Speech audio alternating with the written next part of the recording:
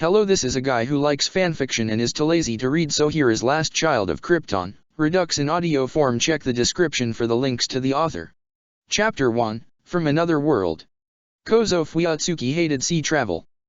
The rise and fall of the ship's deck beneath his feet made his stomach roll, and he truly hated that he was best off either carrying a cane, or refusing that, leaning on something to keep his balance.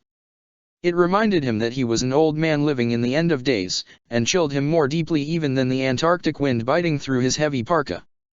Fortunately, he'd spent little time at sea. Most of his journey had been a grueling series of hops by helicopter, where he'd managed little sleep, and so fatigue was coiled heavily at the base of his neck when Gendo Akari, lately and resentfully of that name, approached him on the broad prow of the research vessel to join him in gazing over the sea of blood that stood in mute testament to a dead continent. The two men stood in silence for a time. Fuyatsuki had the wedding announcement crumpled in his pocket, and was squeezing it through his mitten, the sensation of the curled cardboard against his fingers deadened by the padding. He didn't look at Akari. He was tempted to laugh at the man, a skinny scrapper in an eclectic assortment of cold weather gear, right down to protective goggles. He had the beginnings of a beard. "I need to show you something." "What else could you possibly have for me?" Gendo smirked, and for Fuyatsuki, that was enough. The man was seemingly inured to such displays of emotion. Fuyatsuki followed him down the deck, leaning on a rail or a crate or a great spool of wire all the way and cursing his age, until they reached a hatch, roughly amidships, that led down into the cargo hold. Gendo looked around, produced a key, and opened the heavy door. He offered a hand and Fuyatsuki dismissed it, instead leaning on the side of the bulkhead to ease his aching, cold joints as he lifted one foot and then the other over the edge of the opening and stepped inside. With the door shut and the howling Antarctic wind banished, it was finally something approximating warm, and both men slid their hoods back. Gendo pulled his goggles off and shoved him in his pocket. They stood on a catwalk around a cargo hold, some 20 feet off the deck below, and it was if not temperate at least not freezing cold. Gendo scraped the ice off his boots and Futsuki did the same before they clanged down a metal staircase in their boots. The deck was slick and Fuyatsuki's hip pained him angrily when he slid across it a little until he found his footing. Gendo all but ignored him, picking his way through the contents of the hold. Most of it was nondescript equipment salvaged from the Katsuragi expedition, junk found floating not far from the epicenter of the event. They were calling it Second Impact now. Having learned the truth of it, some part of Fuyatsuki wanted to clap Gendo over the head with the nearest sufficiently heavy object and leave him to drown in the Dead Sea. At last, the other man found what he was looking for. He pulled a pale canvas tarp from a long box, maybe 6 feet from end to end and about 3 or 4 feet across, and about the same in height. It was made of olive drab metal and had a pair of slots in the bottom for a forklift to get at it. Gendo fished for a key, found it, and undid a series of padlocks along its length. He looked around again as he hid the key in his coat and motioned for Fuyatsuki to come closer. "I didn't want to show this to anyone, but Yui insisted you be told." "What is it?" "We found this in a chunk of ice. It looks like it landed about 10 miles away from where the creature was discovered." Slowly, Gendo lifted the lid and let it lean back against the wall.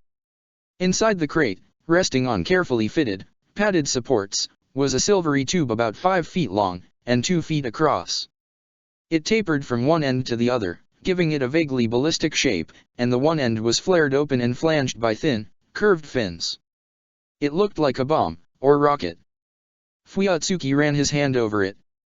The metal was surprisingly warm, and had a curious, almost plastic texture to it, not much like a metal at all. He pulled his hand back and ran his fingers over each other, thinking. "Where did it come from?" "We ran some tests on core samples from the ice block before we extracted it," said Gendo. "It's been in the ice for over 400 years.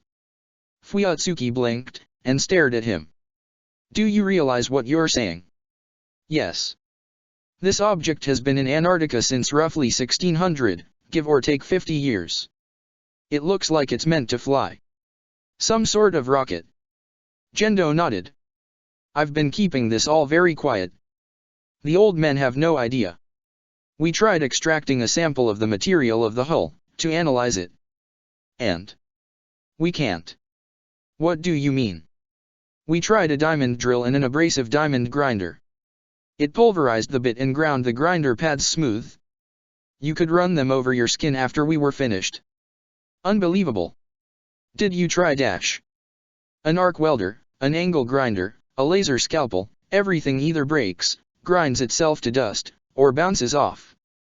Nothing will penetrate this material, nothing. I don't even know what it is. Fuyatsuki swallowed. You realize what this implies? Yes, said Gendo. This is either an artifact from a lost civilization, or an alien spacecraft. That's not the most exciting part. Then what is? Gendo leaned forward, formed a fist, and tapped his knuckles 3 times against the curved surface. Each tap brought back a dull, empty sound. The object was decidedly hollow. When we get it back to Hakone, we're going to try an ultrasound, X-rays, sonar, anything. I think there's something in there, and whatever it is, someone sent it here. Yui Akari gazed at the rocket that was tearing her marriage apart and whispered, I hate you. She was alone with it, as she sometimes was. Few people paid any attention to it at the Artificial Evolution Lab. It was Gendo's side project, and he had somehow managed to convince many of the technicians working here that it was some sort of anti-angel weapon, a device designed to pierce the field. The idea was ludicrous, but since he was putting in 18-hour work days, most of which were devoted to the complementation project proper, no one questioned it. He even roped her into working on it in her spare time, which was rarely concurrent with his. If they worked on it together it would be better, but so many times they'd passed each other in the hallway going to and from this damned thing at different times. Her hand rested on her stomach. If she wasn't pregnant, she might have left him by now. She was beginning to have suspicions about his motives for courting her in the first place. They'd been so happy, once. He let her see a side of him no one else saw, but now they traded more suspicious glances than anything else, and when she tried to talk to him of her plans to thwart her father's involvement in the committee, she was met with a stonewalled silence that simply reminded her of the way he treated everyone else, and that was the worst of all. She was here today to do a simple test on the surface of the craft. It sat gleaming in its lab, a little room sequestered solely for experimentation on the rocket. The room was filled with the debris of failed experiments, broken cutting tools, the X-ray and solography machines, even a jackhammer. All of it had failed. The sound waves just conducted around the exterior of the shell, and the X-rays had simply bounced off. The rocket was mounted in a device called a gimbal, which resembled nothing so much as a metal cage, like the kind used to cook chickens over a fire, which allowed it to rotate. Yui turned it around until the only feature, other than the aerofoil fins, was exposed. It was the only thing that marred the perfect surface of the outer shell, breaking up its flawless ballistic design, a small door. So far, it had resisted every attempt to open it. The seam was so tight it was hardly there at all, and she wondered if whoever made this thing hadn't simply etched the appearance of a door into the skin of the rocket as some sort of a cruel joke. Not even a piece of paper would fit into it, and the bit of the jackhammer her husband had taken to it was itself curled into a ball from the pressure, discarded in a dusty corner of the lab. She wheeled the infrared camera closer. The idea was, she would shut everything off and try to discern the inner structure of the machine by detecting its heat. The exterior was always slightly warm to the touch, even in bitter cold. It was, therefore, generating heat, and irregularities in that heat might hint at what lay inside, or perhaps even how to get it open. Despite the way it was mounted, she would still have to crawl up under it to plant the last sensor, and with her belly domed out as it was, that would be tougher than usual. She put both hands on the craft and leaned into it, and when she did, there was a soft click and a hiss. She jumped back immediately. The tiny door slid inwards, and then drifted gently to one side, utterly silent. Inside, there was a small, cylindrical container. It slid out, and she stared at it, dumbstruck, wondering how it had decided to activate at this specific moment, and for what purpose. She debated stopping and calling Gendo, but something in her, some scientific curiosity, demanded that she understand it now, that she finally know what it meant. She took the canister in her hand, pulled it free, and turned it in her hands. It was a featureless tube, though one end was obviously a lid, meant to be gripped and unscrewed. The only other marking was an etching, a vaguely triangular diamond shape, centered on something approximating a stylized English S. Something else emerged from the opening. It vaguely resembled some sort of projector, centered on a greenish lens. It tracked her movement, and centered itself on her midsection. She didn't have time to cry out before it flashed, blinding her with its light that left a streak in her vision, as if she'd stared into the sun for too long. She stumbled and fell, landing hard on her backside, and felt a sudden lunge in her midsection. She slid along the floor to the phone, and dialed for Gendo. Of course, he didn't answer, so she called someone else. Fuyatsuki sat back from his computer screen and took a long, slow breath. Yui Akari sat next to him, great with child and as beautiful as ever, her dark green eyes framed by worry. She seemed more disheveled than usual, and was clutching her round belly. If Fuyatsuki didn't know better, he would say she was pouting. He looked from her to the screen and back to her again, and waited for her to frame the question. "What's wrong with my baby?" He measured his response for a moment, and said, "I'm not sure I'd call it something wrong. Her eyes narrowed. "Kozo, don't play games with me." He folded his hands in his lap and took a breath. "A normal human has 46 chromosomes, 23 pairs. Oh God," Yui cut him off, looking down at herself. "Don't tell me he has too many. He doesn't have 46, he has 69. His chromosomes aren't in pairs, they're tripled." She looked up, and stared at him, and her eyes seemed to burrow under his skin. He shifted in the chair uncomfortably and turned the monitor, making it easier for her to see. He underlined the normal 23 pairs with his fingers, and then pointed to the extras, tapping the screen for emphasis. "The normal human genetic material is here. Something has grafted an additional set of chromosomes onto the fetus genetic code, and it gets stranger.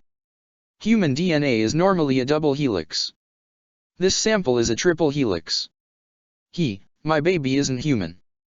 "That's not quite right," said Fuyatsuki. "He still has chromosome pairs from you and Gendo, he just has extras. Whatever happened to you, it blended extra genetic material into the fetus pre-existing form. It altered him." "Him," said Yui. "It's a boy?" "You're sure?" Fuyatsuki nodded. "Had you chosen a name?" "Shinji, if it is to be a boy," Yui sighed. "We wanted to name him Shinji." Silence reigned in his little office. He never abused his position for perks, despite being one of the secret captains of the world. Now he had a little annex that was utterly nondescript, packed with books and binders and papers and mementos from his days as a professor, when he had met Yui and the man who became her husband. He looked at her for a while, then carefully closed all of the files open on the computer, and deleted everything. "What are you doing? You can't tell anyone about this. If the committee learns of it, if your husband learns of it, they'll take him from you. Dissect him. He has to be kept from them at all costs, Yui. You know what those men are capable of. Your own father is one of them." "One more deception," she said sadly. He felt a tightness in his chest. "The scenario. We're still going ahead.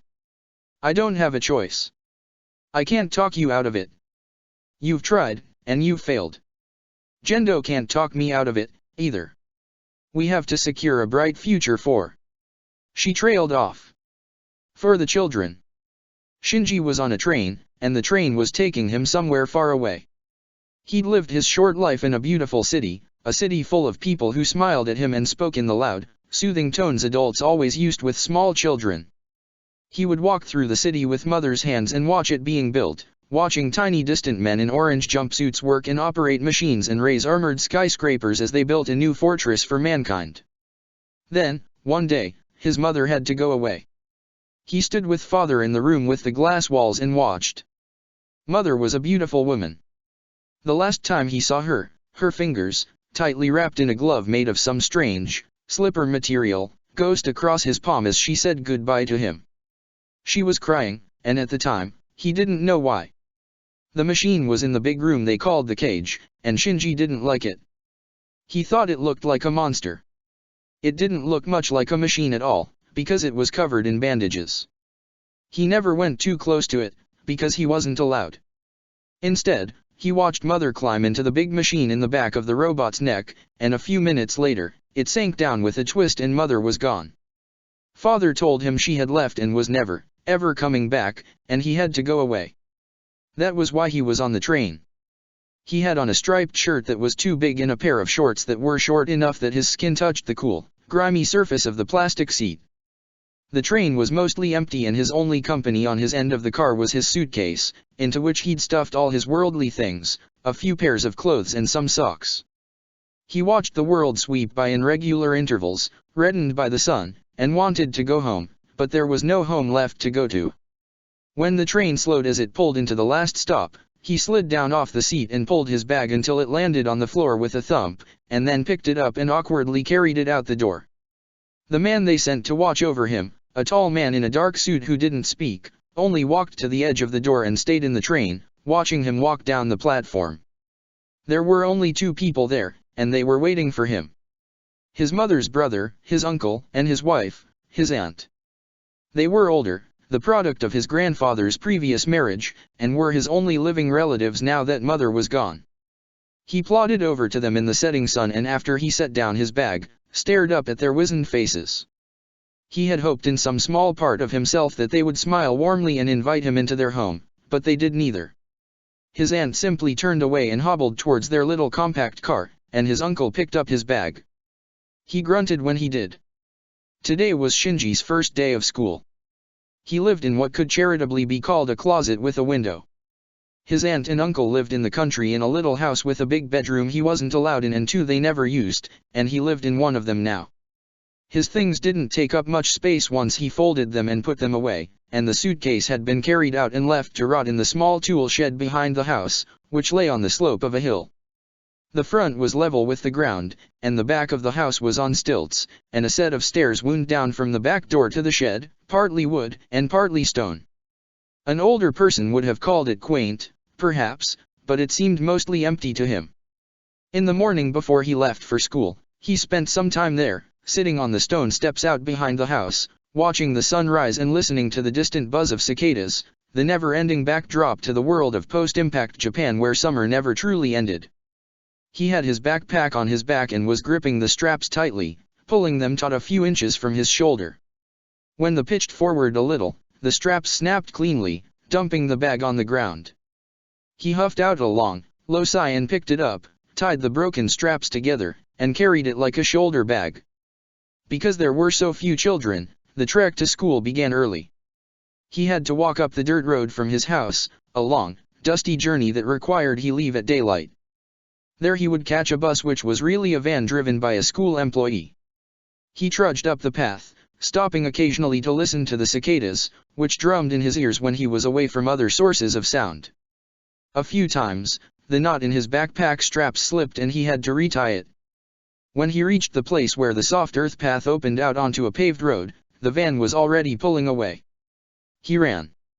Each step sent jarring vibrations up through his body. There was a sudden, primal joy in it, and he gave himself to the feeling. As he ran down the road he leaned into it, picking up speed, and when his pack slipped yet again he held it by the handle at the top and ran as fast as he could, waving for the van with his free hand. He ran so hard it hurt, so hard it made the muscles in his belly clench, and he thought if he ran any faster, he might fly. The van rolled to a stop and he skidded along beside it, almost leaning backwards to erupt his momentum. Someone inside threw the sliding door back and he climbed inside, panting, and set his bag down by the others. There were 3 children in the van, 2 girls, and a boy, all his age. The driver, a wizened old man in a white shirt and slacks, looked back at him through the rear-view mirror. "Quite the runner, you are," he said. Panting, Shinji sat in the bench seat by himself and clipped his seat belt as the van rumbled forward, and sank into the padded vinyl. The girl across from him, thin and spare, smiled at him. "Hi," she said. "I'm Aoi." "I'm Shinji," said Shinji. He turned, and looked out the window, and watched the world roll by. It was around 9 in the evening, and Gendo was still in the office. Fuyatsuki walked into his chamber unannounced. It was still new to both of them, the size and opulence of the place, rich in its minimal design, symbolic of the new organization's expanded powers. In many ways, Gendo Akari deserved an office that was an equal of the American President or the Secretary General of the United Nations, for he was their equal, if not their superior. The room resembled nothing less than a cave, with a high ceiling that felt low anyway, etched with the 10 spheres of the Sephiroth matching a bizarre etching of quantum particles on the floor. Gendo sat at the head and center of the diagrams, respectively, the combined effect being that of a spider sitting in the middle of a web. Gendo looked up from his report.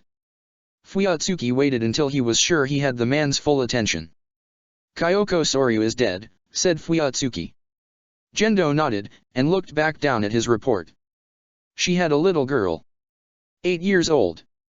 Gendo nodded, but didn't look up. "We should transfer them here. The Berlin branch will never suspend their work on the mass production model." "Request denied." "Request denied? For God's sake, man, I wasn't making a formal request. I'm trying to hold a conversation with you. You're wasting my time with irrelevant information." Fuyatsuki didn't budge. He folded his hands behind the small of his back. "We should transfer her here, train her in the simulation bodies. I think we should begin training Shinji as well, perhaps introduce them. It might help dash." I said no. "She discovered the body, Gendo. Her psyche dash is irrelevant. Can she pilot?" Fuyatsuki clenched his jaw. There was no sound of a ticking clock, as there was in his office, to mark the hours, or even the gentle rush of cool air from the ventilation system. Gendo remained as still as a statue, only his eyes moving until he turned the page of his report, even that movement spare, measured. Fuyatsuki wanted to say his eyes were haunted or his body hunched, but neither was true. It was as if his entire form was a mask. "You knew about this, didn't you?" "Of course I did. You know what the program requires as well as I do. I fail to see the cause of your indignation. The safety system dash was ill-advised," said Gendo. "It would have been more helpful to allow her to be absorbed entirely." "You mean," Fuyatsuki said coldly, "as Yui was?" Gendo looked up at that. "We will bring her back." "At what cost?" Where his offhand rested on the desk, Gendo's knuckles turned white. "Any. You will not stand in my way. As I recall, you agreed to aid me." "I did," said Fuyatsuki. "But not for you." With that, he turned and strode out of the office, letting his superior return to his paperwork. He walked through the hallway of Central Dogma aimlessly, avoiding his office and the tedious expense reports and budget allocations that awaited him there. He passed Naoko Akagi in the hallway, headed for the commander's office. There was an unusual spring in her step and, he noticed, she was wearing fishnets today. Fuyatsuki was an old man, but he was not dead, and Akagi was an attractive woman despite her years, having sort of settled into a matronly beauty in her middle age. He came to a stop in the hallway. He wouldn't. Would he? Slowly, he resigned himself to returning to his office. No matter where he actually kept it, his little fiefdom was always the same.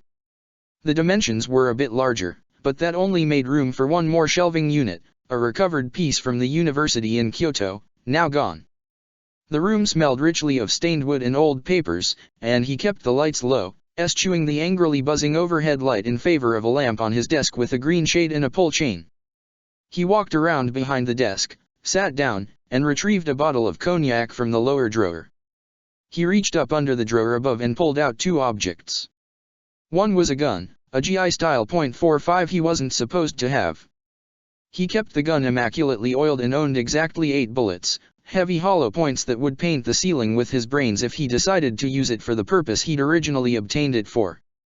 He rested his hand on the grip and felt the contrast between the cool metal frame and the roughed-up wooden grips and thought about thumbing the hammer back and putting a slug through his skull, and then stopped. Instead, he ran his fingers down the other object, a long tube that resembled nothing so much as a pencil case, one end designed to be unscrewed, etched on its length with a curious symbol resembling an English S. He lifted the canister, tapped it against his palm, and tried the screw cap. Of course, it didn't budge. He put both items back in the little resting place he used to secret them away, slid the drawer shut, and poured himself a drink. After he'd drained it, he picked up his phone, which was the old style with a cord and made of black plastic, dialed the number of the Section 2 chief. He had a visit to make. When Shinji came home, there were 3 people in his house. He trotted up the front steps and carried his bag up to his little room, and then returned to the kitchen. In addition to his aunt and uncle, there was a thin, elderly man in a dark suit, sitting casually at the table. His uncle, sitting opposite, looked unhappy to see him. His uncle glanced at him. "There he is," he said, and stood up. "Shinji," said the old man. "Would you mind taking a walk with me?" Shinji shrugged and followed him outside, where he picked up a gnarled, twisted walking stick and tapped it along the ground beside him as they walked up the path, further into the trees. Shinji looked around nervously, listening to the cicadas, and the sound of his aunt yelling about that man, back in the house. "Shinji," said the old man, "my name is Fuyatsuki. Your mother was a dear friend of mine." Shinji brightened. "She was?" "Yes, and I knew you even before you were born. You don't remember me, do you?" Shinji shook his head. "Do you remember Asuka?" Shinji blinked, looked at the ground for a moment, and then shook his head again. Together they walked up a fair distance from the house, the old man growing winded while Shinji strolled behind him. Once he paused, but the old man motioned for him to continue forward, panting. "I need the exercise," he explained. The dirt road wound up around the hillside to a sheer drop, so steep that no grass or trees grew there except for a few bare twigs and a single pine that twisted up out of the earth and crookedly reached for the setting sun. Shinji stood beside the old man for a while, waiting for him to speak. "Shinji, when a man reaches my age, he thinks about the life he's chosen to lead and the choices he's made. I don't expect you to understand the things that I've done, but I feel like I'm partly responsible for the accident that caused your mother's death." Shinji said nothing. He looked out at the sun. He liked being in the afternoon light. It seemed to tease his skin, seep into him, make him feel warm and whole. He took a long breath and closed his eyes. "She left something for you," said Fuyatsuki, and reached into his pocket. He drew out a silvery tube and handed it to Shinji. He took it and turned it over in his delicate child's hands, until he found that the top was meant to unscrew. He took a try at it, but it failed to budge under his grasp. He wasn't sure, but he thought Fuyatsuki looked a bit disappointed. Shinji offered it back to him, and Fuyatsuki raised his hands in objection. "It's yours, now. If you ever do manage to open it, I'd like to know." Shinji nodded and slipped it into his pocket. "Be careful with it, whatever it is. No one should ever see it. Do you have a place to hide it?" Shinji nodded. "Good. I don't know what else there is I can say to you, except that you were very special to your mother, and you're a very special boy. She loved you very much." Shinji sniffed a little, and looked away, because he didn't want a stranger to see the tears welling up in his eyes. Fuyatsuki looked out in silence over the expanse of the fields and terraces below and shrugged. After a time he walked back to the house, and Shinji followed him, his thoughts drawn to the heavy piece of metal in his pocket. While the old man went into the house to speak to his guardians, Shinji wound around the back, and let himself slide down the slope in the cool, wet grass until he reached the old shed. The door wasn't locked, and he stepped inside. The dust and musk of old, unused tools and dried oil assaulted his nose until he thought he might sneeze, but he didn't. He slipped the cylinder out of his pocket and found a place for it in a gap between the rotted floorboards, resting it on the beams that held up the floor of the shed. He made sure it wouldn't roll off by wedging it between the timbers and left it there when he walked up the steps that were part wood and part stone and went to prepare dinner for his guardians, as was his duty. Fuyatsuki clapped his hand over his face when he saw what they were doing. There were a dozen Section 2 agents on the lower deck of the command center, standing in a tight ring around the medical technicians that hovered around the gurney that had been set up in front of the three massive Magi nodes. A pair of them stared Fuyatsuki down before letting him pass. He shouldered between the agents and gasped, when he saw what the doctors were doing. Naoko Akagi lay on the gurney, in ruins. All of her limbs had been shattered, and from what he saw, precious little attention was being given to setting them right, although there was little point. She was strapped to a brace and had a heavy collar around her neck, and it was obvious from her slack expression that even if she regained consciousness, she wouldn't be able to feel it anyway. Her breath came in ragged gasps that made her breasts heave against the tight dress she wore, crusted with her own blood, and Fuyatsuki's stomach turned. Her glazed-over eyes stared up at nothing. Gendo appeared at his side. Move her to the cage. Sir, said the lead doctor, pulling down his surgical mask. I don't understand dash. It is not your place to understand. Follow my orders. With a shrug, the doctor motioned, and they slowly wheeled the bed away, a team of nurses dedicated just to holding up her intravenous lines. We're really quite lucky, said Gendo. We'll be able to salvage her for the prototype. Fuyatsuki blinked. What do you? His eyes drifted to the upper levels, where 4 Section 2 agents were lifting a tiny body bag, the corpse inside that of a child, such that the bag was actually folded in half. They purposely looked nowhere at all as they picked the limp form up and carried it away. Gendo watched them go and then began following Akage's gurney. Fuyatsuki fell in step beside him. What happened? Was that dash? Ayanami, yes, Gendo said quietly. My god, Akari, she dash. Calm yourself, Gendo said irritably with a wave of his hand. I have everything in hand. Fuyatsuki swallowed, wished for a stiff drink, and followed the sad little procession down to the cage. There were a number of vast open spaces to contain Evangelions, but the group headed for the cage that held Unit 0, designated as the prototype, constructed to replace the test type, which was too volatile for further experiments and remained in cold storage. Officially, at least. He was glad he didn't have to walk under the gaze of the horned beast today. Instead, he stared up into the great single eye of Unit 0, its primer gray head otherwise featureless. His visage was distorted, twisted out of shape in the fish-eyed glass. The doctors left, and with Gendo's help, the technicians began stripping Naoko. They handled her roughly, ignoring her soft groans as they moved her ruined limbs to cut away her lab coat and little black dress with snips, leaving her bruised and sallow and sagging on the bloody white sheet. It was Gendo who took her under the shoulders and stepped into the entry plug with her. A moment later, he and the technician crawled out, soaked in the link control liquid to the waist. Gendo wiped his hands on his pants, mingling Akage's blood with the orange, coppery-smelling fluid, and Fuyatsuki thought there was something grimly appropriate in that. We need to work quickly, Gendo announced.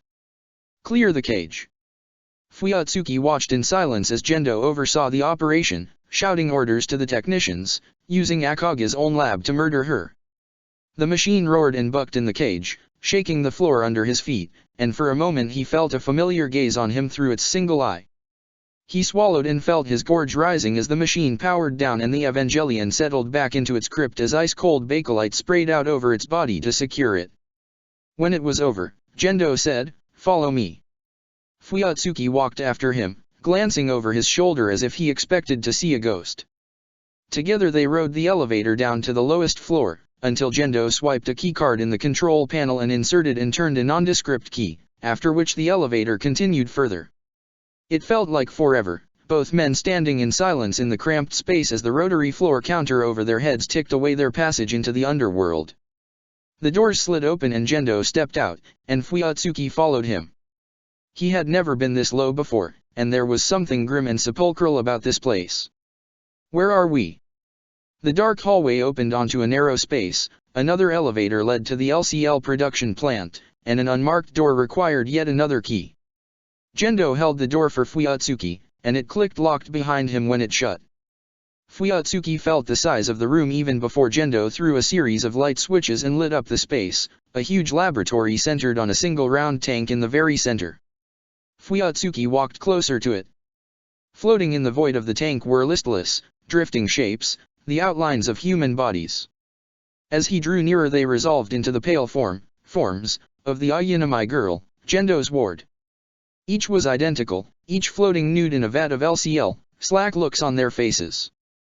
Fuyatsuki took a step back as one of the shapes nearest the glass moved suddenly, her palm thunking against the glass as he face tightened in a sudden scowl and she fixed her sight on Gendo. Now that Akagi is unavailable, I will need your help decanting the next clone, said Gendo. What is this? Said Fuyatsuki. What have you done? What was necessary, said Gendo. We have work to do. Fuyatsuki steeled himself and began following his orders, and tried not to think of how thoroughly he damned himself. The trouble started the day Shinji got his perfect attendance ribbon. He was finishing junior high soon, and he had never missed a day of school, for illness, or otherwise. In fact, he had never been sick, even when the bird flu came through one year and the school was closed. He had the ribbon in his locker when he walked out onto the tarmac for physical education in his white shirt and shorts, lined up with the other 12 boys in his class. The upperclassmen were just walking back into the school as he was walking out, and one of them happened to notice him. Unfortunately, at the time he was looking up the hill at the girls arrayed around the swimming pool. There were some giggles and whispers, and he heard every one of them as clear as day, a chorus of comments about how cute he was and a rather lewd observation about his butt that made him blush. Aoi stood up and waved to him, and sucked in her belly as she did, and pushed her chest out and cocked her hips to one side, and the overall effect was silly as she was bronzed from the sun and had the beginnings of freckles and smelled of chlorine, but something deep in Shinji stirred and he waved back anyway. Which brought on the attentions of her brother. "Freak," the older boy snarled, shoving Shinji. The gym teacher didn't see. Shinji quailed, his shoulders sinking. "Keep your freak eyes off my sister, you little puke." Shinji nodded and retreated into the line. Today they would play basketball, but his heart wasn't really in it. He glanced up at the pool a few times, and the ball bounced off the side of his head. When it did, it made a loud thwop sound, and went sailing clear across the court. It hit the chain-link fence and jangled it loudly, and the ball bounced over to the other team, who rushed it past him and made the point. He tried to put the ball in the basket a few times, but every time he threw it he overreached, and it went sailing over the backboard. One time, it went outside the fence and he had to climb over, toss the ball back, and climb back in. The ball nearly bounced out of the court again, he threw it so high. Gym class ended, and the day wore on. The rest of his classes for the day bored him to tears. He'd already read through the English textbook 5 times, and he'd taken to downloading American television programs on his laptop and watching them in the evenings. In fact, in his spare time, he'd taken up German, on the suggestion of Professor Fuyatsuki, who'd called one evening just to say that he might try it. No matter what language he tried, he took to it like a fish to water, and a few reads through a phrasebook and some television programs or radio recordings, and he was nearly fluent. Science posed him no difficulty, either. The equations were simple and he'd already taken a high school physics textbook out of the library on his own initiative and worked through the equations for a few minutes a day, and math was the same. History annoyed him. He disliked the rote way he was expected to memorize the material, especially since he'd read the entire textbook the first week of school and the teacher couldn't answer any of his questions. He wasn't particularly interested, so pursued the other subjects more vigorously. Astrophysics fascinated him. He read the books of Stephen Hawking and read of string theory and brains, and the ideas mesmerized him. As he sat this day, he dreamed with his chin in his palm and wondered what it would be like to fly freely into the sky, out into the darkness of space and see the stars with his own eyes. It amazed him that a human being, an American named Armstrong, had walked on the moon, and others followed in his path. It amazed him so much he barely noticed Aoi nudging his arm. She was tall and skinny and had brown hair and green eyes that she hid behind big round frames, and he knew the other girls made fun of her, but she didn't like to bring it up. She was poking his shoulder with one slender finger, and when he turned around, he blushed at the realization that she was tracing the outline of his shoulder muscles with her fingertip. "Hey," she whispered. He blinked. "Can you come over to my house tonight? I need help studying for the physics test." He looked around, was thoroughly sure the teacher wasn't paying attention to them, and leaned over to her. "Your brother Dash." She rolled her eyes. "You can take him." Shinji's eyes narrowed. "I'm joking," she deadpanned. "I don't know. I'll have to ask my guardians." She sighed. "Why do you always have to be so uptight about rules?" "I don't know," he shrugged. "I guess I just like order." With that, he went back to looking bored, terrified the teacher had noticed their conversation. He fidgeted uncomfortably until the bell dismissed them. Aoi walked him out of the building, but he had to split off from her to go home, which was quite a walk and rather distant from where she lived with her parents. He watched her go for a while, and then a rock bounced off his head. Ow! He watched it skitter along the ground and touched the side of his forehead where it had hit him. It didn't even feel different, save for a bit of dust clinging to the fringe of his hair. He looked at his fingers, and then realized that 3 boys that each had about 50 pounds on him were bearing down on him like a trio of freight trains. In a panic, he yelped, and he ran. He turned and he ran up the path, and the sound of his footfalls almost drowned out the sound of their shouts behind him. He glanced over his shoulder, looked at the widening gap, and could do nothing but run faster, abject terror seizing his stomach in an iron grip. He looked forward, and he ran. The shouts died and became huffing and puffing, and finally he thought he might be along, but he kept running anyway. There were tears stinging his eyes, and he cursed himself for his cowardice.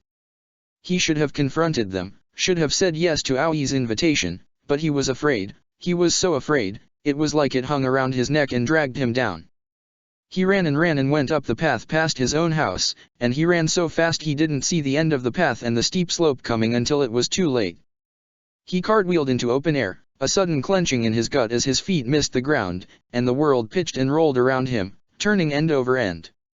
He hit the ground hard, bounced, and rolled onto his back. For the barest moment, he had a sneaking suspicion that he was dead, and was therefore in hell, since it was identical to his normal life. He sat in the mud and looked down at his feet. He ran his hands down his legs and was surprised that there was no lancing pain, no jutting fragments of long bones. Slowly, he stood up, and looked around. He'd fallen maybe 50 feet through open air and then splashed in the mud, bounced out of a deep furrow, and carved another one as he landed. He tested himself as he walked around in a slow circle, the mud rising to his ankles. His bag was lost somewhere, and he saw the ruins of his laptop on the ground and heaved a deep sigh. There wasn't a scratch on him. He looked at his hands and flexed his fingers. Slowly, he gathered up what he could find, stuffed it in his torn, mud-soaked bag, and started climbing. He found no purchase in the mud as it squeezed between his fingers, and so had to find clumps of dying grass and use them to yank himself along, sliding on his belly in the mud like a snake. He managed to get his arms around the hanging tree, and then get his feet on it, and then use it to step up onto the top of the slope just as it pulled free, gave way, and tumbled to the ground below with a splash of mud. He mumbled an apology and stifled a sob. He ruined everything. Slowly, he made his way back to his uncle's house. He took his shoes off on the stop step and left them there to dry, and then his socks, and walked through the kitchen barefoot, hoping no one would see him.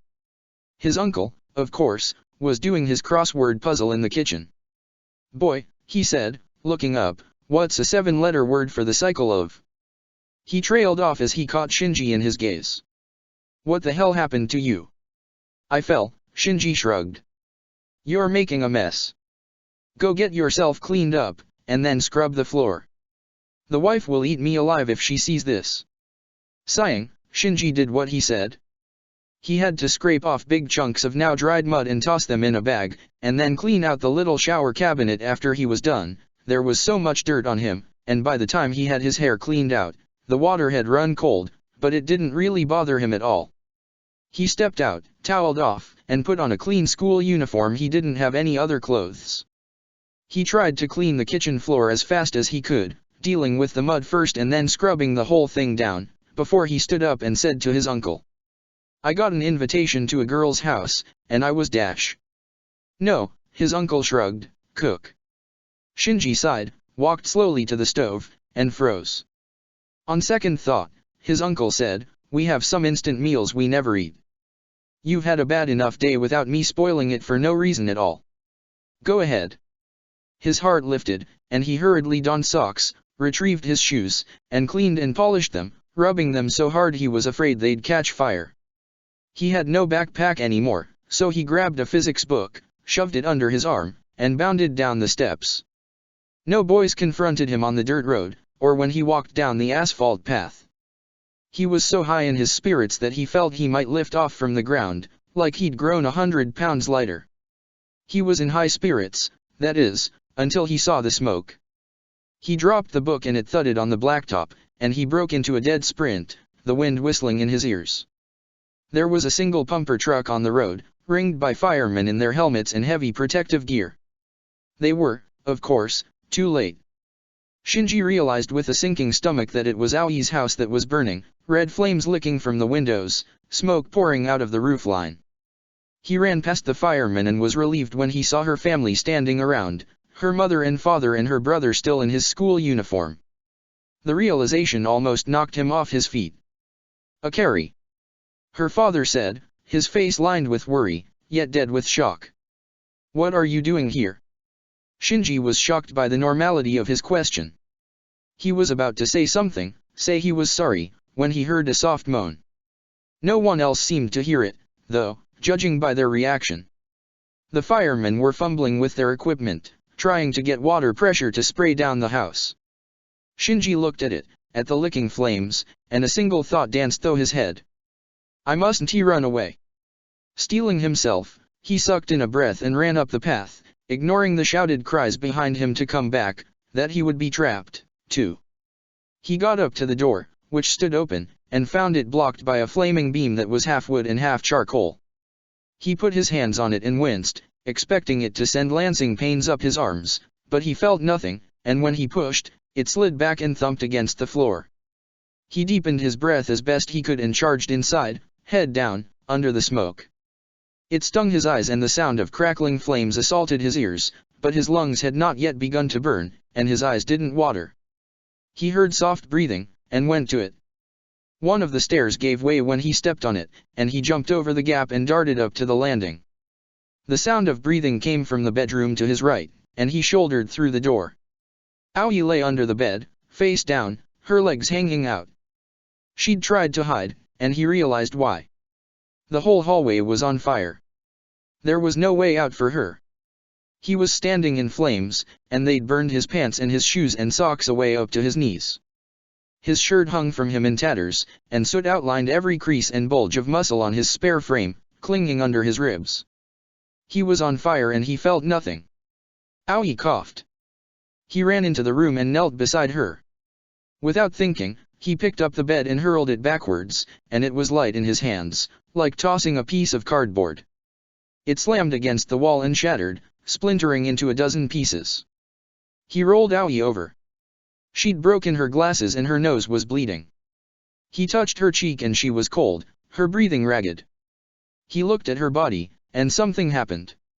For a moment, he'd thought she'd melted her dress and even her undergarments and skin simply vanished, and he saw inside her somehow, inside her lungs. There was some blackness there, but it wasn't bad, just barely lining the shape of her lungs and throat. He blinked, and she was normal again, and he shook his head, wondering if he was hallucinating.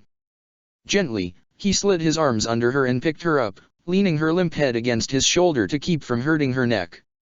He was surprised how light she was. He knew she was skinny, but he felt like he could carry her all day. He turned to carry her back the way he'd come when he realized the fire would burn her, maybe kill her, and she'd breathe in the smoke. It didn't matter either way, because at that moment with a great crunch the roof came in, falling down on his head with a rain of embers and soot. He curled on Aoi, shielding her with his back, and hoped that they'd be able to get her out even if he didn't make it. It took him a moment to realize it had been too long. He stood up and the timbers in a great sheet of tiled roof slid off his back, and a moment later landed with a boom on the ground below.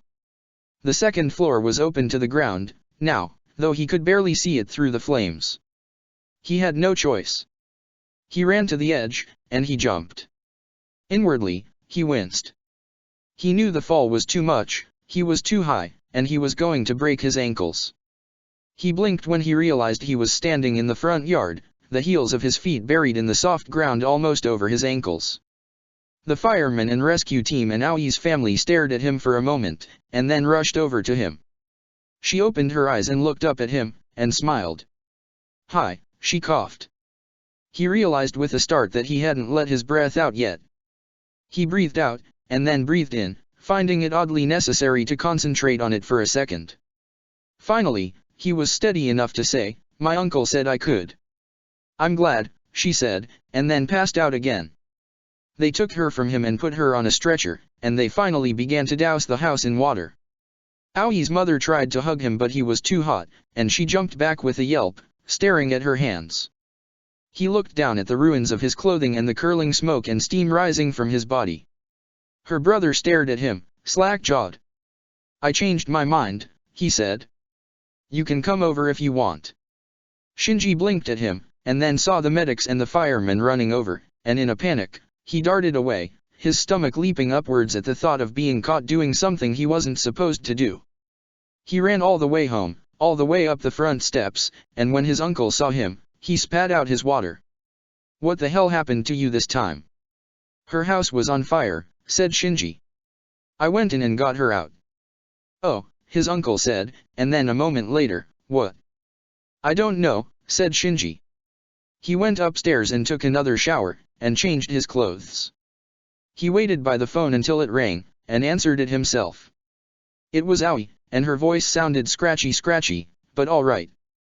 He sighed and slid down in the kitchen chair, relief falling on him like a cooling wave. "I'm in the hospital," she said. "You can see me in the morning." He did, of course. Some part of him, the part of him that lives in all young men when they notice how appealing girls are, hoped that it would be the beginning of a great romance.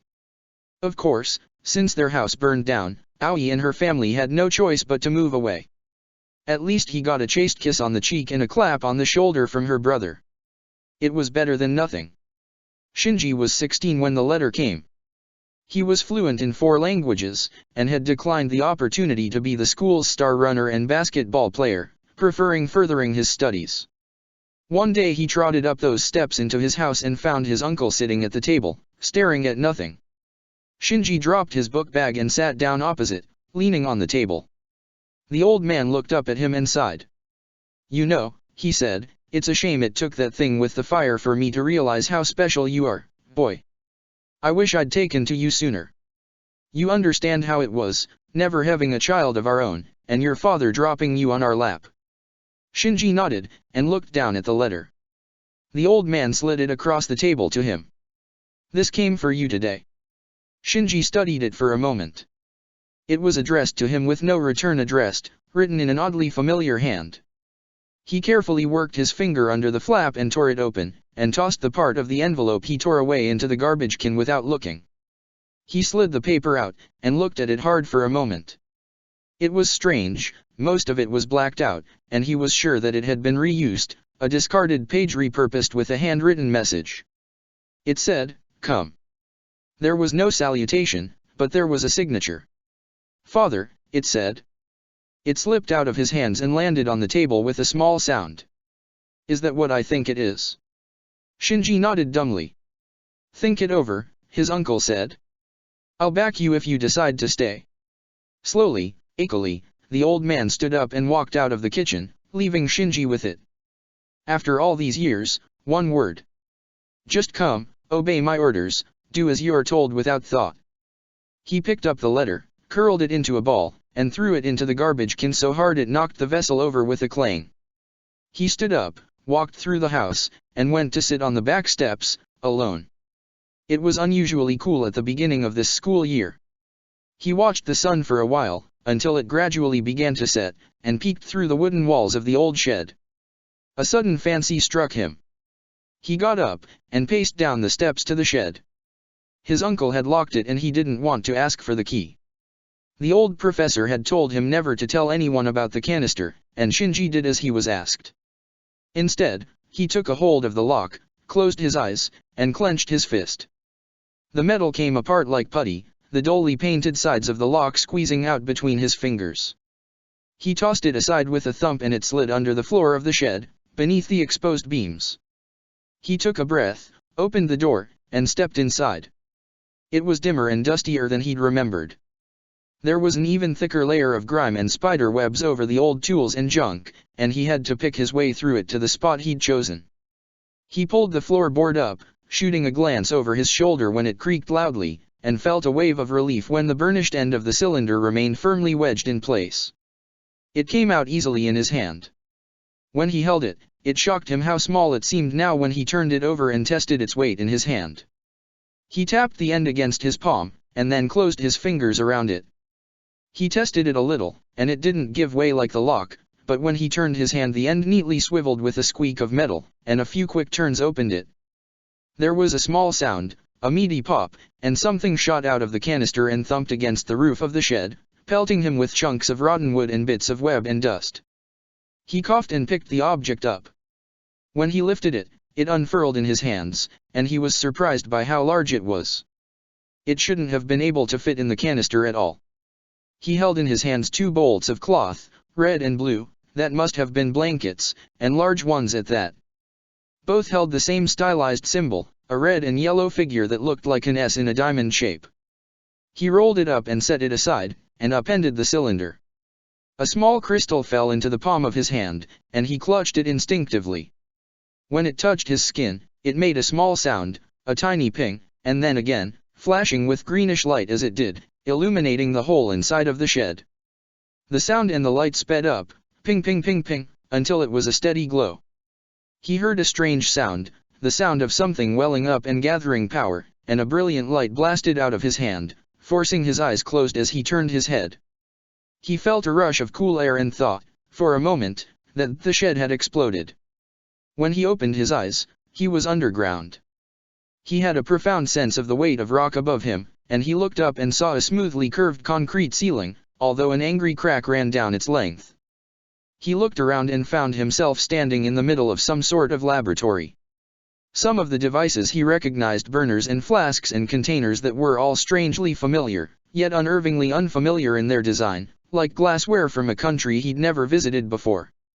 He turned and saw in the center of the room a long, polished metal rocket, shaped like a bullet with airfoils at one end. Beside the rocket stood a tall man in a black body glove and a red robe, on he saw the same symbol from the blankets. He almost dropped the crystal. "Hello," said the man. Said Shinji. "Hi dash. My name is Kall," the man said, ignoring him. It must have been some kind of a recording. "I am speaking to you from a planet called Krypton, in a galaxy far distant from your own. Beside me is an experimental probe, which carries within it a powerful engine called a hyperdrive that will allow it to compress space and cross the void between the stars to its destination." Shinji swallowed. A curious tightness in his chest overtook him. "If you are seeing this message, it is because you are both strong enough to open the message cylinder, and you have the Kryptonian genetic profile to activate the computer storage crystal. It is the first one of many contained within this craft." He rested his hand on the rocket. "Within this vessel is the entire body of knowledge of our race. Foolishly, we grew too proud and tampered with beings too great for us, and doomed our species. Though we have conquered war and famine and strife and disease, we were unable to conquer our own arrogance, and so doomed ourselves to a slow death by sterilization. If my father had not once believed our world was doomed to explode, this rocket would never have been built. The majority of our species has voted to die quietly, sequestered on our world for fear that our folly will contaminate others." He moved towards Shinji. "In my survey of the stars, I identified your world as host to both a sentient species, yours and the same type of creature that caused our own end. I have observed your world, son of Earth. I have chosen you to receive the bounty of our species' learning and advancement, but the greatest gift I have sent is you." Shinji shivered. His grip on the crystal tightened. "When this ship was touched by a pregnant female of your species, it grafted a sampling of Kryptonian genetic material onto yours while you were in the womb. In effect, you have 2 fathers, your human biological father, and myself. I hope that your human parents have raised you well." Shinji snorted. "Though you have been raised as a human being, you are not one of them. Under your Earth's low gravity, you will be faster, stronger, and tougher than any ordinary human being. Under the light of a yellow sun, your abilities will flower beyond anything known to any but your most distant Kryptonian forebears, for we live under a red sun. I have sent this message along with the combined knowledge of our race in hopes that you will act as a steward for humanity. It is not your place to rule them or subjugate them, but to lead them by example. They are a good people, who carry within them a seed of greatness. They need only a light to show the way. It is for this reason, their capacity for good, that I have sent them a child, one last child of Krypton." The world around him simply vanished, and he was standing in the shed again. He held the crystal in his hand for a moment, and then dropped it as if it was hot. He looked around, and finally sat down on a pile of old junk, holding the folded pieces of cloth in his lap. He picked up the crystal and slid it back into the canister and closed the lid, and wrapped the tube up in the cloth. He slid it into his pocket, closed the door to the shed behind him, and walked up the hill past the house. He strolled along, heading up the dirt path, until he reached the cliff face. There, he stood. He looked out over the shining grasses and crops in the terraced fields below, held his arms out to his side, and closed his eyes. His stomach pitched as he leaned forward, and he suppressed as a cry as his feet slid out from under him. He waited for 10 seconds, 30 seconds, a minute, more. Then, he opened his eyes. The world leaned lazily beneath him, and when he waved his arms, he yelped as he rolled over onto his back, the cool afternoon air breezing under his shirt. He rolled again, and he looked up into the sky, and he lived his dream. The earth tilted beneath him until he became steady, and he put his hands at his sides, feeling the air rush over his body as he surged forward. Wherever he looked, he went, so that he schemed low over the fields or went straight up until he put his arms out and hung there, hundreds of feet off the ground, the freezing cold bothering him not in the least. He saw his world spread out beneath him, the little house where he grew up and the town and the school and the place where the ruined burned bones of Aui's house had been torn down and a blackened patch left there, and he went home. He brushed over the very tips of the pine trees until he came into the clearing where the house stood, and then pitched his feet down. He landed with a thud and slid across the grass. He walked up into the house. It was still empty. His aunt and uncle were out. He took a deep breath, and walked over to the garbage can. He reached down inside of it and plucked out the curled scrap of paper, took it, and smoothed it out. For a while he stared at the single printed word, as if it would change, and then turned it over. On the back, written in another hand, was a telephone number. He took it to the phone, pressed the headset between his ear and his shoulder, and dialed. After a few seconds of clicking, someone picked up on the other end. He dash. Work. Shinji blinked. He heard a woman's voice. Give me that. I told you not to answer the phone. Said Shinji. The female voice drew nearer the receiver on the other end. Katus Ragi. Said Shinji. Hello? I got a letter, and think I was supposed to call Dash. Oh, the woman said slowly. I bet you're Shinji. Are you cute? Shinji almost dropped the phone. That is, what? I'm Misato Katsuragi. I'll be picking you up at the train station. I'll send you the tickets and a picture, so you can recognize me. Her voice dropped in mock seduction. Just make sure you pay attention to my face. I know how you teenage boys can be. Shinji swallowed, hard. I will, thank you. See you in a week, she said sweetly, and then hung up. Shinji rested the phone on the cradle, and walked up the stairs to his bedroom. He closed the door, sat down at his little desk, and unfolded the piece of cloth he carried in his pocket. He put the canister aside and looked at the cloth, wondering if it was a flag or a blanket or something else. When he turned it around in his hands, he had an idea. He opened the top drawer of his desk, and pulled out his sewing kit. Chapter 2, Powers and Abilities. Shinji had mixed feeling about the train. He had mixed feelings about everything, really. He was about to travel to Tokyo 3, a place of dreams half remembered, of sunset walks with a mother whose face had long ago fled the fuzzy reaches of his childhood memories. It was a clear afternoon on the day he was to make the journey, and he no longer thought of going to the city as going home, but leaving it. His meager belongings were packed in his one bag, the same one he'd brought with him when he first moved out into the country with his aunt and uncle. Inside he had his folded uniform jacket, a week's worth of white shirts and black slacks, some underwear and socks, and tucked inside the very bottom, the silver canister and the crystal hidden inside. The red and blue cloth was, well, under his current shirt and pants. He'd picked up a pair of gloves he was wondering how they were going to hold up to keep from leaving his fingerprints anywhere. The idea of wearing a mask had occurred to him, but something seemed wrong about that, contradictory. Instead, he slipped a pair of glasses on his face. He picked up a pair of thick plastic frames at the pharmacy in town, with the minimum magnification. He told the clerk they were for his uncle. He kept them in his pocket until he got on the train, then pulled them out and put them on. It took his eyes a moment to adjust to looking through the lenses, but he was getting used to it. Like the train ride out, he was alone.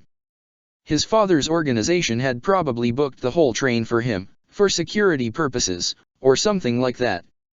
He had vague memories of Gendo Akari being a very important man. Wrapped up in the cords to its earbuds was an old SDAT player that he kept in his pocket. He'd brought it with him when he moved away, but never took to the habit of listening to it. The symphony of nature and the world around him was already more interesting. Now that he understood why he heard things no one else could, it was even more comforting. When the train arrived at Tokyo 3, the platform was strangely empty. It slid to a stop with a pneumatic hiss and the doors opened. He stepped out, suitcase in hand, and looked around. The station was empty. This Katsuragi woman was supposed to meet him outside, so he walked through the platform and jogged down the steps to the vast asphalt parking lot, baking in the endless summer sun. To his eye, the lot was a playground of light and color. He saw the heat rising from the surface and the gamma radiation scattering against the atmosphere in tones no human brain could process. In the distance, he heard the sound of a single electric car engine whining, and nearly drowned out by it, a woman's voice. "I'm late." He blinked, and winced when he heard the explosion, far off in the distance, followed by a resounding boom, and then another, and another, rolling under his feet. Bag in hand, he darted for the edge of the parking lot to the nearest payphone, pulled out Katsuraga's number, and dialed. Instead of a ring, he got a tone and a recorded message. "Due to the state of emergency, all lines are currently unavailable. There was another explosion in the distance, and behind him a flock of gulls took to wing, flapping off into the clear blue. In the distance, framed by the haze of heat rising from the road, was a slender girl in a school uniform, the pale skin of her face framed by silvery hair with a tinge of blue to it. He blinked. There was no infrared heat rising from her skin, and her toes dangled above the ground. He blinked again, and she was gone. At that moment, he heard the screech of tires and a blue sports car drifted around the corner, leaving the acrid taste of burned rubber in his mouth. He put the phone back on the hook and picked up his bag. Before he could approach the car, the driver's door swung open, and out stepped the most beautiful woman he had ever seen in person. His feet suddenly seemed much larger and heavier, and he nearly tripped over himself before he managed to cough into his hand and stand still. She had on a red jacket and a black, very tight sweater and skirt. A cross made of polished white metal rested on her chest. Her pretty face was framed with thick, lustrous hair so black it was almost blue. "Hi. You must be Shinji." His mouth closed. Yes. That's me." She smiled. "Come on, we dash." His head snapped to the direction of the explosions, and he felt the wave of pressure as something enormous moved past the nearby hills. It stepped out into full view in a single, fluid motion, its grace in otherworldly contrast with its size. Human in shape, its greenish-black body, slick like that of a fish, was covered in bony protrusions like ribs. Between huge, square shoulders sat a mask-like, beaked face that gave it the impression of a curious bird. Beneath the mask, a shining red sphere of some mineral was embedded in its chest. Shinji could see the swirling energies within, radiating out into the creature's body. It was so huge, it took him a moment just to process how far away it was. "Get in the car." Shaking himself out of it, Shinji opened the door, tossed his suitcase in the back behind the seats, and slid inside, yanking the door shut behind him with a clap. The woman jumped into the car beside him, threw it into gear, and pulled away before she even had her door all the way closed. She brushed her hair out of her face and leaned over the seat back to look out the back window. "I'm Miss Atto, by the way," she said absently, steering forward while looking backwards. Said Shinji. "Oh, right, the road." She turned around and dropped into her seat and floored it, taking the first corner hard. Shinji glanced back at the approaching creature, and had the distinct sensation, as its beaky face swept around curiously, that it was looking directly at him. He glanced between the thing and Miss Atto. "Did you get the picture?" "Yes," said Shinji, and he blushed reflexively. The photo was positively indecent. What is that?" "That," said Miss Atto, "is an angel. We're here to fight it." "We." "Nerve." She tossed him a thin-bound book and he caught it. The cover was marked Nerve Operations Manualize Only. He swallowed. "Top secret." "Yup," said Miss Atto. Over their heads, a heavy black missile roared, leaving a wake of thick smoke. The head and pressure washing over the car as it passed made Misato swerve, and Shinji was momentarily afraid she was going to wrap them around a telephone pole. He almost grabbed for the wheel. When she rounded the next curve, he stared at her in mute shock. She peeked at him over her sunglasses and grinned. "Watch the road. Will you relax?" He looked over his shoulder again. "I'd be a lot more relaxed if there wasn't a whatever that thing is chasing us." He put his head out the window and watched a small cloud of strange, tilt-wing flying machines move overhead in formation, launching rockets from pods at their sides. He glanced back at the creature, who ignored it all, the projectiles exploding before they even touched it. It stood, its arms went limp, and a ring of fuzzy purplish light formed around its body. There was a pulse of energy that moved through the ground, and the creature lifted off from the ground. It soared up into the sky and came down not far from the train station, raising a cloud of debris. Misato looked uneasily into the rearview mirror and floored it, the car building up to an unpleasant, wheel-lifting speed as it careened down a hill road around a gentle curve. Shinji reflexively gripped the sides of his seat to resist sliding into her. For her part, there was a look of intense concentration, almost bliss, on her face. He looked up and saw the flying ships retreating. Misato saw it too. "Oh shit," she whispered. "What?" He turned, and saw the object fall, a dull green metal cylinder the size of a small house. It tumbled out of the sky in the wake of a flying wing until a parachute opened, whipping it around as it slowed. As it neared the creature, he saw the reaction inside it, saw the burst of energy and light take shape and liquefy the outside of the vessel, then vaporize it. The air heated and expanded around it, and to him, time slowed. He turned, and Misato was screaming something at him, but her movements were in slow motion, her voice dulled to a deep rumble as each word was drawn out. As the side of the car began to lift, Shinji slid his arms under her, pulled her onto his lap, and put his arms around her head. Time caught up with a rush of motion and the car lifted and turned, end over end. Shinji's body was relentlessly pounded against the side and he grunted, shielding Misato with his body. With a final crunch, it landed on its roof and the pillars collapsed, pressing the whole weight of the car down on top of him. He held onto her limp body as best he could while he rested her on the upturned roof, put his hands and feet against it, and pushed. With a squeal of metal and the tinkling of broken glass, the body of the car pushed slowly up. He kicked the door and it went flying, tented in the middle from the impact. Carefully, cradling her neck and knees, he worked his way out through the opening and spread her out on the grass. He grabbed the headrest of his seat, pulled, and snapped it free, and slid it under her head. Misato was breathing evenly, but she was unconscious. He lifted his glasses and squinted. She didn't appear to have any broken bones, but her left ankle looked angry. He pulled his suitcase out of the back of the car and set it down, and then stood up and turned around. Someone had lit the world on fire. The angel creature stood, wreathed in flames, its body warped and contorted from the explosion. Its chest face was pushed and indented, the mask covered in spiraling fractures, like a dropped vase.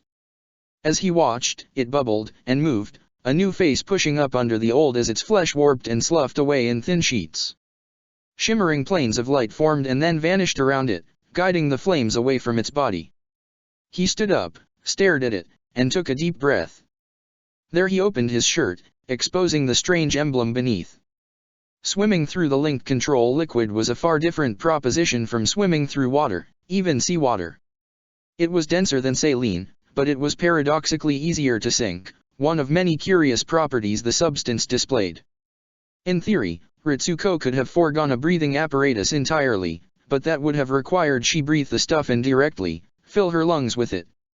She had tried the process before, and found it somewhere between waterboarding and a bad cold. Without a small electric current running through it, the oxygenation effect was less pronounced, and she would quickly tire and end up sinking to the bottom of the EVA cage, stranded there until someone rescued her. Unit 1 was to move today, and she had to make sure it was ready. She decided to do a manual check on the left knee joint, which had been buggy lately, as well as take a few samples of the flesh of the creature that was contained within the armor for later comparison. Contamination could prove as disastrous as an angel breaching terminal dogma, and she was reluctant to authorize Unit 1 to move at all, but the commander insisted. Supposedly, they were receiving a new pilot today, which was small comfort given that she'd already suffered through half an hour of, "this is not a drill," as the Angel was detected and approached the coastline. Years of drilling and training went out the window as her subordinates confronted the reality that yes, this was all real, and Nerve wasn't an elaborate, multinational Ponzi scheme. Drifting through the tank of liquid, the machine, the thing, beyond dwarfed her. The lights were off and she had a heavy flashlight pack on her waist, and it gave the whole affair a sepulchral air, as if she were exploring a sunken tomb. Once she found her way to the knee joint, it was a matter of looking for stress fractures in the armor joint. The creature inside was powerfully muscled, but the square cube law demanded the strange effects of a super solenoid engine or special reinforcement in composite materials for its movement to actually be possible. In a way, it was exciting. She was the architect and steward of the most advanced weapons system, the most advanced system of any kind, period, ever constructed by the human race. It was awe-inspiring. It was all that stood between them all and certain death, and the only available pilot was either absent or a cloned, experimental thing that currently lay in the infirmary, swathed in bandages and on the brink of death. She pumped her legs, proud that between all her duties, years of rigorous academic study with terminal degrees in 2 separate, unrelated disciplines and advanced study in a third that had only recently come into existence, she managed to stay in shape. The swims helped. By the time she reached the surface and started stripping out of her wetsuit, she expected the new pilot to arrive any moment.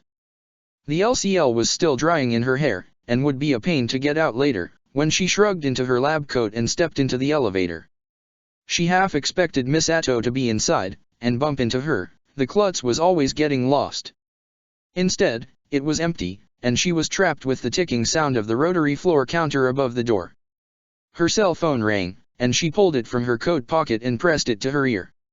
"Akage," said the commander. She blinked, expecting Miss Atto.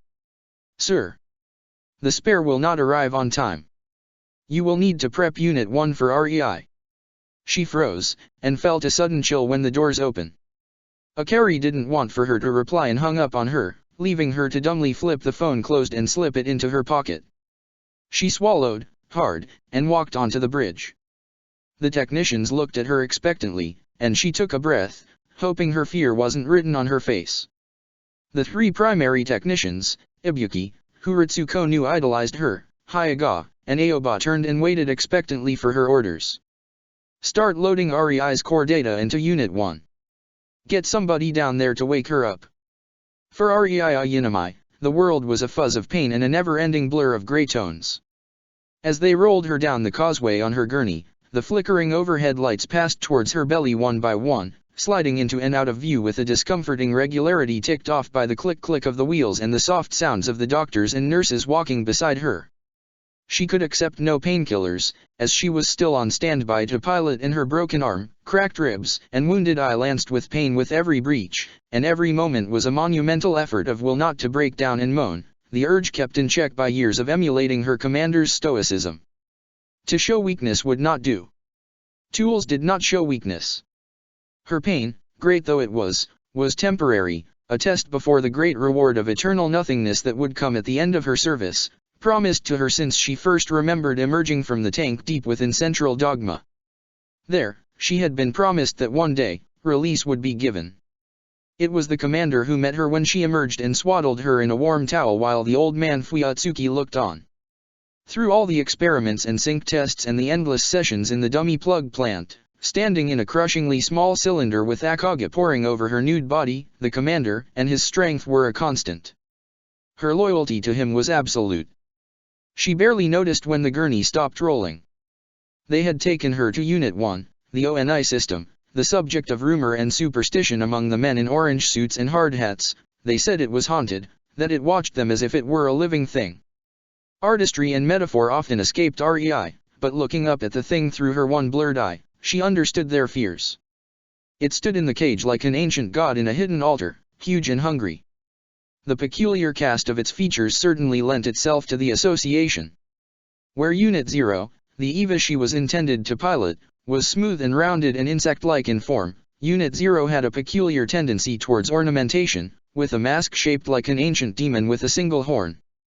Its great head was pitched forward, as if in contemplation, and from it jutted an entry plug, the marked gray tube she would ride into the core of the living creature bound within the machines.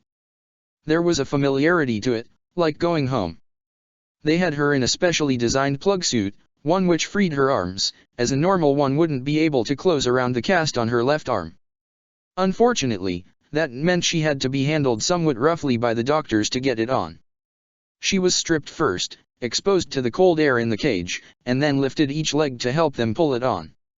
From there, a nurse held her up by the shoulders while a doctor rubbed cold jelly on her skin and applied sensors, followed by the hardened upper parts of the suit itself. When it cinched closed on her bruised ribs, she did let out a small grunt, but contained herself admirably. She knew the commander would be proud.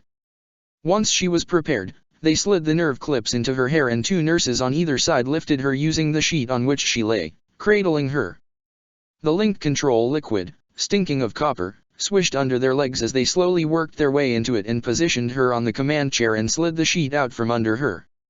Soaked in LCL, they balled it up and tossed it outside. Ordinarily she would be free to move in the plug, but today she was strapped to the seat to prevent further injuries, and her right hand was secured to the control yoke with a strap, while he left was carefully positioned in a sling. The nurses crawled out one by one, and with a hiss the plug began to flood, the level of fluid rising rapidly.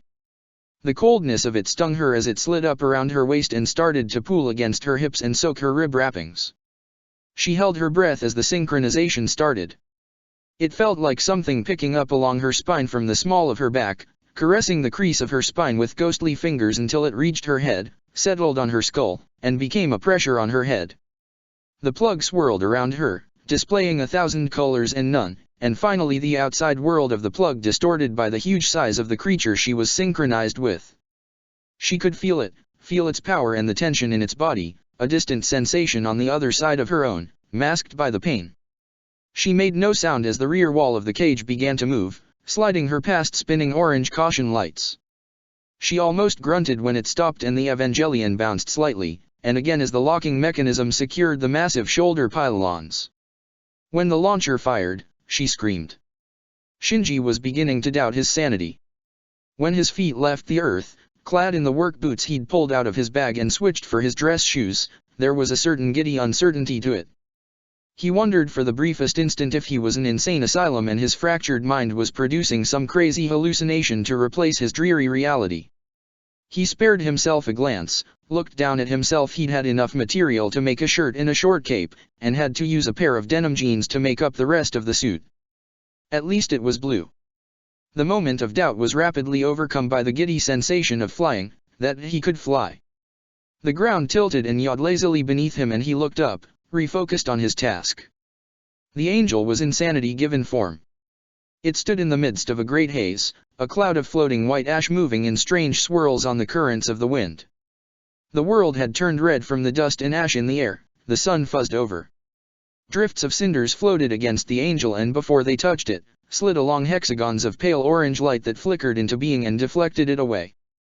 The creature, its broad body hunched around itself, rose and fell in great breaths, sucking in thrumming whirls of air through ribbed meshes of pale red flesh embedded in its sides. Its beak mask was cracked and hanging limply to one side, and beneath it, a new one, pale and clean, was pushing free. In the thing's belly, the great red sphere pulsed and scintillated with strange energy, flooding Shinji's vision with every part of the spectrum at once, and then some. He had to squint to look at it. It turned its gaze on him. Pushing free of the charred flesh around it, the new mask shoved the old one aside, leaving it hanging like a trophy. The creature drew in on itself, then stood to its full height, and he heard the sound of its very skin straining. Its long arms thickened and lengthened, and when it moved, its legs stretched out a bit, elongating its stride. As it moved out of the crater left by the bomb, thin strips of its charred skin sloughed off, revealing new, fresh tissue beneath. He came to a hover in the air, hands out to his sides, as it turned, still looking at him, and began stomping down the mountain slope towards the city. It took no notice of him as he passed it in the air, arms pressed tightly to his side. For its last few steps into the city proper, the creature slid down the hillside, digging deep trenches in the earth beneath its feet. It came to crouch and gazed into the city proper. Shinji flew past it, pushing himself harder and harder, and then turned. He heard something coming, rumbling upwards from within the city itself. Tokyo 3 stretched out beneath him, all glass and steel and concrete, although he remembered there being more tall buildings.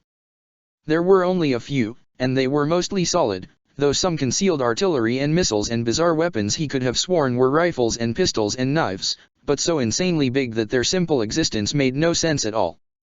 The rumbling sound grew louder, and there was a great hiss of escaping gas. 2 rails, huge sections of metal beam, shot out of the ground. A moment later, the surface of the street beneath them divided, and a titan of gleaming, polished steel and composites rocketed skyward, bouncing into place between the rails on a huge carriage. It was decked out in purple and green, and had a demonic cast to it, with an angry, grimacing mask and central horn. He thought he heard an agonized grunt as it came to a stop, the head rocking upwards, as if at attention, from the motion. He stared at it, open-mouthed. The angel moved. For its size, its speed was astonishing. It looked long, loping strides, not caring as it kicked right through a squat housing block. Shinji gasped and raced downwards, trailing beneath its feet. He coughed as he slid into the cloud of dust and debris, glancing in all directions, listening. It seemed like they'd evacuated, but if anyone was inside, they. He heard something. A cry of wordless terror, high-pitched and breathless. He raced towards it, crossing his arms before his face to slam through the particle board wall. A little girl, maybe 5 or 6, was huddled in the corner of a small apartment, clutching a toy robot to her chest. Shinji didn't have time to speak. With a groan, the wall on the other side yawed forward. He moved between the falling timbers and the let girl, scooping her up as the debris slammed across his back, driving his heels deep into the floor. He took a few steps, shook the remaining hunks of wall off his back, and shook the dust free from his boots. He looked up through the open ceiling. The angel and the robot grappled, the latter feebly, turned easily by the creature. The girl screamed, and another section of wall came down over his head. He raised his hand and caught it, pushing it away with his palm. He had to get her out, or she'd be crushed. She looked up at him. "Where is everybody?" said Shinji. The girl worked her mouth silently for a moment. Tears welled up in her eyes. "I don't know." Shinji sucked in a breath, turned, and shouldered the broken wall aside. The girl screamed as he jumped down from the floor onto the street below, and then blinked in astonishment as he landed unscathed. He looked around, until he saw a blinking sign indicating an emergency shelter. He sprinted towards it, cradling the girl in his arms. The arrows pointed down a set of concrete steps, like the entrance to a subway.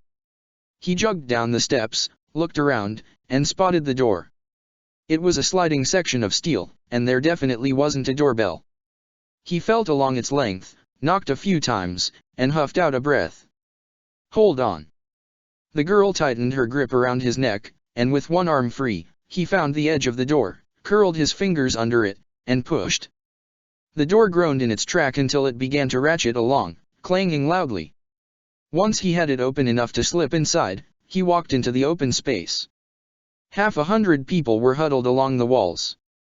A cloud of terror hung in the air as they murmured to each other, men and women, boys and girls, children clinging to mothers clinging to fathers. The sound of something huge hitting the ground rippled around them, and thin streamers of dust came down from the roof. There was a gasp. "Kunna." A boy Shinji's age ran up to him and pulled the girl from his arms. She grabbed onto him excitedly, squeaking with joy. The boy stared at Shinji, blinking eyes reddened from fighting back tears. His mouth moved, but no sounds came out. Shinji shrugged. "Who?" The boy trailed off. "How?" "Just trying to help," said Shinji. He turned and jogged back through the door. The boy followed him, still clutching the girl in his arms. He barely kept up, poking his head through the door of the shelter just in time to see Shinji take the last bounding step to the surface and take off, the air rippling beneath his feet in a little circle of dust as he went airborne. He gave a final wave as he moved up and away, cresting the rooftops, circling wildly. He caught sight of the angel as it lifted the robot by its head, claws wrapped around its armored helmet. The robot's right arm dangled limply, and he winced. Instinctively, he opened his gaze, and started in shock. The thing had muscles, bones, nerves, a brain. Wires and metal struts and motors were embedded all through its body, and painful-looking bolts were jammed into the long muscles of its legs and back. The dangling arm was broken, the huge bone cracked in a horrid spiral. He heard the soft groan again and the realization swept over him. There was a pilot. Someone had put a human being inside that thing and it was hurting her. He cried out as he flew into the angel fist first, the wisdom of his action forgotten. In his short experience, he had forgotten something vital and important, namely pain, and how much it hurt. Recognition somehow obvious in the hollows of its mask, it turned and swept his arm, and when its hand hit him it actually hurt, and sent him tumbling head over heels through the air. The world spun wildly around him, and he moved with such intensity that when he hit the side of a building, it didn't arrest his momentum at all. He crashed all the way through both walls and dug a furrow in the street, great leaves of cracked asphalt lifting up around him like petals of a flower. The creature turned back to the robot, and something glowing with intense heat and energy slid back from its forearm, punching through its own elbow, and then slid home like a pile driver. The robot shuddered, its good arm twitching, but made no move to defend itself. The creature lifted it higher, the enormous body of the robot ragdolling as it hung by its own neck, and then casually tossed it backwards. It landed in the side of one of the thick armored buildings in a heap, crashed through it, and came to rest on the other side. Shinji shook himself out of it, jumped, and took off. He flew to the robot's side, dodging a downward slashing blow from the angel's long claws, whirled around, and planted both fists in the center of its mask. It took a stumbling step backwards, and the mask tilted to one side, like a confused bird. Shinji pushed backwards to avoid its windmilling arm, looked over his shoulder, and headed for the robot. He found a piece of concrete the size of a city bus, slid under it, and lifted. It pressed down on his palms, and he felt the surface of it cracking under his fingers. He pushed it up in the air, reeled back, and threw it. It streaked towards the angel like a missile, but rather than hit it, shattered into dust on a plane of orange light interposed between it and the creature. Shinji blinked. It looked at him. The air around its hollow eyes crackled, and there was a flash. His world went white, and he tumbled through the air. He felt it as he hit the robot's chest, slid across, and came to rest on the armor of its shoulder. He blinked, his head spinning from the force of the impact. Thin wisps of smoke curled around his fingers, and his eyes stung as if from staring too long into the sun, a long-forgotten sensation. He rolled into a crouch. A piece of armor hung limply from the robot's arm, hanging by a few thin strands of cable. He took hold of it, snapped it off, and held it before him like a great shield. The angel's next blast parted around it as he pushed forward. It fired again and again, the force and heat turning the metal in his hands white hot. It softened and began to cave in just as he thrust it to the side and pushed forward. He felt a momentary resistance as the angel raised the strange field of energy between them. It felt white hot against his hands, and as he pushed into it, the creature recoiled, leaning away. He felt it breaking, separating under his fingers, and it vanished. He surged forward and slammed into its body without quite meaning to, and it stumbled backwards into one of the armored skyscrapers. Shinji dodged another blow, slipping between its fingers. "I must be crazy!" he shouted, "I must be crazy!" The angel reeled, stood, and swiped angrily at him, ignoring the stricken robot, now lying prone in the remnants of the smashed structure. He swore he could see annoyance within its unmoving mask. He dodged between its talons, rocketed down the length of its arm, and wound up. His fist met the angel's pointed face with a resounding boom, and he felt the impact shuddering up his arm. It stumbled backwards, and emitted a strange, cooing cry, a high-pitched wail that slid into his brain through his ears and made him break out in goosebumps. He was knocking it around, but he wasn't doing any damage to it. The robot was down, unmoving, and the angel seemed to turn its attentions to him more out of annoyance than anything. He swept low, and the creature cried again, rattling his teeth. It covered the red sphere in its belly with one arm, snicker-snacking its other clawed at him, trying to shoo him away from it. He rolled onto his back, looked at the glowing sphere, and turned. He hit it hard, planting both fists into it.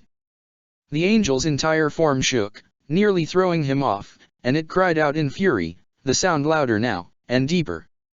Its entire manner changed, and it raked itself with its own claws.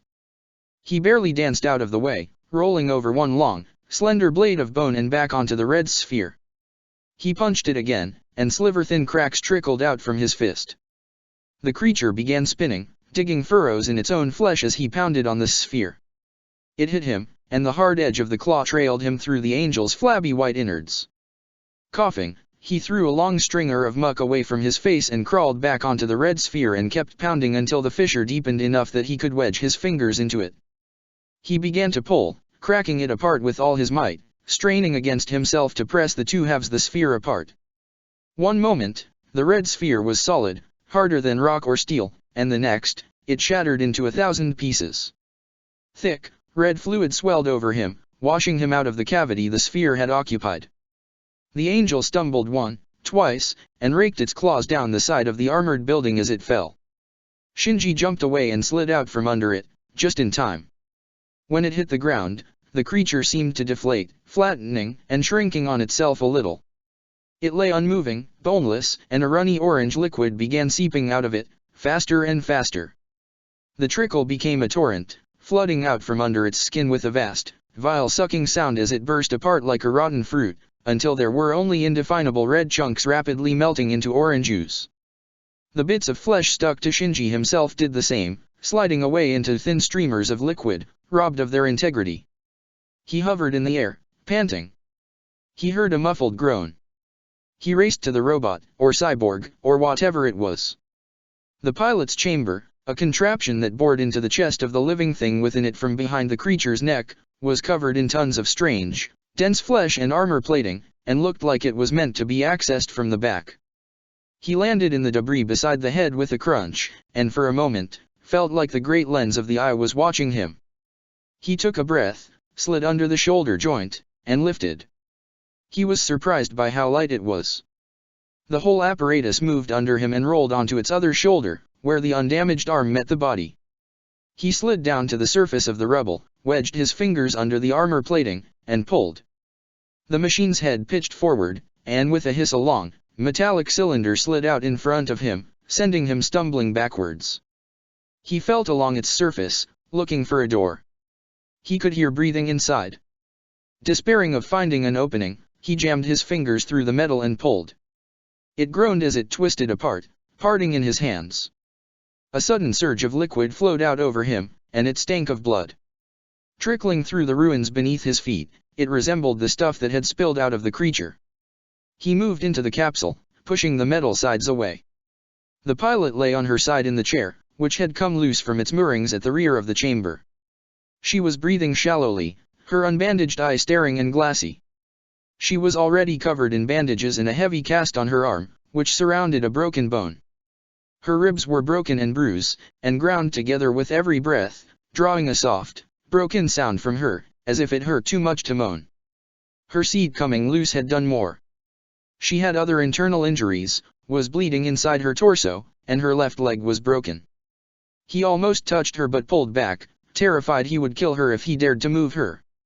Instead, he carefully lifted the chair, wincing as she gasped at the movement.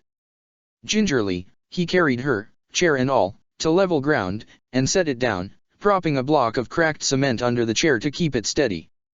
Her eye swiveled around and focused on him. "Can you hear me?" She almost nodded, mostly wincing instead.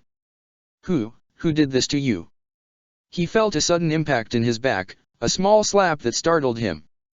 Something twanged off the ground a few feet away, throwing up a puff of dust and a few chips of asphalt. It was followed by another and another, pelting him as if some invisible assailant hurled stones at him. A fraction of a second later, he heard the sound of gunfire rattling off, and stumbled backwards, blinking. They were shooting him. There was a whole army coming his way, men in radiation suits and hazmat suits and plain black suits with black ties, and one of them was standing up in a Humvee, firing a gun at him.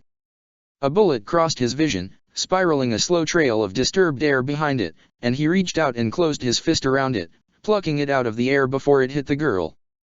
He blinked again, looked around, and put himself between the pilot and the oncoming vehicles. "Stop shooting!" The closest Humvee rolled to a stop, and a blonde woman in a lab coat jumped out, screaming. "Stop shooting, you moron! You'll hit the pilot." He was surrounded. Vehicles pulled up and crested the rubble pile, and the men in suits poured out, yanking guns out from under their jackets, aiming down the barrels at him. He spun in a tight circle, looking at them. A tall, balding man stepped ahead of the others, holding the sights of his gun on Shinji's head. "Stop right there," he demanded. "Your dash." Shinji flew. He lifted straight up without preamble, his legs dangling beneath him. The agents stood under him, slack-jawed, their guns sagging to the earth as they watched him pick up speed, crest the robot's horned head, and rocket off into the horizon. Misato woke up with a groan. She had the oddest feeling, that she was being gently cradled and rocked back and forth. Her head hurt like a Sinofa bitch, each beat of her heart translating into a lancing streak of pain behind her eyes. It had gone dark, and she was looking up at the sky. Her leg hurt, her ankle burning and sending little streamers of pain up her leg with each movement. It took her a moment to realize her head was leaning on a bony shoulder, and her arm around a young man's neck. Shinji was carrying her down the road like a newlywed, holding her under the shoulders and knees. He had his bag on a strap over his other shoulder, hanging down his back. She blinked and sat up and little, holding into his neck to keep from falling out of his grasp, and he instinctively lifted her a little higher to keep her from rolling out of his arms. Said Misato. "How?" He shrugged, bouncing her a little. "I work out." "Oh." She blinked. "What happened?" "The thing." "Angel," she corrected. "The angel went down into the city, and a big robot came out." "Oh," her breath caught. "Did we win?" She blinked and shook her head. He probably had no idea what she meant. He started walking again, plodding down the middle of the road in the moonlight. He glanced over the hills towards the faintly rising columns of dust and debris and indicated them with a nod. "The robot didn't do so well. I don't know what happened. It got knocked down, and then the thing just died. It fell over and melted or something." Misato looked over his shoulder. "Melted?" He shrugged again. "You should probably put me down." He stopped, and gently lowered her to the pavement. Tested her weight on her foot and winced, picking it back up from the ground and resting her whole weight on her other leg. Shinji steadied her with ease, an arm around her shoulder. She took a hopping step forward, tapped her foot on the ground, and yelped. He rubbed the back of his head with his free hand. "You want me to, said Shinji, trailing off. She sighed. "Yeah." He scooped her up again, easily supporting her weight in his arms, and she slid her arms around his neck to ease the pressure a bit. He really was well built for his age. A little feminine looking maybe, and a bit skinny, but handsome nonetheless, with deep blue eyes that had this odd, gentle look about them. It was a shame to hide them behind those glasses. She swallowed, and realized with a start that she was blushing, the skin of her cheeks positively burning. She looked down the road and cast about for something to say. "We should commandeer a car." "Commandeer?" "Steal," she shrugged. "Oh. Isn't that wrong?" "The survival of humanity may be at stake," said Misato. "Nerve will compensate the owner." They reached the edge of town, after what felt like forever. She spotted a likely vehicle and directed him to it with her finger. He held her up while she glanced in through the window, confirming that it was a manual. Shinji lowered her to the ground and she leaned on the fender and shrugged off her jacket. He took it, and she rubbed at her bare arms, suddenly aware of the cold. He layered the cloth over the window and thunked his elbow against it. "Ow." She sighed. "Oh, come on. Try again." He wound up this time, and hit the window again. There was a slightly louder thump, and he yelped in pain. She shook her head, hobbled over, and gave her best war cry as she rammed it with her elbow and shattered the glass. She pulled her coat out, brushed the tiny squares of safety glass away from the sill and hobbled inside. She pulled up the lock on the other side of the little car, and Shinji got in, holding his bag on his lap. She grunted as she tried to work the clutch with her bad foot, and then used her right. She finally managed to get the car rolling forward, popped the clutch, and it started. She let out a sigh of relief, until she had to pull her foot back and found she couldn't open the throttle, and the car stalled. "Great," she muttered. She pulled the emergency brake to arrest the car's movement, opened the door, and slid out. "Semir." Shinji got out of the car and came around to her side. "Do you know how to drive?" "No," he said sheepishly. "Great," said Misato. "Of course not, you're not old enough for, what? 2 years, he shrugged. "Okay, fine.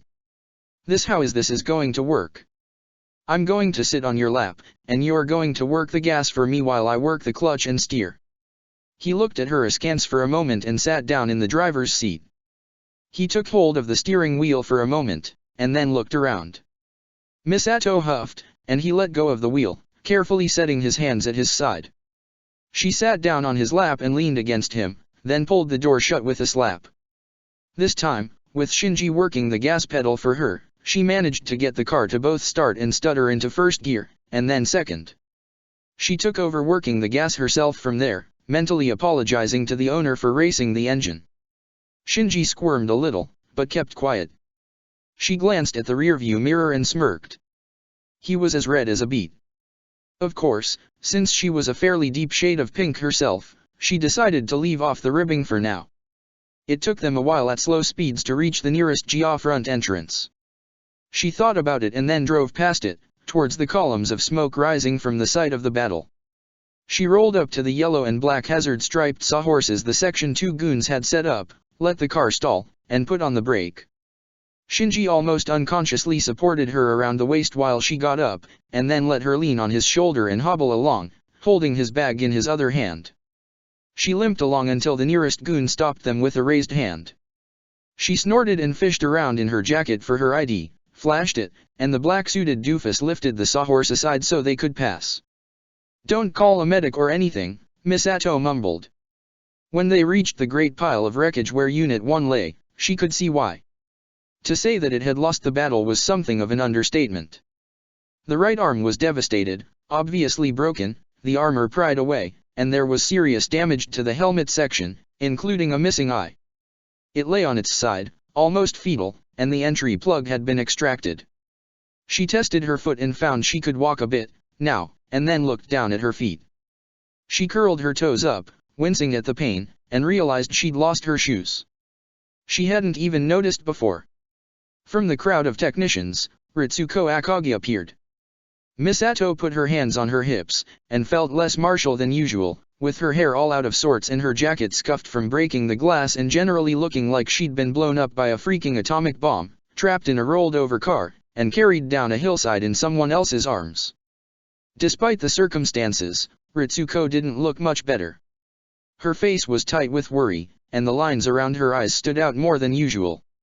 Shinji backed away, and Misato glanced over Ritsuko's shoulder. The entry plug was a mess. It lay almost bent in half, the side bulged out as if something had torn it apart. Misato's breath caught. "Where's Rei? Is she alive?" said Ritsuko. "Barely. It's bad." Misato looked away. "How bad?" "I can't say," Ritsuko said flatly. "We'll see. I have our top doctors looking at her." "What about the Eva?" Ritsuko scrubbed a hand through her blonde hair, turned, and looked up at the prone machine. "The right arm suffered a compound fracture. We're going to have to remove and replace it. Repairing the head is going to take a week, and we'll be taking a hit in the budget for the armor and mechanical repairs." Both women sighed, looked at each other, and Misato was sure that Ritsuko was also wondering how the hell they ended up here. The moment broke when her old friend's gaze settled on Shinji. "This is him." "Yeah," Misato perked up. "Shinji Ikari, this is "You're late," Ritsuko said flatly. Shinji shrunk on himself. Misato glanced at him, then planted her fists on her hips. "It's not his fault. It's not your fault if you're late if someone nukes you." Ritsuko blinked. "You mean Yeah, the N2 went off pretty close to us. My car is totaled, hence the stolen commuter car," said Misato, and thumbed over her shoulder to the little compact she'd commandeered. "Totaled?" "Yeah," said Misato. "It looks like someone stepped on it." Shinji had to carry me down the damn mountain. That's what took us so long. Shinji scratched at the back of his neck, and blushed. Hail the conquering hero, Ritsuko said wryly. Okay, it's not your fault. I wish you'd shown up on time, though. REI wasn't in shape for this. REI, said Shinji. The pilot. She was hurt testing the other Eva. You have no idea what I'm talking about, do you? Shinji shook his head. I left the book in the car. Ritsuko eyed him, then narrowed her eyes at Misato, who snickered nervously. Well, said Ritsuko. We'll need to find a place for you to stay. It's going to take at least a day to recover Unit 1, she aimed a finger at the Evangelion, and Misato needs to explain to you what the hell you're doing here, third child. Third what? Said Shinji. Third child, designated pilot of Unit 1. What of what? Gendo Akari hunched over his desk, hands folded together to conceal his tightly pressed together lips, the only sign of distress on his mercurial face. This was an unmitigated disaster. The one tiny bit of luck he'd had was the opportunity to shuffle the Japanese strategic self-defense men out of Central Dogma before the battle began in earnest, so that they wouldn't personally see the Evangelion, to use a colloquialism, get its ass handed to it. Letting REI pilot was preferable to the alternative, but he had not expected her to fare so poorly. She'd barely synced, and her poor condition combined with her poor control over the unit, building upon themselves into a mere 40 seconds of deployment before the Angel handily defeated it. If it hadn't been for outside intervention, the creature would have inevitably succeeded in breaching the Jia front, or they would have had to deploy the full N2 arsenal. Either way, his entire scenario would have ended then and there, permanently and irrevocably. This all weighed on his mind as his eyes flitted from the printed image on his desk, a single blurry frame from a security camera mounted on one of the recovery vehicles, in black and white and distorted, to Ritsuko Akagi, standing before him with her arms pressed to her side, looking haggard. She hadn't slept in quite a while, obviously, and her hair was pressed to the sides of her head with sweat, the effect enhanced by the dark roots creeping at the crown of her head where she parted it. She waited as he examined the image. What is that? I don't know, she said calmly. He can fly. I saw it. He flew. I see, said Gendo. What else? One of the security men shot him. There was no effect. Define no effect. The bullets bounced off. They couldn't pierce his skin. He tapped the image with his finger. The entry plug. She swallowed. He did that. He bent the steel with his bare hands. He folded his hands together again. He glanced at his fingernails. He needed a manicure. I see. What is the first's condition? She's half dead, in a coma. All of her ribs are broken. Her torso is practically jelly. She has a hairline skull fracture, a broken leg, and a chipped vertebrae. If we took steps to employ her organ, she could regenerate in, perhaps, a month. No. We need her functional immediately. Euthanize her, and bring out the third. Plan to isolate her for 2 weeks. But she trailed off. He hardened his gaze. Akagi nodded. Will there be anything else? Yes. The existence of this interloper threatens the integrity of this project. I expect the utmost secrecy. Transfers, termination, anything you need. Keep your science people from discussing what they say. I will contact Yoshida from Section 2 and do the same. Is that understood? She nodded, and turned. Wait. She stopped. Get a few hours of sleep, shower, fix your hair. Wear the outfit I bought you. Yes, sir.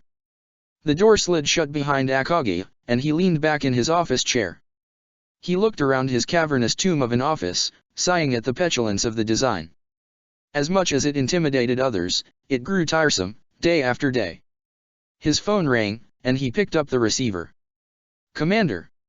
It was Katsuragi, his thoroughly annoying operations director. Competent at her job though she was, a conversationalist, she was not. What? He listened to her quail on the other end of the phone, composing herself. Sir, I was wondering, you're Shinji. The third child will be staying in an apartment. Where would you propose he stay? Well, that's the thing, sir.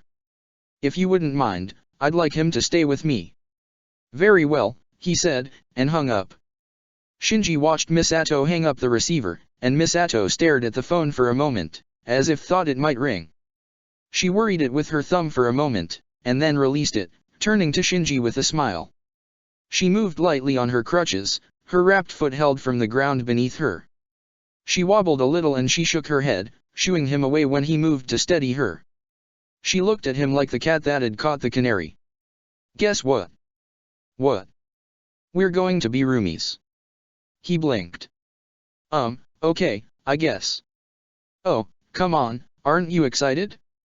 A new home in a new city, a new roommate. I guess, he shrugged. I'm worried about, what's her name, Rei. Misato eyed him. Oh, I'll be your. You dashing hero, you. You'll get to meet her soon, I'm sure. For now, we're going home and I'm going to bed before someone stops me and makes me work. You need your rest, too. You have a big day tomorrow. I do. We're going to sync test you. He took a look around the battlefield one more time as Misato flagged down one of the men in the dark suits. He looked around nervously, wondering if someone would recognize him, but no one did. He walked along beside her to the wooden sawhorses, where there was an actual limousine waiting for them, a big black sedan that probably had body armor. She motioned for him to join her. VIP treatment today, she beamed. He helped her in first, taking her crutches as she slid inside. He rested them on the seat as he sat down himself, welcoming the feeling as he sank down into the plush back seat. Misato immediately started playing with things, running the glass partition between the back and the driver up and down, and fiddling with the switch for the moonroof. I wonder if there's a bar in here, she mused. Shinji stared at her. Don't worry, she said, I'm kidding. The last time I got drunk in a limo, I stood up in the sunroof and... He tried to stay calm, but his eyes slowly widened, and he felt the heat creeping up his face. He snapped his eyes forward as she giggled at him, amused at some private joke. He looked out the window and watched as they started moving, and the city rolled by. It was dark, and most of the place was pitch black. He saw it all perfectly, of course, the shapes of the buildings lined in colors no human eye could see, illuminated by their own heat, the sky beyond an inky purple overlaid with the scintillating colors of the solar wind cascading off the atmosphere. He heard thousands of people breathing, speaking, walking, talking, the sounds blurring together into a perpetual background haze. He listened to it for a while, and barely noticed when the car pulled to a stop. We're here. He got out first, and helped Misato get out and up onto her crutches. She hobbled along and he looked up at her apartment complex, a low, nondescript, brutalist sort of building, with terraced floors, probably to save material, such that the balcony of each apartment was actually on the roof of the floor below. A quick glance told him that the whole place was empty, except for one apartment on the second floor. He blinked in confusion. It's a nice place, said Misato. We have the whole building to ourselves. Very quiet. He nodded and followed her through the security door, and into the elevator. She leaned on the wall and scrubbed her hands through her hair, a deep sigh passing through her lips, gradually transforming into a bemused snort. I'm not going to bite you. He relaxed a little, just a little, as the doors opened. He followed her down the hall until she pulled out a key card, slid it through the reader, and the door opened, sliding into the wall like something out of a science fiction movie. She nodded her head at the opening, waiting for him. Go ahead. He stood at the threshold for a moment, looking down at the running track where the door went. He stepped over the barrier and into the apartment, and immediately felt a bit cooler. She obviously had the air conditioning turned up. He took a few steps inside. The odor of the apartment was interesting. She followed along behind him as he walked down the entry hallway towards the kitchen, and froze. The kitchen was a forest of garbage, mostly empty beer cans. He looked around in dull shock, his eyes finally finding purchase on the animal sitting at the kitchen table. There was a penguin in Misato's kitchen, sitting at the table. It had a metal collar around its neck, etched with a nameplate, and a red crest not unlike a rooster on its head. It looked at him with curiously intelligent eyes and squawked. Misato nudged aside. Oh, that's just Pen Pen, my hot springs penguin. Shinji's eyebrows scrunched in confusion. She smirked at him, hobbled to the refrigerator, and fished around for a can of tuna. She held it out to him. Do you mind? He took the can and began hunting for a can opener. Misato hobbled out of the kitchen. I'm going to take a quick shower, if it's okay with you. Fine, he said. Your room is down the hall. There's 2 empty bedrooms, the big one is yours. He looked around and, despairing of ever sifting out can opener under all the junk even with X-ray vision, he shrugged, looked over his shoulder to make sure no one was watching, and jammed his thumb into the can. It crumpled and crinkled, and he pulled the lid off with a pop and emptied the can out into the penguin's dish, a red plastic bowl resting on the floor. The creature hobbled over to it, and looked up at the twisted ruins of the can in his hand. Don't say anything, said Shinji. The penguin made a small gesture, almost a shrug, and started eating. He looked around the kitchen and scratched his chin, and started moving. By the time Misato turned the water off and began brushing her teeth, he had most of the can squared away, and was busily organizing the rest. By the time she emerged from the bathroom, smelling of soap with her hair coiled in a towel, dressed in a loose yellow t-shirt and shorts that, to him, looked far too tight to be comfortable, he was dropping the last of the refuse into a garbage bag. He sealed it, carried it to the front of the apartment, and put by the door with the others. Misato stood in the kitchen, barefoot, looking around in shock. What did you do? I cleaned, he shrugged. She stared at him. Why? It was dirty. She shook her head and shrugged. Listen, you'll have to sleep in the couch tonight, unless you want to sleep with me. His mouth worked silently for a moment, his cheeks burning again. A mischievous smile crept across her face, and it brought a certain light to her eyes. She pulled the towel binding her hair loose and let it wetly cascade around her shoulders with a shake, like a shampoo commercial. It shone in the harsh fluorescent light of the kitchen. She patted him on the shoulder as she limped past. Not on the first date, kid. His eyes only widened further. You're too easy, she smirked.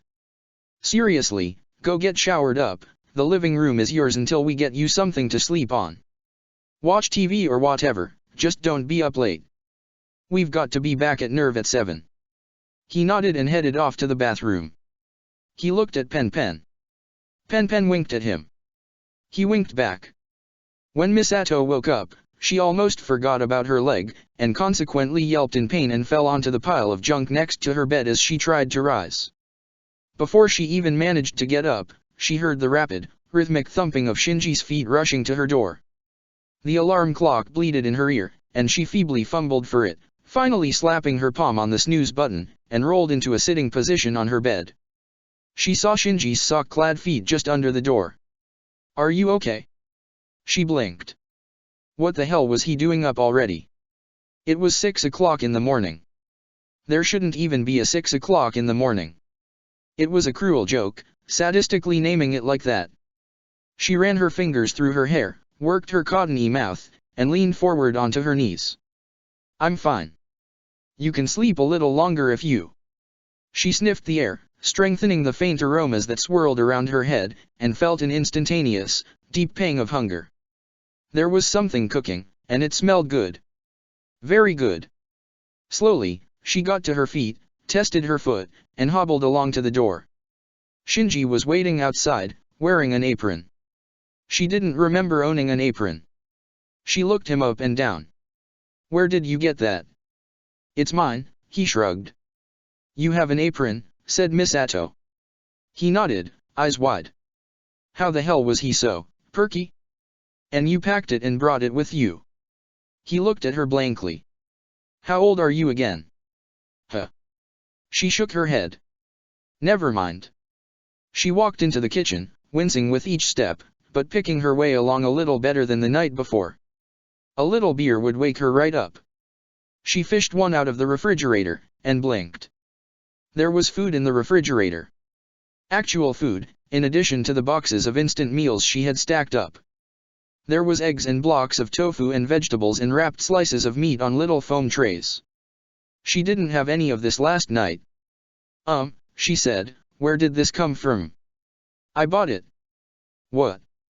I found an all-night store, he shrugged. Where did you get the money? My aunt and uncle gave me some before I left.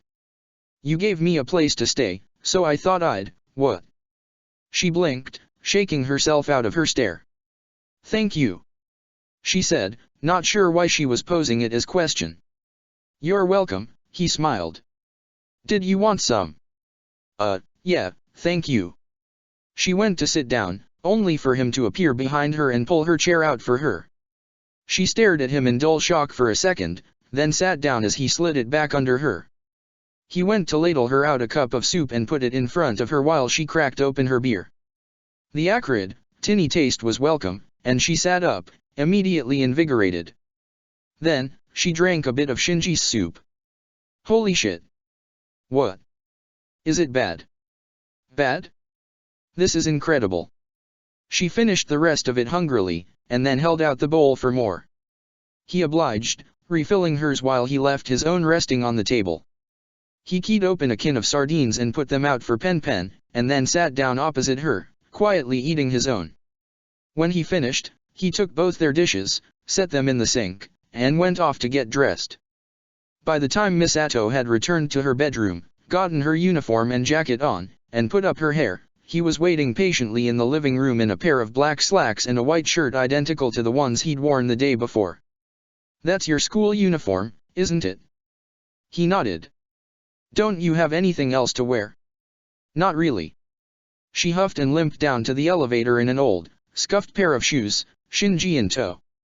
At some point, she was going to have to find the time to file an insurance claim on her car, get a new pair of shoes to go with her uniform, and get caught up on an expanding mountain of paperwork that was, no doubt, rapidly increasing in size at that very moment.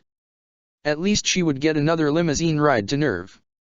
The staff cars were fairly plush, and she didn't mind taking advantage of the organization's generosity in the least. When they got in the car, Shinji had the same wide-eyed reverence he'd had for it the night before, and she felt a certain amusement in the way he looked at everything, like it was brand new. There was a kind of childlike wonder in his eyes as they drove through the city, and the best part was yet to come. The car pulled into one of the long entry tunnels, and for a time, they were shrouded in darkness within a long tunnel lit by amber lights, the sound of the car rumbling back on itself in the confined space. At length, they emerged, and the boy's gasp of surprise was almost gratifying. The geofront stretched out beneath them, actually bigger than the city that had been built over it. The monumental cavern was the largest construction project in human history, and it was brightly lit with the dawn-red hue of the rising sun, carried down through the earth by glittering mirrors lining the underside of the city. Shinji watched it all roll by with rapt fascination, gazing down at the rolling fields of plants and pastures, and the gleaming shape of the headquarters pyramid. It always amused her, somewhat, that she worked in a secret underground base inside a secret underground base. Wow, said Shinji. Yeah, Misato leaned over beside him. Cool, isn't it? It was slightly less cool to drive along the underground surface, until she opened the sunroof. Shinji glanced up through it and she nudged his shoulder. Go on, go ahead. He blinked at her, then slowly stood up, poking his head out through the roof. He gasped at the rolling cool air. It was never more than about 70 degrees in the geofront, even with the concentrated light from above, and stared at the mirror array, basking in the warm sunlight. Seated next to him, Misato leaned back and closed her eyes, and let the sunlight warm her skin. Shinji dropped into the seat beside her as the car passed into the pyramid, into the wider, more brightly lit, and generally cleaner-looking tunnel that led to the motor pool. When they parked, Shinji beat the driver to the door and opened hers. She was still dragging her foot, but looked dignified enough as they walked inside. We'll need to get you a new ID badge. I think the other one is still in my car. He nodded and followed her through the security check, looking nervously at the metal detector.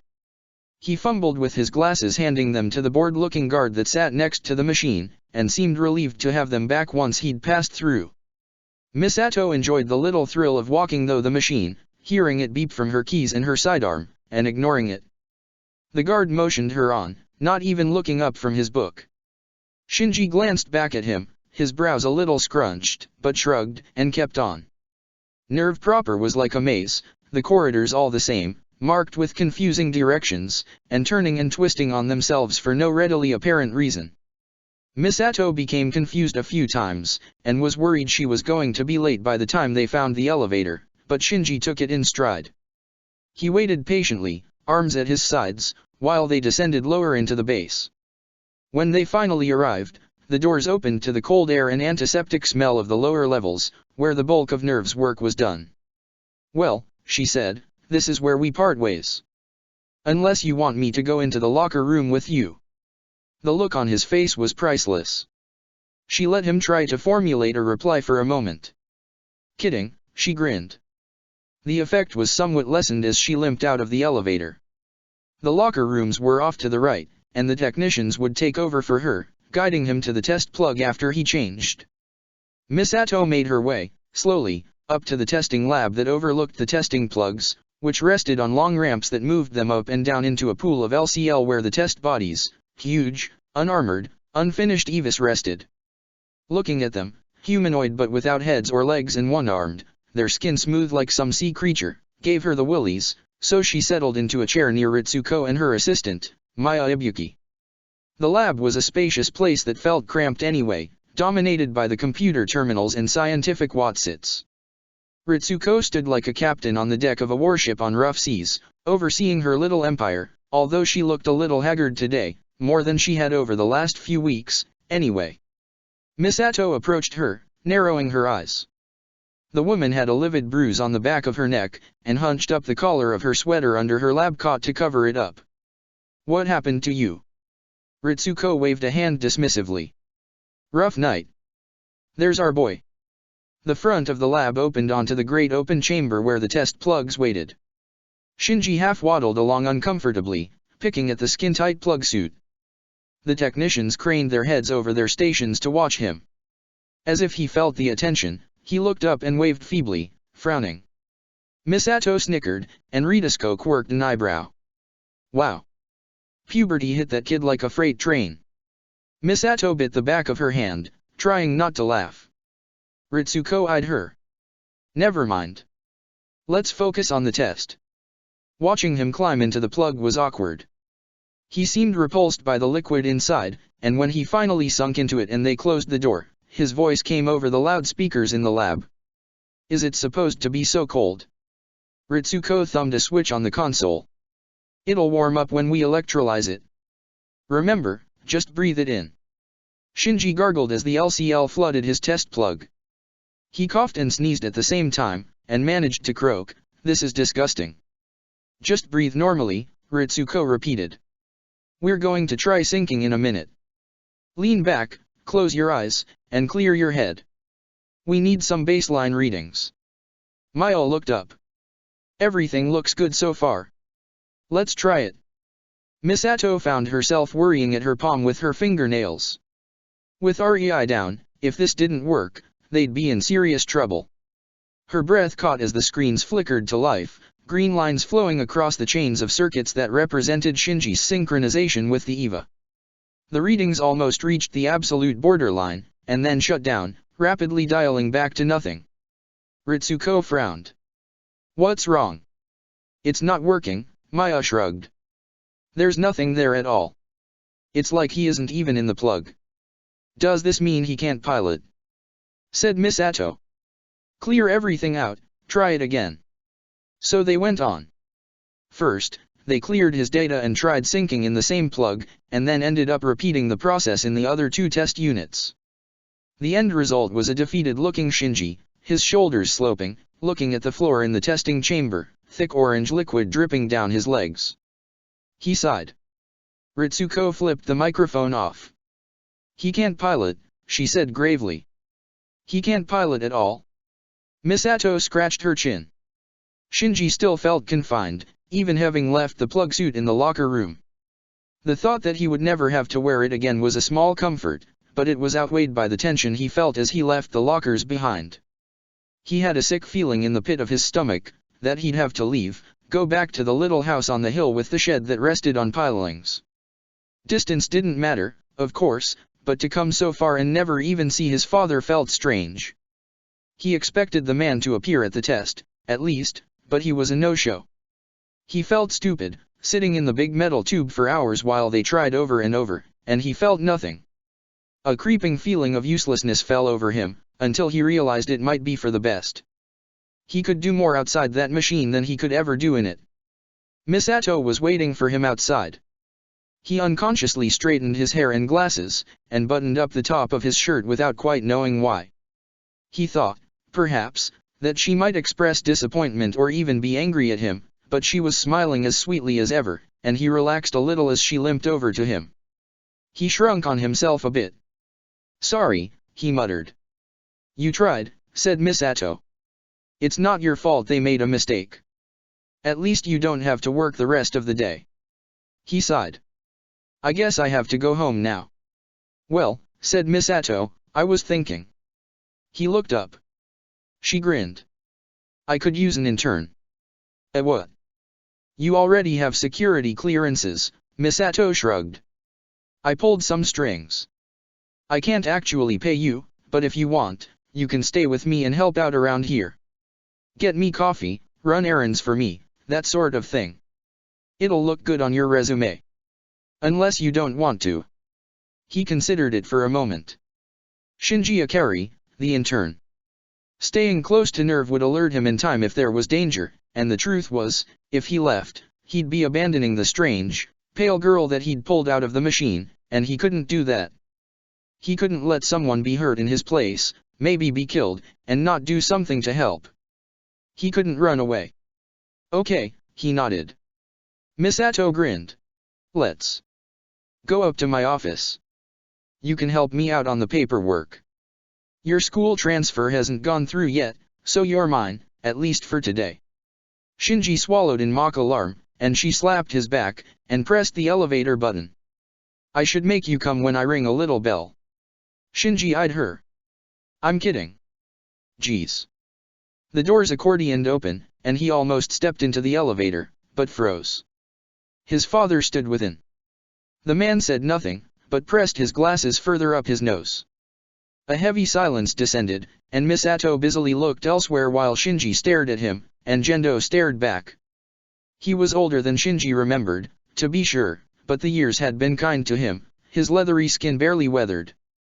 His haircut was plain and his beard one of indifference, the mustache shaved away probably because it annoyed him. He wore his black Nerve uniform with a sort of practiced indifference, declaring how little such things meant to him without speaking a word. The corner of Shinji's mouth curled slightly. "We'll get the next one." His father blinked in surprise. The doors closed. Fuyatsuki stared up at the face of Unit 1.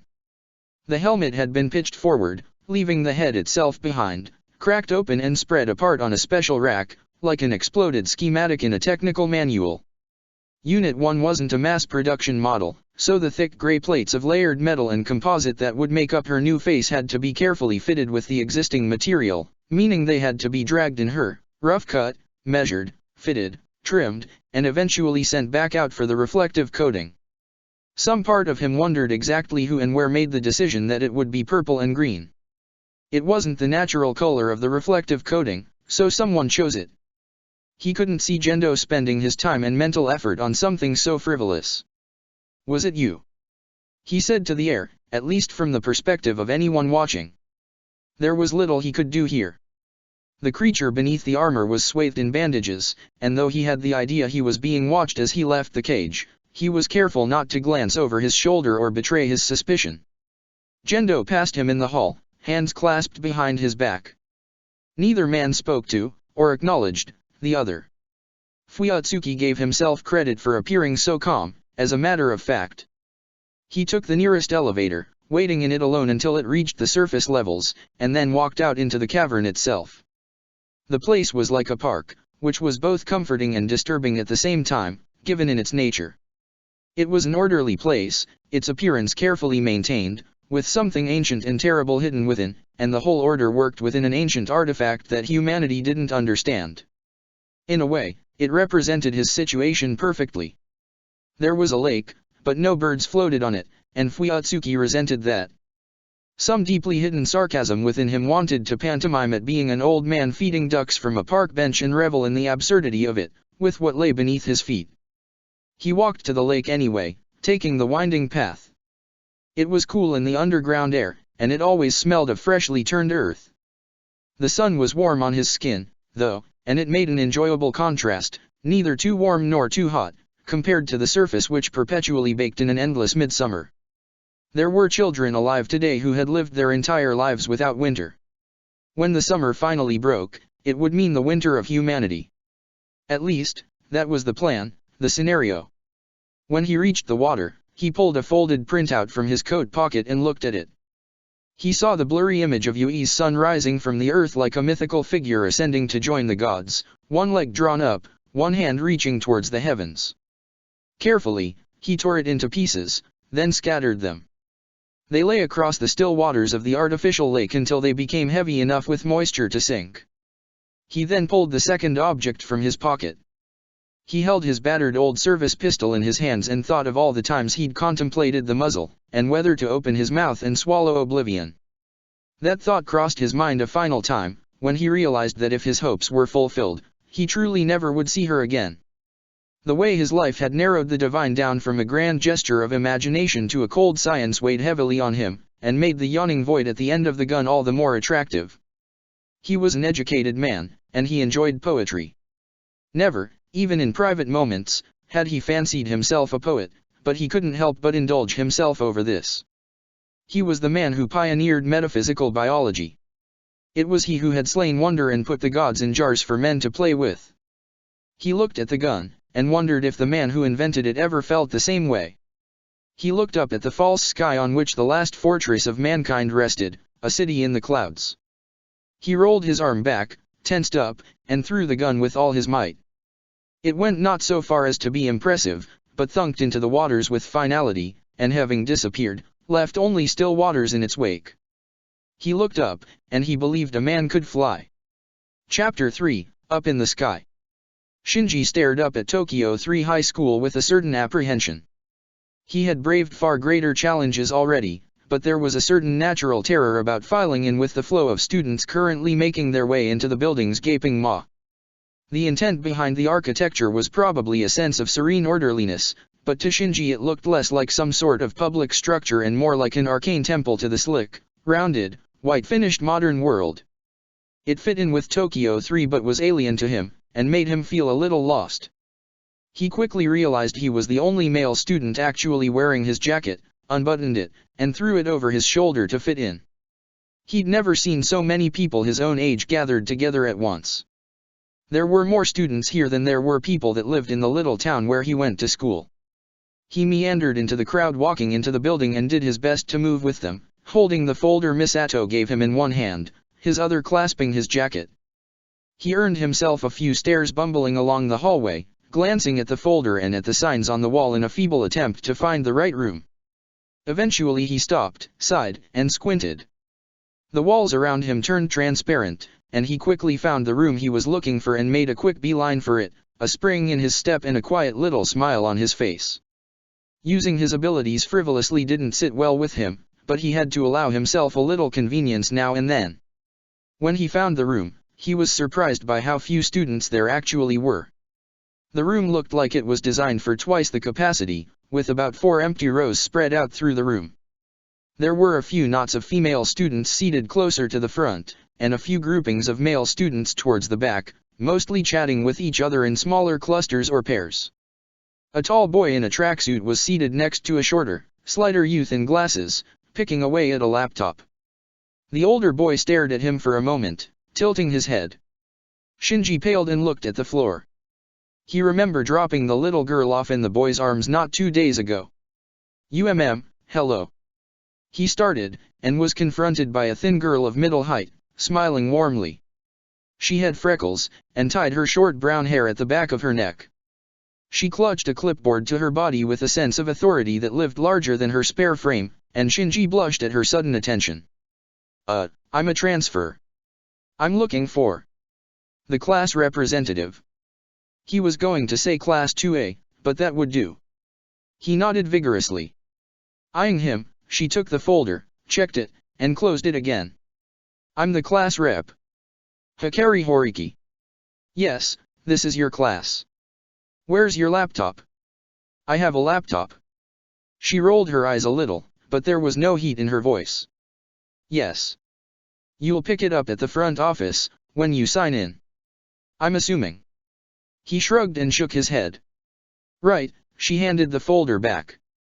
Take this up there, sign in, get your computer, come back. Hurry, we don't have much time before the teacher arrives. He nodded, took the folder, and headed into the hall. The spaces were mostly empty now, and when no one was watching, he double-timed it, moving just a little bit too fast. The wizened woman at the front office who gave him his computer and took his file looked at him as if she expected him to be out of breath, and he pantomimed being winded to satisfy her. He thanked he quietly, adjusted his glasses, and raced back to the class, laptop under his arm. He was just in time to slip into a random seat towards the rear of the room. He opened the laptop and began booting it. I'm tellin' ya, he heard the boy in the tracksuit tell a small cluster of students, I ain't crazy. I saw it. I wasn't the only one there. Shinji perked up. Then how come it wasn't on the news? Maybe it's a blackout, said his bespectacled companion. A conspiracy. They're keeping it a secret. Maybe you're just nuts, one of the other students shrugged. Shinji slowly looked around. The boy in the tracksuit fixed on him. What? Nothing, said Shinji, shrinking on himself. Stand. Bow. Sit. Stunned by the sheer volume of her voice, he nearly dumped his new computer on the floor in the process of leaping to his feet. By the time the wizened old teacher had made his way to the lectern, the computer had booted, and Shinji opened the note-taking program. He sat with his fingers poised over the keys, glasses perched on his nose to get them out of the way so he could actually see, and waited, and waited. The old man adjusted his glasses, took a sip of water from a small bottle, and looked around the room. He gradually made his way back to the board and wrote, Second Impact, and then underlined it. Shinji blinked and looked down at his schedule. Wasn't this supposed to be math class? When the waves hit, I was. Shinji stared with a quirked eyebrow as the teacher began a long, rambling speech about his time as a draftee in the post-impact wars, telling the story of the nuclear attack on Tokyo 3 times in the first hour. Shinji glanced nervously to his left and right, wondering if he was being hazed. Instead, he saw the students around him furiously typing, and when he saw the screens, he realized they were in a chat room. He began poking around at the computer, looking at the various programs, until he found the chat client. It took a moment to log him into the server, and asked him for a login name, so he put a carry S. The conversation went on at a furious pace. He had the impression that people were messaging each other privately, as well, because there were only a few students actually sending public messages, even though everyone was typing. Someone named Toji was ranting about the reality of the flying man, and from a quick glance over his shoulder, he saw it was the boy in the tracksuit. A new message appeared every time he hit the enter key. Shinji's mouth went a little dry. He hadn't counted on running into someone who saw him. He slouched a little, drew his shoulders in, and watched the chat window with his chin propped on one hand. There was no point in devoting much mental effort to listening to the teacher. He would remember anything that was actually important perfectly anyway, the taking of notes on his part for appearance's sake. He was glad to have the computer. Sitting there with a pad and pen would have been excruciating. The morning ground on, and he found himself unimpressed by the state of education in Tokyo 3. After a meandering, rambling lecture about second impact, or something, the alleged math teacher trundled out of the room and was replaced by an English teacher who muddled through the lesson, pausing for a gangly American to pronounce the word for him. Shinji, having already mastered the language, was bored out of his mind. He found himself staring out the window, past an empty desk. There was a tree, and it was gloriously alive. He watched ants pick their way along the tree trunk, their tiny exoskeletal bodies glowing brilliantly in the ultraviolet range. He could see the subtle changes in pressure on the surface as the tree carried moisture from the earth to its leaves, and saw the heat bloom before a tiny bird took to wing from the upper reaches. Eventually, they were dismissed for gym class, and he panicked for a moment, before he realized he could simply follow the other boys to the locker room. He fell in behind them, glancing around the halls as he walked. Once there, he found a locker, hung up his clothes, and changed into a t-shirt and shorts. Nervously, he wandered out onto the tarmac, assaulted by the sound of a bouncing basketball and dozens of conversations, the florid stink of the chlorine in the nearby pool where the girls were swimming, up a low rise covered in grass. A girl he didn't know gave him a little wave through the chain-link fence and he returned it awkwardly, and had a decision to make. A basketball was speeding for his head. He had options. He could catch it. He could backhand it so hard it would explode. He could simply lean back and count the dimples on its rubbery surface as it flew by, and if he wanted to show off, catch it one-handed and spin it on his finger. He chose to do none of those things, instead turning to meet it. He put out his hands and let it scrape against his palms, making a tiny sound of rubber on skin. It schemed through his grip and hit him square on the nose, and for anyone else would have perhaps knocked him flat on his rear end. In his case, he had to supply the momentum himself, and managed to quite naturalistically fall on his backside with a grunt. He adjusted his glasses and sighed in mock annoyance, rubbing at his forehead. When he pulled his hand away, there was another hand in front of his face, belonging to the boy in the tracksuit, who hadn't changed his clothes. His bespectacled friend stood beside him. Shinji took the offered hand and stood up shakily, brushing at himself for no real reason. "Hi," said the boy, "I'm Toji." "I'm Kensuke." "Shinji," said Shinji. "Did they do that on purpose?" Toji shrugged. "You have to watch these guys. They're rough on transfers." One Kozo Fuyatsuki's many roles at Nerve was to stand 2 steps behind and to the right of the commander when he performed his duties, ready to sweep in and take command if necessary. In other words, he occupied a mostly ceremonial post designed to keep him where they could see him, since he had both the knowledge of their conspiracy and the knowledge of the means by which they executed it to be a threat. It was either cooperate or die, murder the world or die knowing it would happen anyway. He cursed himself for taking the easier path, or at least he used to. He smiled inwardly, but kept his face a frozen mask, an actor as capable as his seated protege and drawing on decades of experience. The margin by which the world of secret societies was more tedious than the world of academic politics was a razor-thin one. He had a difficult time maintaining his composure today.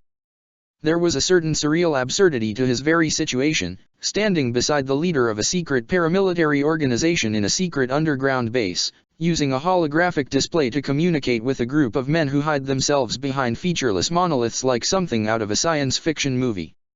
He had the identity of one of them nailed down, if only because the man routinely disregarded the secrecy the others favored and revealed his face.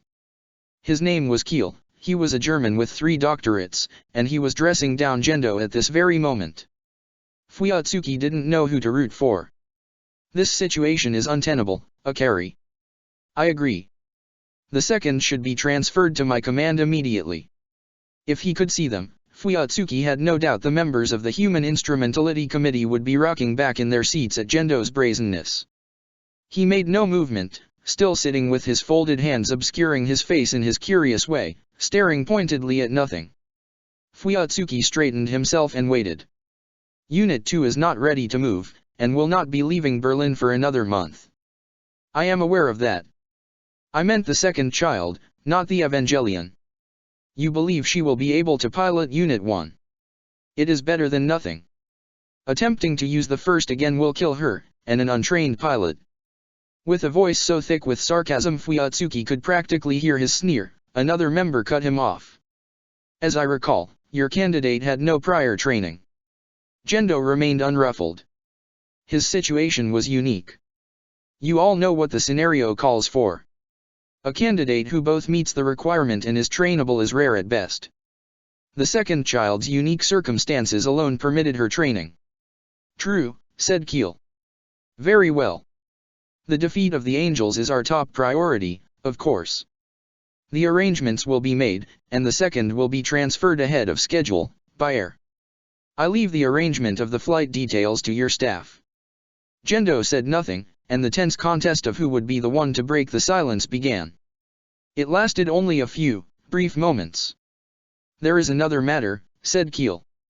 Gendo tensed. Which is? Another committee member cut in, a different one, with a deep voice. There have been disturbing reports of an anomaly. We have word that it was not, in fact, Unit 1 that destroyed the third angel. Gendo remained silent for a moment, and Fuyatsuki let his gaze drift to him as he wondered how he planned to play this.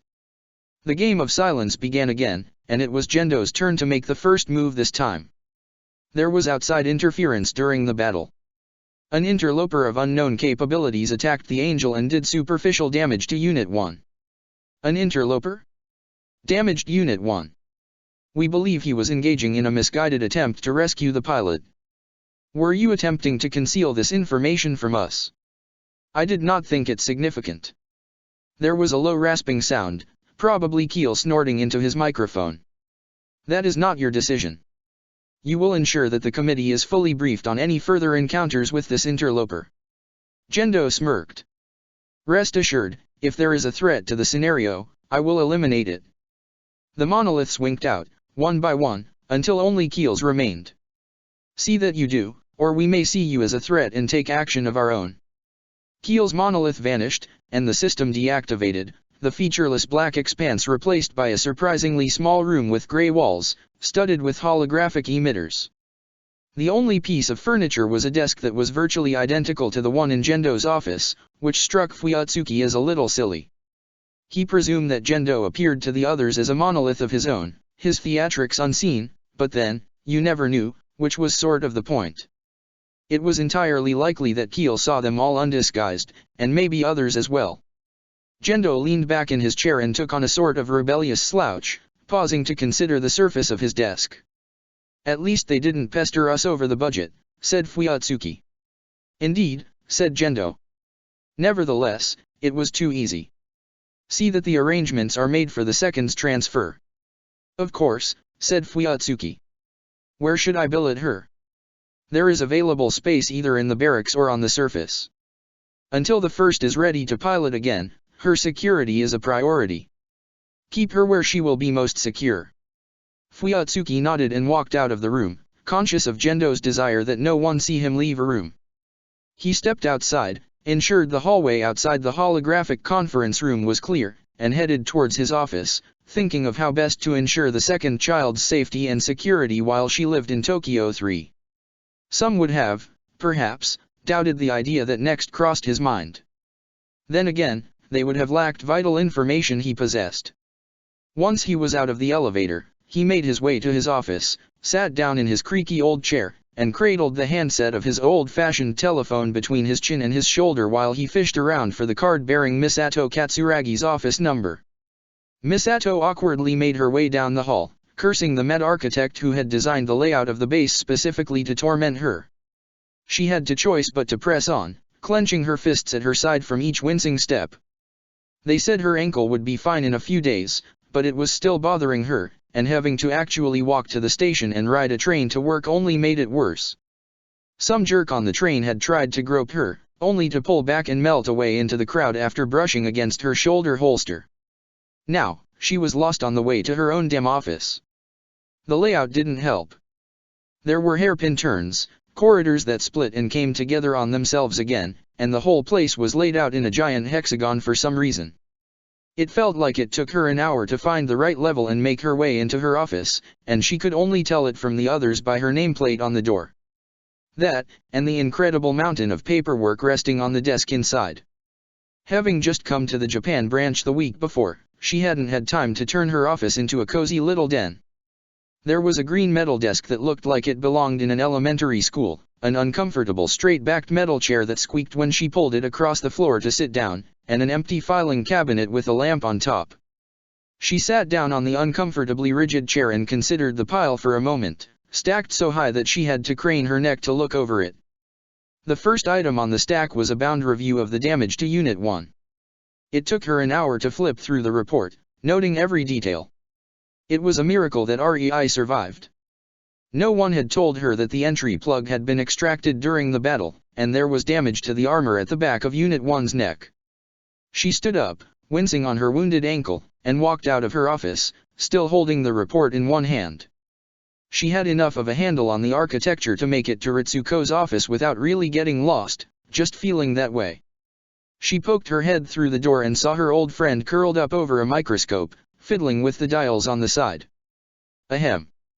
Ritsuko jumped, and touched a hand to her chest. Don't scare me like that. Misato blinked, and walked into the room. Sorry. The lab was a dense collection of junk.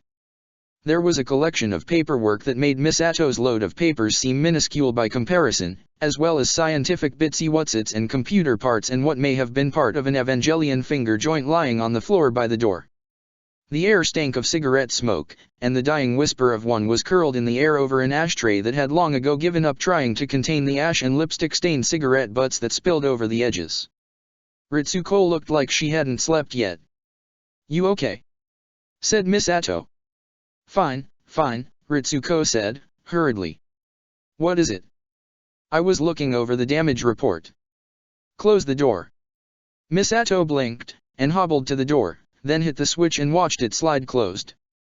She headed over to where Ritsuko sat and plopped down on the chair next to her, relieved at taking the weight off her aching foot.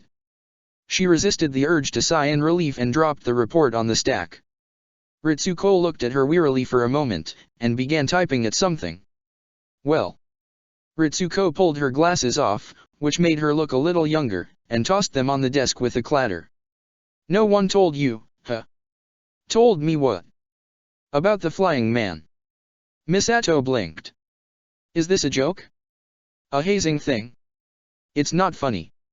Ritsuko turned the monitor of her computer, inclining her head towards it. Misato watched a grainy, jerky video, and recognized it as the camera from one of the Humvees, like the cameras police cars use. She watched the silent recording and her mouth slowly dropped open. What she thought she was seeing was only confirmed at the end. The figure standing next to REI, seated in the seat from the entry plug, was moving slightly, as in a soft breeze. When Misato saw a chunk of asphalt kick up next to his feet, she realized why. They were shooting him. They were shooting him, and the bullets were bouncing off his chest like pebbles thrown against a wall. With a sort of casual ease, he threw his hand out and closed his fist around something, looked at it, and dropped the bullet he'd caught in his hand to the ground. He hadn't even realized they were shooting him until he saw the bullet. What the hell? There's where your damage came from, Ritsuko shrugged. Keep watching. The figure reacted, probably from being spoken to, took a step back, and looked around. He considered the ring of Section 2 men forming around him, and flew away. It took Misato a moment to process what she'd just seen, her mind reeling, trying to see the string or the camera cut or something to explain how the man in the cape just rose up into the sky without apparent means. She stared dumbly at the floor after the video ended, unable to bridge the connection between mind and mouth. After he killed the angel. What? Ritsuko sighed wearily. After he killed the angel, he pulled Unit 1 open, pulled the entry plug out and ripped it open with his bare hands to get REI out. He beat the angel to death with his bare hands. I don't know. Misato stared. I don't understand this, Ritsuko went on, her voice cracking a little. It makes no sense. It's impossible. Only an EVA can penetrate an AT field. Only an EVA. Misato nodded. I'm not big on the technical details, but that implies that this person, or something that looks like a person, can generate an AT field of his own, or he's generating massive amounts of energy. He beat the angel to death with his hands, Misato. He killed it by punching it. Misato glanced at the pile of cigarette butts and the cup of coffee on the desk, so cold she could tell it just by looking. She put her hand on Ritsuko's shoulder. What does this mean? Ritsuko shook her head. I don't know. If this thing turns out to be dangerous, we might not be able to stop it. It looks just like us. What if it's an angel? It could just walk in here and we'd have no way of stopping it. Misato folded her hands in her lap. Maybe we could try, I don't know, talking to him. Ritsuko laughed bitterly. I don't think he's in the phone book. Besides, the official policy on this is that it never happened. Unit 1 took extensive damage, but defeated the angel single-handedly. I know, the bridge crew knows, the recovery crews saw him, it's going to get out, and there will be a panic. Misato nodded. Has anyone seen him since? Ritsuko shook her head. No. I hate this. I can't stand not knowing. It doesn't fit. Misato's phone rang. She rolled her eyes, but inwardly sighed in relief at the building tension in the little room. She fished the chirping device out of her pocket and checked the caller ID. It was the sub-commander. Scrunching her eyebrows in confusion, Misato put the phone to her ear. Captain. Yes. Ah, good. You were the second child's guardian for a time, were you not? Yes, sir. Good. She will be transferring in early. I've assigned her to live with you. Misato's eyes widened a little. What? Is that a problem? Well, I kind of already have. As I recall, your apartment has 3 bedrooms, Captain. I am aware of your arrangement with Akari's boy. Her safety is a priority. You will make do. But sir, she said, her voice tightening. I have a great deal of responsibility, and you have retained the services of an intern to relieve yourself of some of it. She's a teenage girl, not a puppy. You'll handle it. She sighed in resignation. Yes, sir. Very good, then. The old man hung up, and she shoved her phone in her pocket and blew out a sigh that was almost a growl. I know what to do if your flying man gets out of line, said Misato, leaning on her hand. Ritsuko blinked. We'll sick Asuka on him. The LCL drained with a hiss, and the colder air rushed in over her skin. Her hair suddenly became heavy and plastered itself against her head and neck and the back of her plug suit, and the sudden sensation of her own weight came back to her. She rested for a moment, holding in the thick heavy breath of liquid in her lungs, and then with a practiced motion, turned to her side, curled a bit, and hacked it all out at once into the pool of the stuff around the base of her seat, and then with an equally practiced motion turned away before she saw the swirl of saliva and mucus mingled with it. She rested her head against the seat behind her and waited patiently as the technician opened the hatch, and then climbed out. Asuka ran her fingers through her hair to force some of the foul-smelling fluid out of it and pull it away from her neck and free it from sticking to her suit, so that it didn't pull against her scalp as she moved. She had tried, for a while, wearing it shorter, but had come to see the lustrous red sheen of her locks as too rich an asset to waste for mere convenience, and now wore it nearly to her waist. She'd also long ago declined wearing a robe after exiting the plug, and simply walked through the cage where Unit 2 loomed over her in her suit, all but daring the technicians to ogle her. There were 2 kinds, the new ones, and the ones who knew better, who found it in their interest to correct the former before they got themselves in trouble. She derived a certain satisfaction from walking through the crowd of orange-suited men, who lowered their eyes to the floor in the way peasants showed deference to monarchs of old. One of the techs, still staring at the floor, brought her the harmonics report on a data slate. She'd long ago begun reviewing the materials herself, after she finished her degree. She was pleased to see she'd raised her sync ratio to 49%, placing her far ahead of the elusive first child, who had been training for a paltry 6 years to Asuka's 8, although she had been identified earlier. She flicked through the charts, noting that each was as she expected. All was right in the world. She blinked as she realized there was a third set of data, a third child. She stopped on the gantry and glanced over her shoulder, up at Unit 2. The Crimson Titan loomed over the vast space, dominating it utterly, 4 green eyes like an insect taking in everything that passed before it. The new guy wasn't fast enough. Asuka traced the invisible line from the part of her suit that bunched over her buttocks to his eyes, and consumed the look on his face when she realized he'd been caught with a certain predatory satisfaction, yet kept her face a mask. The man looked her in the eye, working his tongue across his lips not in excitement but in apprehension, beads of sweat appearing on his face. She let the hand holding the data slate fall to her side, and narrowed her gaze. You. The technician swallowed, hard, his Adam's apple dancing against the collar of his coveralls. Get over here. Sheepishly, he walked over to her. The sound of the slap was like a gunshot in the huge emptiness of the EVA cage, rolling over the walls and back on itself to become an echo. The technician's white hard hat hit the floor with a hollow thump and a tiny scraping sound as it spun around itself. His face flashed from disbelief to red-faced anger to resignation as he went white, leaving the fresh 5-fingered bruise emblazoned on his cheek. Asuka lifted her chin. Consider that the viewing fee. The next look will cost your job. The man nodded in silence, retrieved his hat, and slithered away, carefully looking at the floor, the only place where he might reasonably expect never to find Asuka in his vision. She smiled secretly to herself as she turned back to the data file. She opened it, and went over the data in confusion, tapping her finger to her chin before switching between screens. The third child's profile was normal, until he neared synchronization, then, it went wild, as if he were having a seizure and a heart attack and a rather furious bout of indigestion all at once. It was as if the Evangelion touched his mind and his mind simply refused to touch it back. Once he neared the absolutely borderline, all of his ratios veered back to the baseline and then plunged under it, like an airplane rising up to the very limit of its flight ceiling and then diving back down. The end result was a void in the plug, as if the system had been started with no one inside. She handed the slate off as she headed into the locker room. She showered in the suit first. It was impermeable, and she liked to keep the LCL off of her skin for the most part.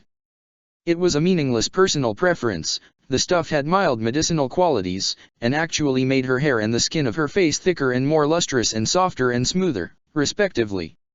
She once suffered a small cut on her cheek in training, only for it to be completely healed after a lengthy synchronization test. Only once she had her hair completely clear did she remove the suit and toss it away to be retrieved and disposed of after she left. Despite its positive effects, she loathed the smell and worked hard to eliminate it, scrubbing it away first and replacing it with light, fruity scents from soaps and shampoos, and finally, after she toweled off and changed into her dress, a whiff of a lavender perfume. She'd essentially stolen it, having purchased the same brand as former guardian, the Katsuragi woman. She mused over the meaning of a failed selection by the Marduk Institute as she made her way back to her quarters. It was a long walk through the halls of the Berlin facility, and she found herself staring at her feet, habitually counting the steps. When she found the door to her rooms, she opened it by scanning her palm print on the panel next to the door and stepped inside. Immediately, she saw that her apartment was out of order. It was spacious, designed for 3 people, and filled with her things. She kept a small office where she did the bulk of the work for her university courses, filling out tests and poring over notes taken for her by agents of nerve, or transcribing the recordings she made herself when she occasionally attended the lectures under guard. The other bedroom was reserved for her extensive wardrobe. When she walked into the foyer of her apartment, there was a box covered in DSL shipping stickers, standing half open. Some low-level nerve technician in the brown uniform they all wore outside the cage walked into the foyer with an armful of clothes, looked at her in terror, and then scurried away, having deposited her load into the box. Asuka walked past it, and sniffed the smell of an unlit cigarette and distinctive cologne. Asuka moved at lightning speed to throw her arms around Kaji, but he deftly arrested her movement by thrusting out a manila envelope that made her skid to a stop on the carpeting. She blinked and accepted it from him, her eyes drifting from the envelope to the man who'd handed it to her, the wiry, suave man with the artful little bit of stubble and the smile that stood out from everything else. He cleared his throat and nodded at the envelope, and she opened it. There were 2 items inside. A letter, and a plane ticket. She looked at the ticket, then looked at the letter, her eyes glazing over a bit as she comprehended what she read. "This is ridiculous," she snapped. Kaji rolled his shoulders and shrugged heavily, his smile becoming a smirk. "It had to happen sooner or later. Why am I going to Tokyo? What for? My Eva is here. They said it won't be moved for a month." "That's true," said Kaji. "From what I hear, you'll be piloting Unit 1. She blinked, turned around, and tossed the letter on a side table, still holding the ticket. "They want me to pilot that hunk of junk? What happened to the first?" Kaji looked at her gravely. "She's half dead, from what I hear. The accident with Unit 0, and then the battle with the third angel in Unit 1 almost did her in." Asuka tapped the ticket on her palm. "This is absurd. Why can't they?" It clicked. The third child was a washout, and they lacked the will, or time, or resources to train someone else to pilot that ridiculous monstrosity until she arrived to solve the problem. She found herself gritting her teeth. "I can't believe this. I'm fairly sure this is a government operation," Kaji smirked. Asuka snickered and shot him a longing look. You're coming with me, right? No, he moved from the wall and took the cigarette out of his mouth. I have some business at the Munich facility, and then I'll be joining Unit 2 for the overland leg of the trip when they do move it. You'll have a full security detail, though. Asuka stared at him and tried, hard, not to tremble. I see. So, this is goodbye then. Only for a few weeks, he shrugged, picking up an old mug from one of the boxes and turning it in his fingers. I may be able to visit Tokyo for a while. Hell, I might end up reassigned there. That would be exquisite, said Asuka. Maybe we could finally move in together. Kaji snorted. You didn't read the whole thing. Asuka frowned. You're rooming with Katsuragi. Her shoulders sank when she heard the subtle way his voice changed when he said her name. She looked at her feet, then back up at him, brightening. Oh. Well then, you'll join me for dinner tonight, right? One more time, before I go. Maybe we could see a movie, and... He shook his head and walked over to her. You know we can't do that. The little sleepovers were cute when you were 10, but you're almost an adult, now, Asuka. He leaned in and lowered his voice. Look, I don't want to embarrass you. We talked about this. It's not going to happen. He stood up, ruffled her hair like a child, like a damn child, and walked out of the apartment, leaving her standing there, holding a plane ticket in the boxed detritus of her life. She stood there, fuming for a while, and then started towards her bedroom, to prevent the perverts packing her things without permission, from stealing her underwear or something. To her relief, they were all female. She barked orders and pointed, but her heart wasn't really in it. If only the pilot of Unit 1 hadn't been a total failure. This was all his fault. Ariai's eyes opened slowly, and her eyelids fluttered for a moment before she was greeted by the sight of her own hair, drifting lazily through clouded link control liquid. The liquid began draining, and her feet touched the cold metal floor of the tank. She was in a round glass tube, which was once filled with the now rapidly draining liquid. She leaned on the glass, and it made small squeaking sounds against her bare flesh. It took her a moment to stand, shakily, and she began to shiver from the cold. The tube ground downwards, and the air became colder still. She nearly fell stepping down from the tube, and bumped into someone. Commander Akari wrapped her in a blanket, a flat look of profound indifference on his face. He nodded at someone, at Akagi, and they led her to a gurney where she sat down. There was a hospital gown there, and a peculiar device, a cleverly hinged arm cast. Beside it were a medical eye patch and a coiled spool of gauze bandages. Rei sat swaddled in the blanket, breathing shallowly and blinking. She had a vague recollection of being in Unit 0, and did not understand how she came to be here. When she thought on it, her eyebrows pressed together, and she felt a series of vague sensations and saw flat, disconnected images, as though the information she recalled had happened to someone else. She looked up, and the commander met her gaze. She did the best to quell her shivering, and ignore the rest of the room. The others loomed behind him, moving gently in the slow currents of the LCL tank, spare parts for a broken machine. Otherwise, there was darkness. Akagi backed away slowly, averting her gaze from Rei. The commander cleared his throat, and Rei straightened. How did I come to be here? Irrelevant. You will wear the bandages and the cast. I do not understand.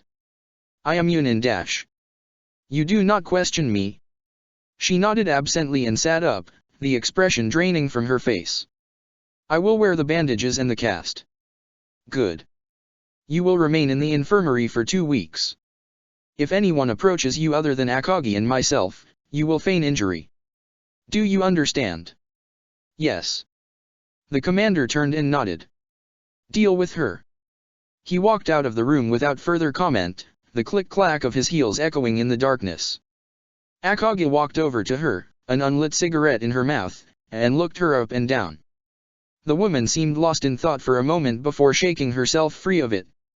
She held Rei's arms while she shakily stood up and helped her tie the hospital gown around herself, and silently worked the cleverly hidden hinges on the false cast, so Rei could see how it was done if she needed to do it herself.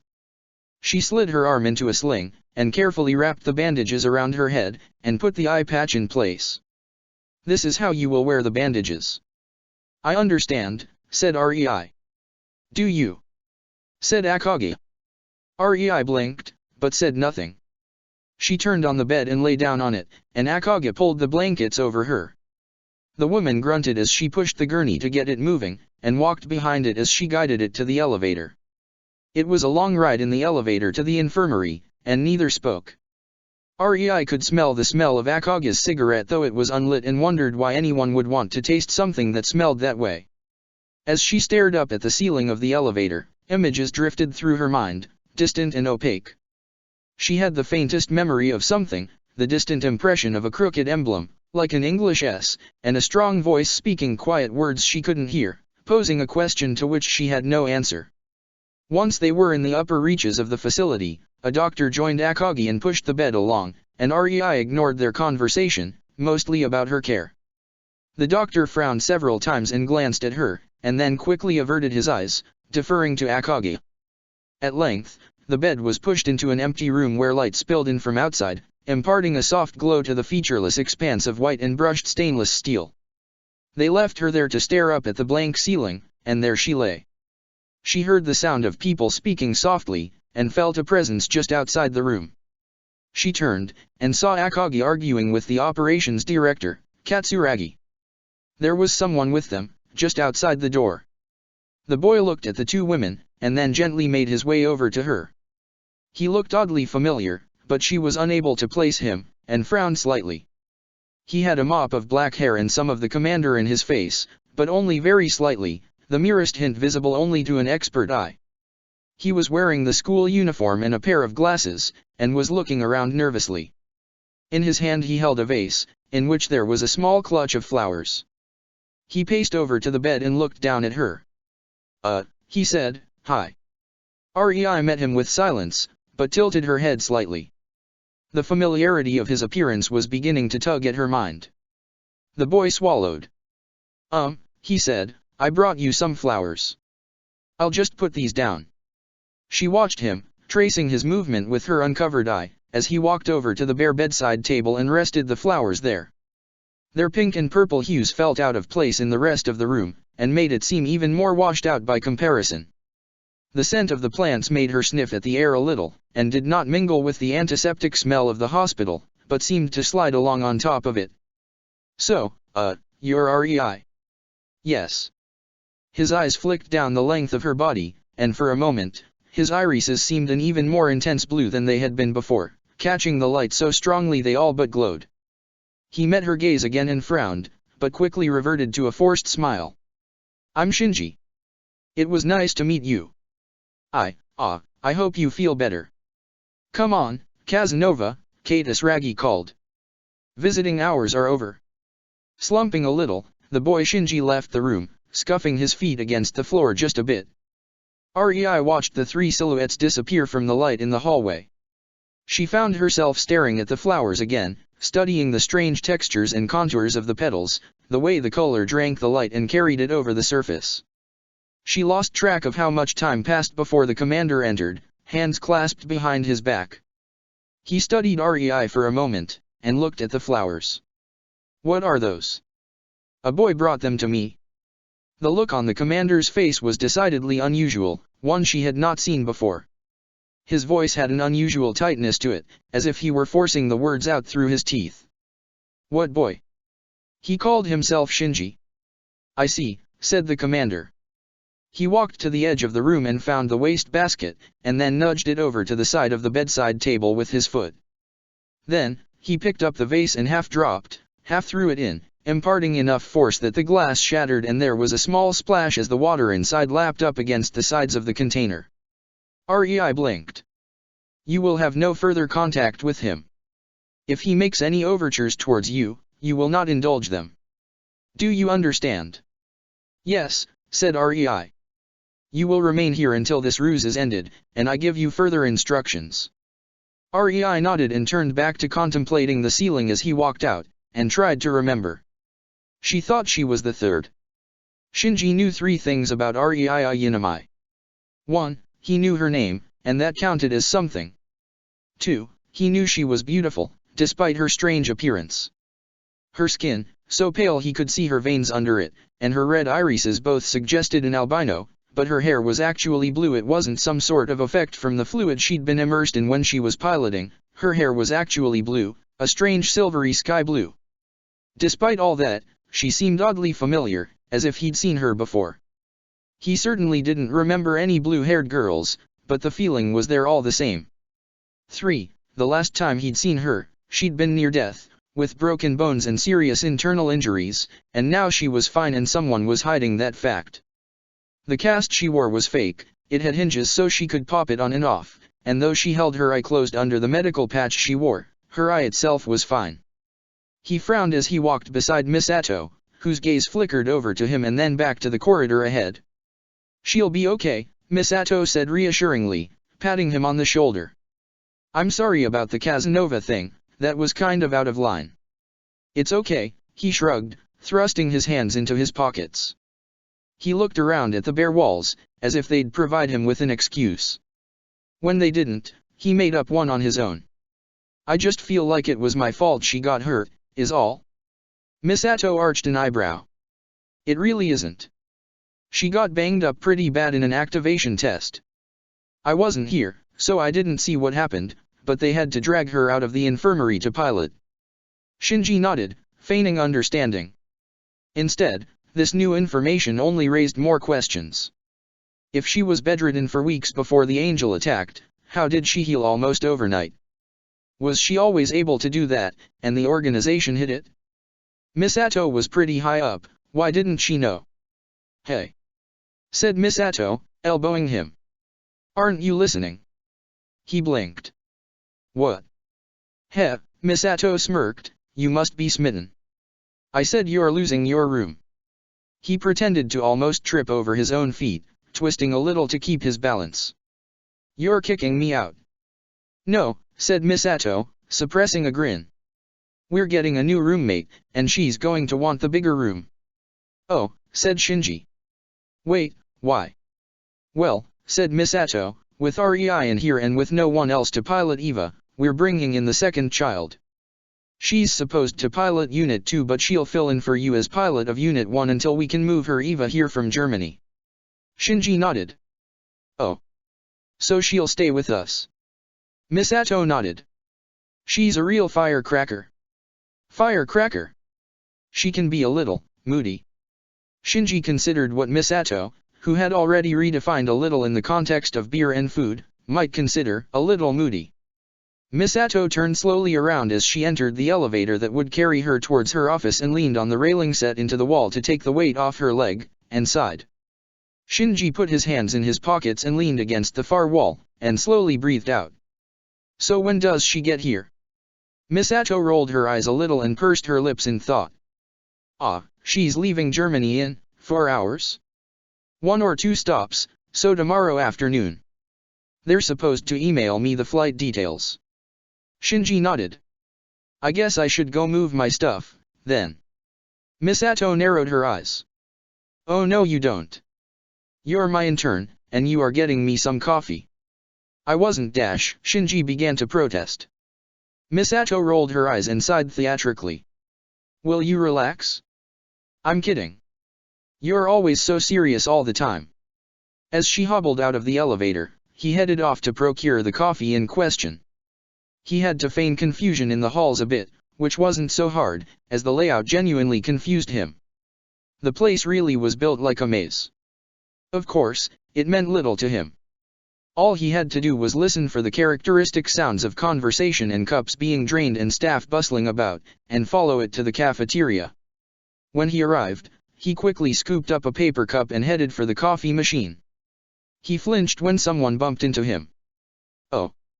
Sorry." He blurted. "Hey, you're the kid." He was confronted by 3 young people.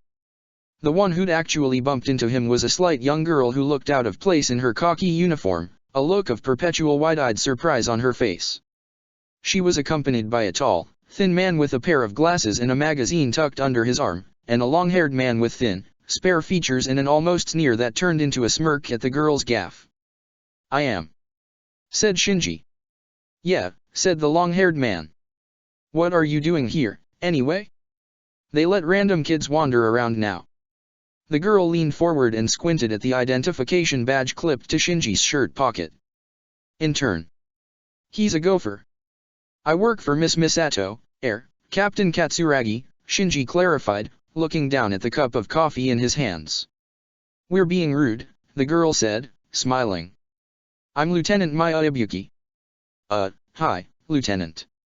I'm Hyaga, said the guy with the glasses. This is Aoba. I'm on break, Aoba strode away. I'll see you dorks later. Ugh, said Maya. What's with him? I have to get going, Shinji mumbled, and trundled away, dropping his shoulders. He quickly made the series of turns that took him back to Misato's office, knocked on the door, and brushed it aside. She was poring over some set of forms, grunting to herself and ticking off check boxes with a pen. He put the coffee down beside her and she picked it up and took a sip, without comment. Bleck, she snorted, it's cold. Go heat it up. Shinji sighed and took the coffee back, and walked out of the cramped office. When he was a few paces down the hall, he lifted his glasses, stared down at the coffee, and concentrated. Within a few moments, the surface rippled and thin streamers of steam rose up from it. He waited for a moment, then walked back into the office and gave it back. Better, said Misato, having taken a sip. That was fast. Learning your way around, huh? Shinji shrugged. I guess. Good, said Misato, picking up a hefty sheaf of papers with a grunt. I have some running for you to do. Just drop these off, follow the sticky notes. I gave you a map. Shinji took the papers and flipped through them, noting the yellow notes stuck to the various pages with names and office numbers. He sighed and wandered out of the room, still studying them. As he walked through the complex, he glanced at the map mixed in with the papers, making turns here and there. Gradually, he managed to give away most of the stack, and wondered why these people couldn't just email each other. After a while, he had only a few bundles left. He knocked on Dr. Akaga's door, and took a barely vocal grunt as sign he was permitted to enter. He knocked again anyway, just to be sure. Come on, the scientist groaned, I'm busy. Shinji slid the door open and stepped inside, holding out the bundle of papers. Akaga took them, glanced at him, and her expression softened. I'm sorry I snapped at you. We're all very busy, Shinji. He nodded. What are you doing? It's classified, she said, waving her hand as she turned back to her computer. Shinji furtively lifted his identification badge. Akagi rolled her eyes. Misato got you a clearance? You do realize that means more running, right? He shrugged. So what is it? She looked at him askance for a moment. You're really interested. I like science. She sighed, leaned back in her chair, and scrubbed her fingers over her scalp. That's too bad. I really can't tell you about this, although, there is this. She leaned over, rummaged around the pile of junk around her feet, and tossed a bundle of blue cloth at him. He caught it, and let it unfold in his hands. He recognized it at once as the weird skin-tight suit he'd worn during the synchronization test. It still smelled faintly of the foul liquid from inside the entry plug. He turned it around, looking it over. What is it? It's your plug suit, said Akagi. No one else can really wear one fitted for you, so I figured you could keep it. He rolled the suit up and tucked it under his shoulder. Thanks, I guess. If you're really interested, maybe we can go over how it works when I have some time. It's really quite fascinating, from a materials engineering standpoint. Subvocally, she added, like I'll ever have time. Shinji stood until he was sure she was ignoring him, and then quietly turned and left, closing the door behind him. He glanced at the last bundle of papers and froze. The note addressed it to Kozo Fuyatsuki. He checked the map and threaded his way through the corridors, taking a route that took him by Misato's office. She waved idly, focused on her work, as he took the folded plug suit and stuck it in his backpack, resting in the corner of her little office. As he walked out of the room, he scratched his chin. It was blue, after all. He found Fuyatsuki's office and knocked on the door. Enter. Slowly, swallowing hard, he walked inside, trembling a little.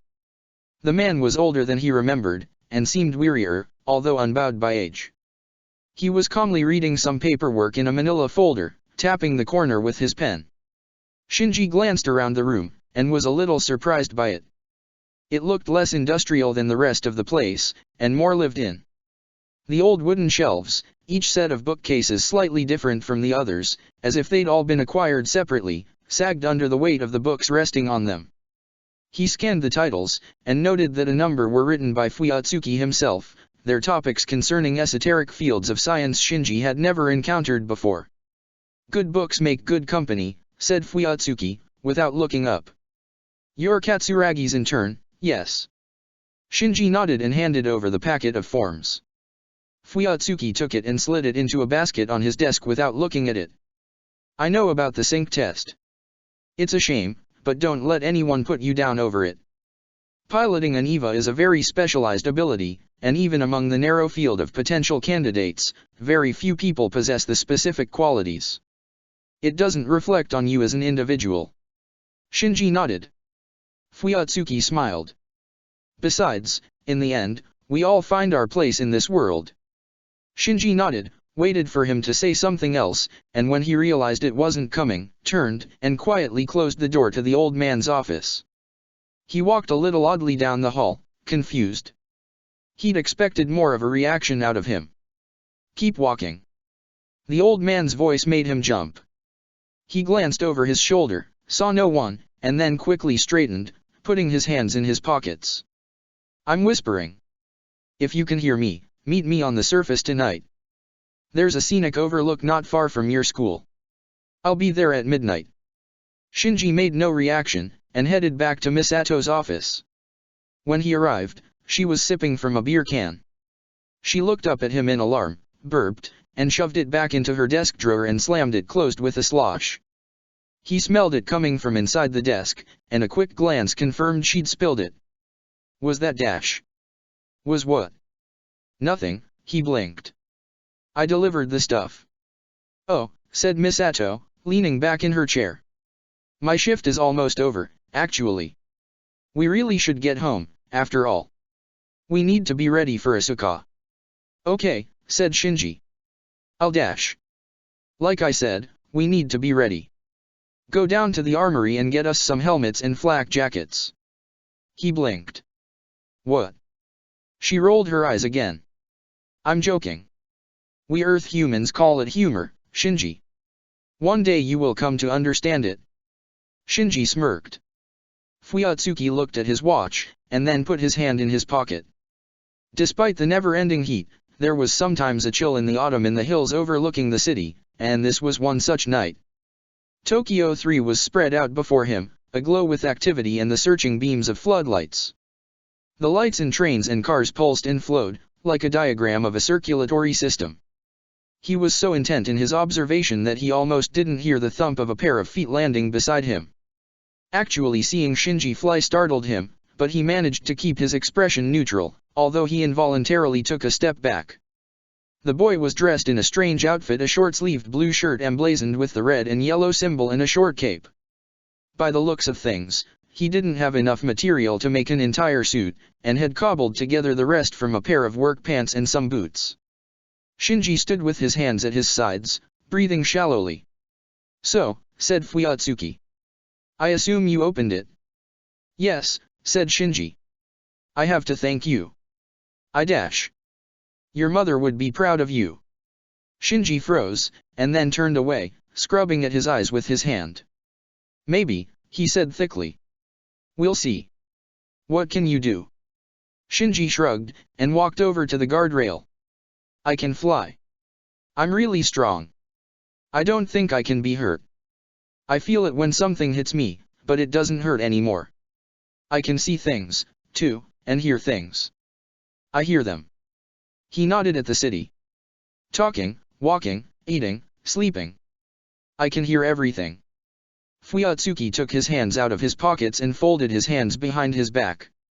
"You still need to be careful." Shinji looked at him. "Professor, who is REI?" Fuyatsuki looked away, and leaned on the rail. The ground yawned out beneath him, rendered in muted blues and blacks under the moonless night sky. He sighed, stood up, and turned. Why do you ask? She seems familiar, but I can't place her. Did I know her before? When? Fuyatsuki's jaw tightened. He glanced at his feet. In a manner of speaking. I don't understand. It's... Fuyatsuki trailed off.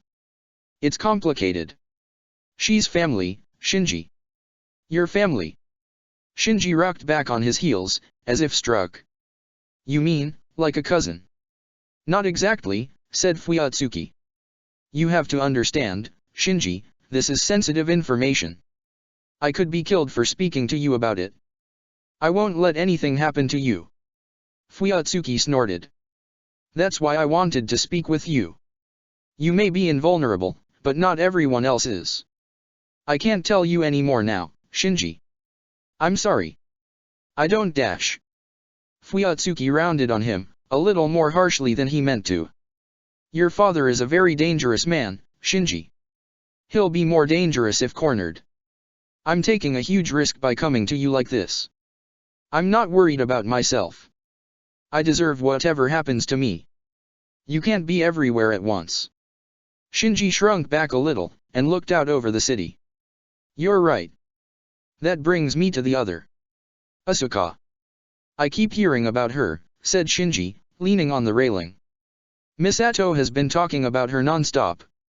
Captain Katsuragi was her guardian for a time, in Germany. She pilots the other EVA. Unit 2. Fuyatsuki nodded. That's right. I made the arrangements for her to live with you and the captain. Shinji blinked. You did? Fuyatsuki smirked. Akari ordered me to put her where she would be safe. Where would be safer? Shinji nodded. I won't let anything happen to her. Fuyatsuki found himself laughing sadly. Be careful around her. Her behavior can be strange. I've never had the opportunity to meet her, but I review the psychological reports regularly. She is, well, damaged is the only word that seems correct. What happened? Fuyatsuki glanced at the boy, leaning on the rail in his silly costume, like a child dressed up for a game. At just the right angle, he looked so much like his mother, the same curve of the jaw and the same depth in his eyes.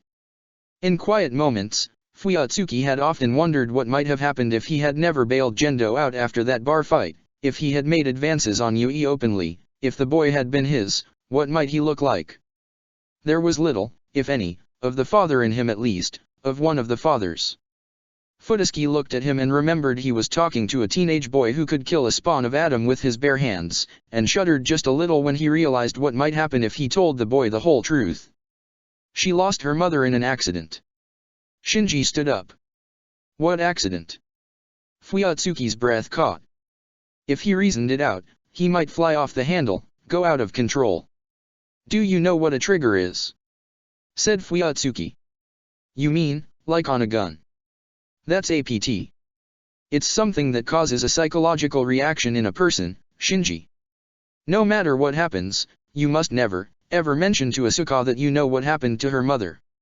Never even broach the subject. Do you understand? Shinji nodded. Okay, I won't. Good, said Fuyatsuki. We must be careful, Shinji. Very careful. There's more going on here than defending the city from those creatures. We can help each other, but only if we don't overplay our hand. Shinji nodded. I think I should get going. And so you should, said Fuyatsuki. Shinji lingered for a moment, then turned and, with curious slowness, took off. It was as if some invisible force lifted him around the waist and carried him up into the sky, leaving his legs dangling. Fuyatsuki felt a tightness in his chest as he watched him disappear into the night sky, and clapped his hand over his mouth when he was out of sight. He could only hope that Yui knew what she was doing, all those years ago. Lawrence Keel did not think of himself as ostentatious. In fact, he thought his lifestyle was somewhat understated for his station in life. He spent the majority of his time in his study, which was in the east wing of the family home. The study was a large, imposing, drafty room, with high vaulted ceilings that reminded visitors of a temple or church from the way they arched. The floor was covered in a thick pile carpet and the walls lined with the collections, dozens upon dozens of volumes each worth a small fortune. It was the ceiling that spoke, however. The rough beams and exposed stone made a statement about the primitive urges that lay beneath the refinement of man, the need for the old religion. Sitting at a wide desk at the head of the Temple of Books, Keel was at the end of history, literally and figuratively. He knew his colleagues had other tastes, but he preferred a simple holographic display built into the desk. Rather than sitting in a dark room confronted by towering black slabs that spoke in booming voices, he sat before a miniature holographic cairn that spoke in whispers. It pleased him to fold his hands together and lean over his colleagues, projected in miniature in the illuminated circle on his desk. Tonight, he spoke with only 2 of his associates, and they all wreathed themselves in shadows. "Akari poses a threat to us, brothers," said Keel. "Indeed," said 02. "What do you propose we do about it?" "I had wished to avoid bringing this to the full committee," said Keel. "I think the fewer of us are aware of it, the better." "Get to the point," said 03.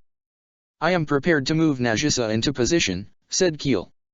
"It has occurred to me that, if the second were to suffer an unfortunate accident, it would justify moving our pawn onto the board earlier than anticipated, checking Akari's advance." "What are you suggesting?" said 02. "I am not suggesting," said Keel. "I am implying. It would be unfortunate if there were to be an accident involving the second on her journey to Japan, but not a disaster. In fact, I think we could make an advantage out of it." "I see," said 03. "The final leg of her travel would fall under my jurisdiction," said 03. "Air travel is so unreliable," said 02. "I have never trusted it myself." "There is the issue of the attack by the 4th and 5th, said 03. "They are scheduled to arrive before we could possibly transfer Unit 2. Keel leaned back in his chair, and ignored the lancing pains in his spine. "I think the first is in better condition than Akari would have us believe. In fact, gentlemen, I think he believes he has beaten us at his own game." "He would not dare," said 02. "He would," said Keel. "You are both aware of the basis of the dummy system. In the wrong hands, the technology could be used to create something dangerous." "As we have done," said 03. "We had considered the possibility of someone in our organization attempting to prevent our transmigration," said Keel, "but not of subverting it. We are the best and brightest.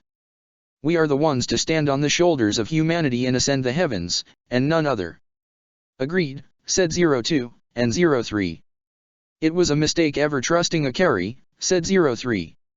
"We should dispose of him immediately." "He is too entrenched," said 02. "Do not forget the inevitability of our cause. Our victory is foretold by prophecy. Akari is a tool to be used and discarded. He can be controlled." "How?" said Keel. "Allow him to believe he is succeeding, that he has fooled us. In order for his plan to succeed, the children of the first angel must be destroyed. Our goals are aligned. So long as he is effective, there is no reason to replace him. If we move overtly, he may take action to sabotage us." "Then the chairman is correct," said 03.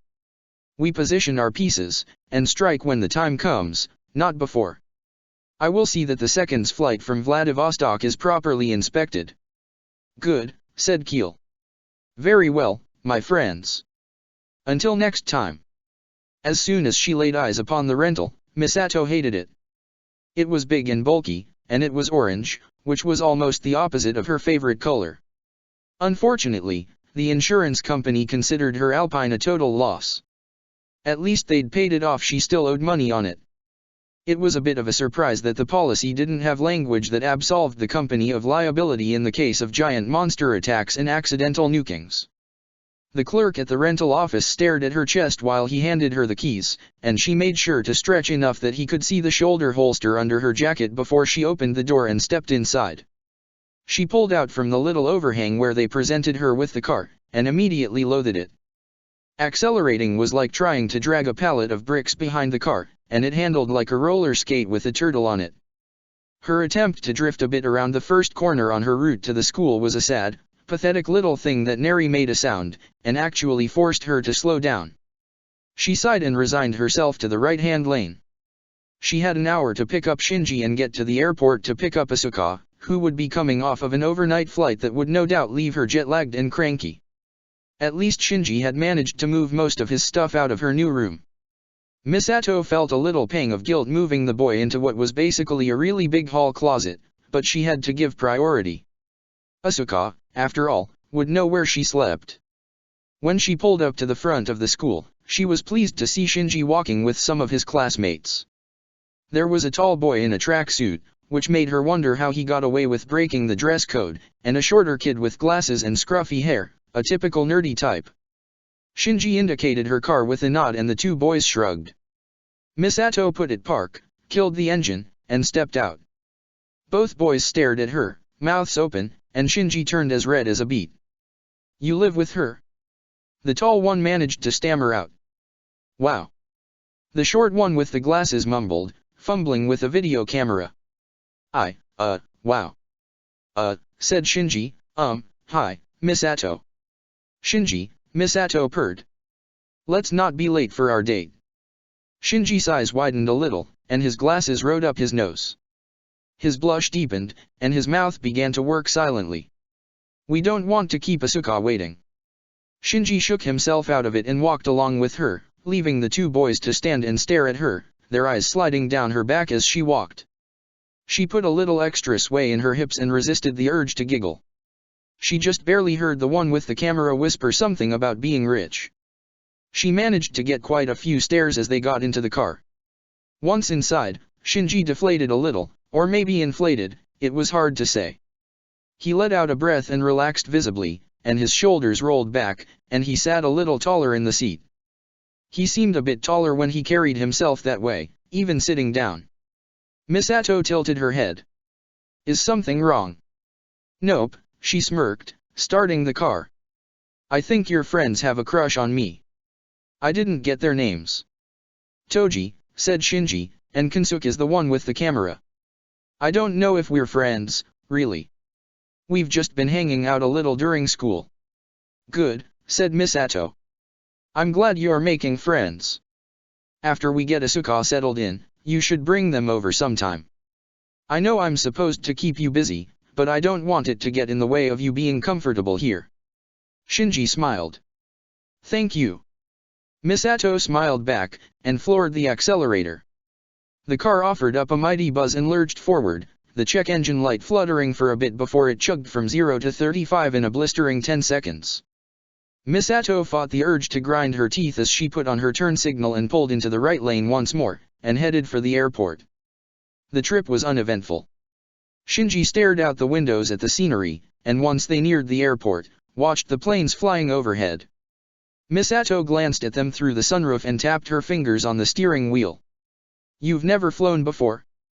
He looked a little confused by her question. "No," he said quickly, "never flown." "It's not a big deal," said Misato. "Like riding a big bus.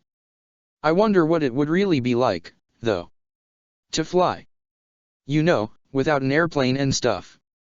Shinji only shrugged. She pulled into the airport unloading lane and parked right in front of the terminal entrance, under a long concrete overhang.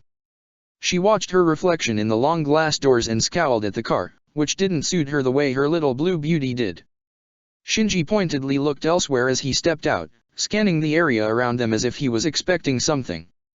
A security guard in a pompous uniform dashed up to them, belly jiggling as he ran. "You can't park here." Misato flashed her nerve badge and grinned as the guard deflated. "Keep an eye on it for me, will you?" She motioned for Shinji to keep up and headed into the terminal. The identification card got her through security, Shinji in tow, and they made their way through the concourse to Asuka's terminal. She found the big board where the flight times were displayed, and grimaced. Asuka's flight was running a bit late. They had time to eat, maybe, and she remembered that she was hungry, having had nothing to eat since that morning. Out of the corner of her eye, she saw a thin streamer of pitch-black smoke billowing through the air, and ran down a flight of stairs to the waiting area at the gate. The flight staff had all lined up along the windows, and were pointing, and people were beginning to run around. As it drew nearer, she saw that the long line of smoke was tipped by a plane, flames trailing from one engine. It teetered through the air, tilting from one side to another, and she glanced up at the arrival board again. Asuka's plane was going down. "Oh God," said Misato, fumbling in her pocket for her phone. She hit the speed dial for headquarters and put it up to her ear. "Shinji, go." She looked around. She must have lost him in the crowd. The phone was ringing, and finally, someone answered. "Captain," said Hyuga. "We have a situation," said Misato. "Asuka's plane is going down. Inform the." She trailed off. She saw the streak of blue and red past the low row of tall windows before the sound caught up with it, a rippling boom that made the glass wobble in its frames, burbling like a piece of tin in the hands of a child shaking it to make thunder. The crowd around her went silent, and together their heads tracked the object make a low, lazy circle around the runway and spiral upwards, towards the distressed airplane. All around her, cell phones and cameras and camcorders appeared, and there was a murmur, a rumor that rose to a crescendo as someone in the crowd called out. "What is that?" Chapter 4, In His Bare Hands. Asuka was beginning to feel like a piece of cargo.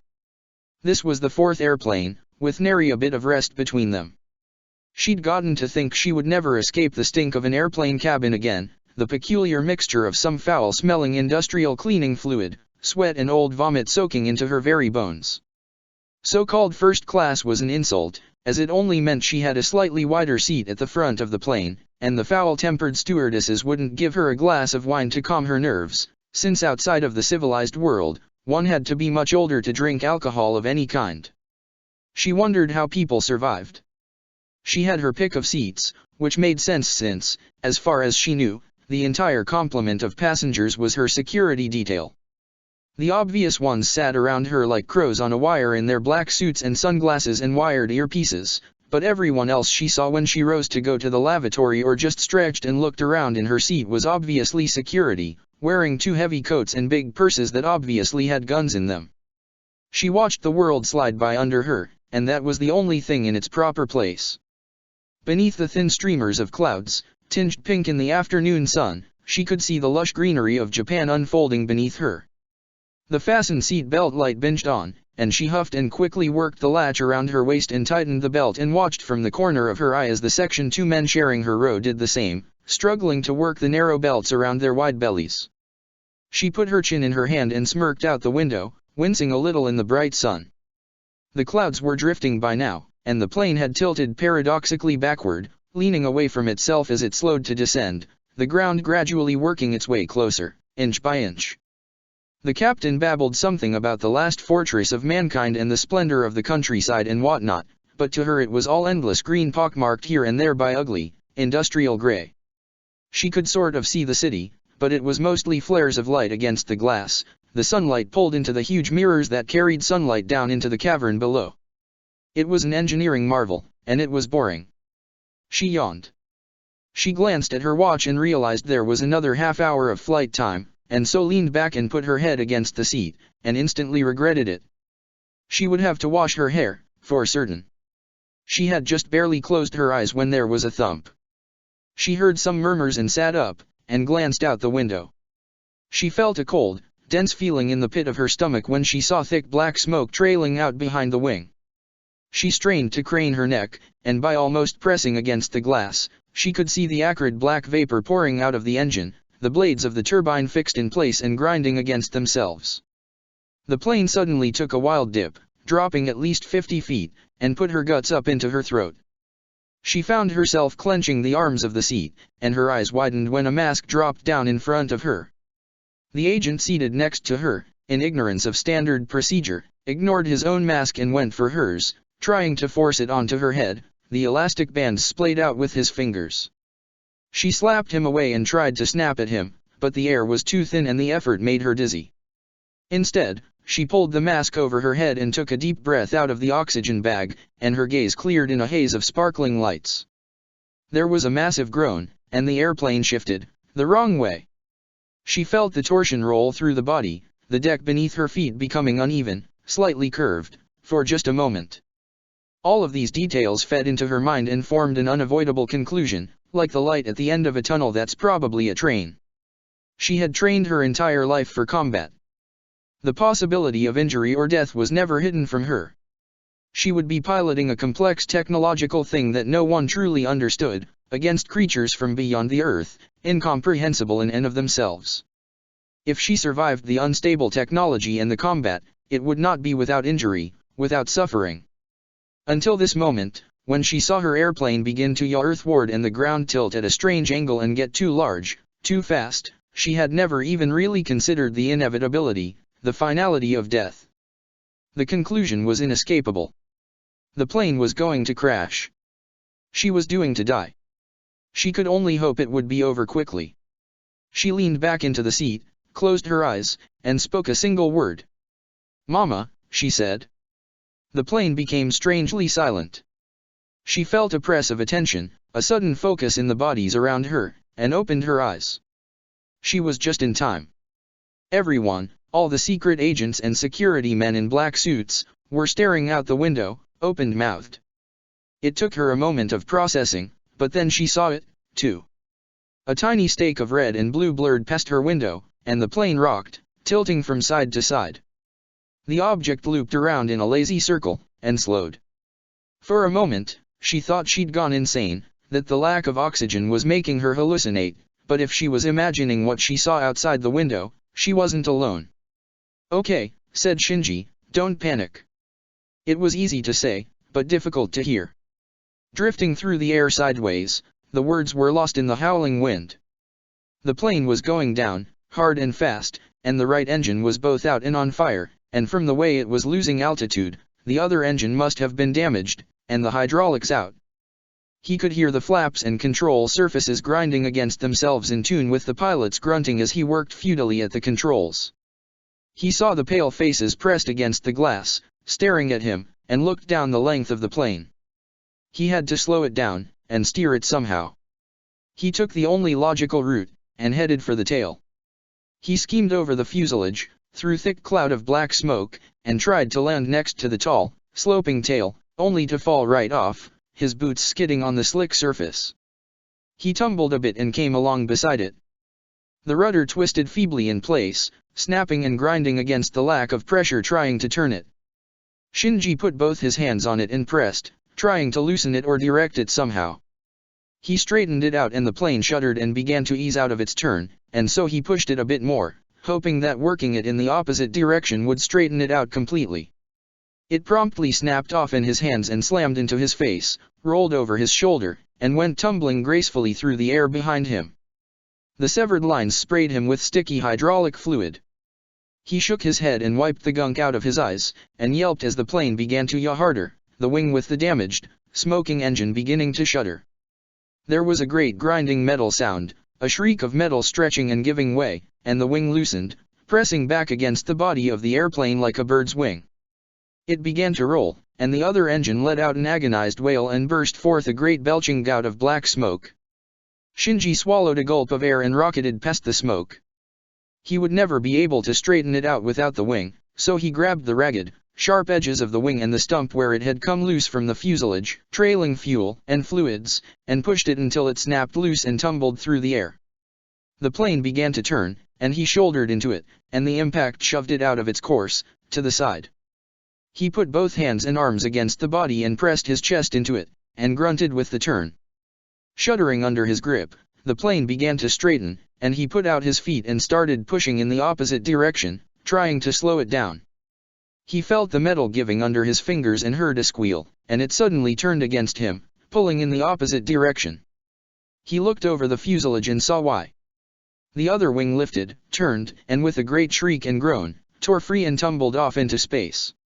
Shinji stared at it dumbly for a second and realized the plane was moving on only by momentum, and had lost its lift. He let go, drifted back, and slid under it, moving towards the front. He rolled over onto his bell, felt a moment of uncharacteristic vertigo as he saw the ground rushing up at him, and rose up into the underbelly of the plane, then slapped both palms against it. He grunted with effort as he pressed into it, gradually turning it back onto its belly, and then pushed upwards, its massive weight suddenly pressing crushingly down on his back. He glanced from side to side and saw the rapidly thinning streams of hydraulic fluid and spared a glance over his shoulder. The landing gear was still up. This was going to be bad. He did his best to level it out, and then tilted the nose up, and pushed back into it. He felt the metal buckle behind his back, but there was nothing else to be done. Inexorably, the plane slowed, the entirety of it buckling behind him, and he sucked in a breath in terror that it would bend in half and go spiraling off into the ground. He eased off, supplying the lift now, and spotted the runway at the airport, the long, slender streams of concrete slicing this way and that through verdant green. He steered as best he could for the most open one, which was, unfortunately, right next to the terminal. The plane groaned as he neared the ground, pressing back, trying to balance the need to slow before it hit the ground with the need to keep the whole thing from disintegrating. The earth was closer now, and he could feel the backwash from the runway beneath him whipping his cape against the fuselage. He closed his eyes and clenched his teeth and pushed, and his breath caught as the rear of the plane touched the ground. There was a shower of sparks and a sudden rumble, and the wide curvature of slick metal resting on his back threatened to twist out of his grip.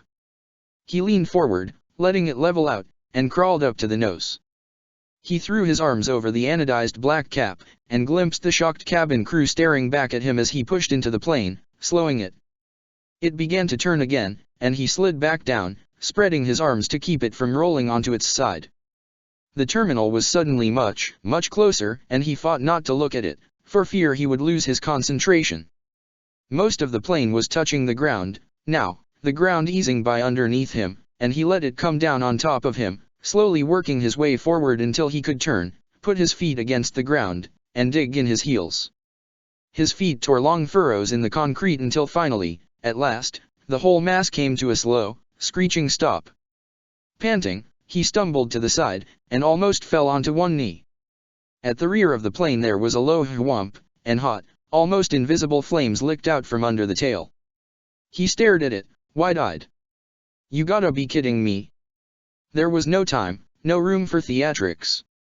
The fire trucks were screaming in, but were much too far away. There was only one way he knew of to put a fire out in a hurry. He ran along the length of the plane, ignoring the stares of the passengers through the windows, and sucked in a deep breath, deeper than he ever had before. He actually saw the air warp and twist in front of him as it spiraled into his mouth, and he felt a sudden dense heaviness in his chest, like the onset of a bad cold.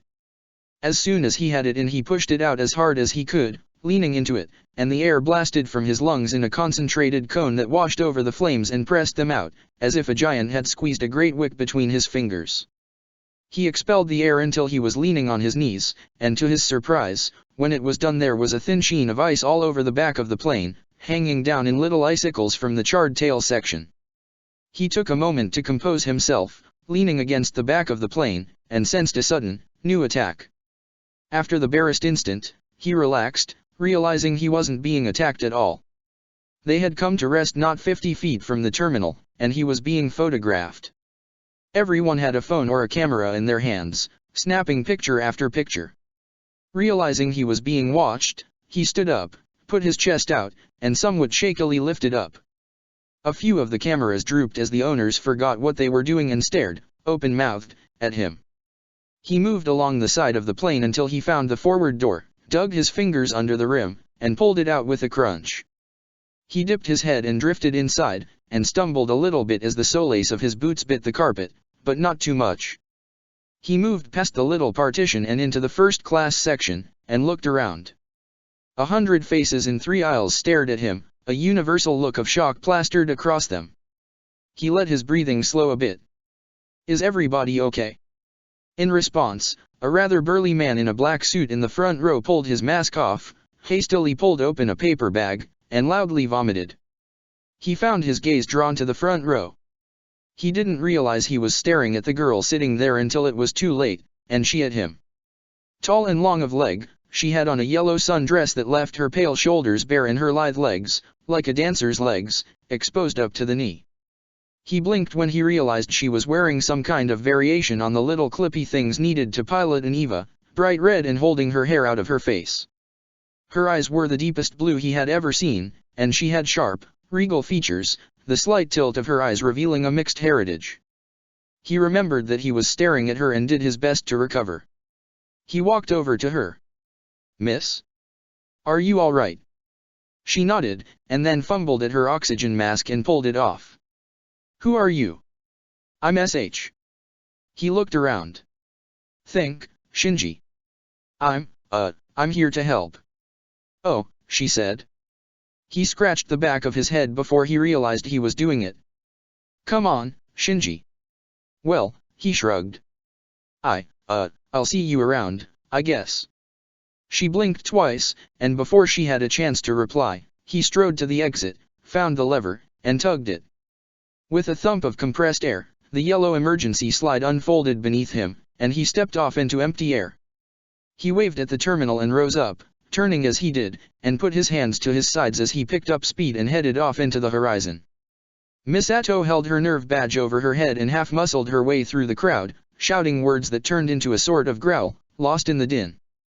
She managed to push her way to the doors marked for employees only and bluff her way inside, shoving her identification in the face of the guard as she limped down the sloping platform, her strides more like one-legged hops. When she reached the end of the tunnel she took the stairs, and rather than hobble down almost sideways put her hands on the rails and hopped down one-legged, holding her bad foot up in the air behind her. She almost fell on her face when she pushed through the door into the open air, and stumbled, winced, and coughed at the stench of spilled fuel. As she watched, the plane rocked a little, and from the open door, the emergency slide blew out. In her short life, she had seen things. The memory of the day her father died, it would always be that first, second impact second was always fresh in her mind, but as a jumble of images and emotions, a cold, heartless poem of cold metal and the sound of something ancient and terrible screaming as it awoke. In some ways, the cloud of it would always hang over her. For one tiny instant, it was forgotten, as she saw a man take a step into the empty air and just take off, fly away into the sky through the column of smoke, slipping through the bright blue sky the way a slim fish skims through the waters. She wanted to cry out, to demand he come back or surrender herself, but the logical part of her mind was overwhelmed by the simple awe of it. He was so young. She only glimpsed him for a bare second, but he looked like he couldn't have been much older than Shinji. That reminded her. Where the hell was Shinji? As thinking his name conjured him, he appeared at her side, wobbling as he struggled to carry a large and heavy fire extinguisher. Misato couldn't contain herself and burst out laughing at him, only to clamp her hand over her face a moment later, when she saw the wounded look in him as he slumped and let his shoulders roll down. He held out the big red canister and shrugged sheepishly. I thought we might need this. She shook her head. Put that down. Come on. She hobbled along as quickly as she could, to the bottom of the slide.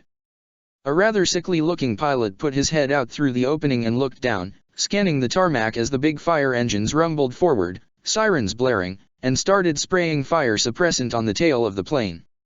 All it did was melt the thin coating of ice that was already there and pool on the blacktop and start to mist. Shinji shied behind her like a child hiding behind his mother's skirts as the first passenger descended the yellow slide, bowing it with her weight. To no surprise, it turned out to be Asuka. Misato offered her a hand and shakily the girl stood up, and stumbled a bit, and her face was almost green as she valiantly contained the contents of her stomach.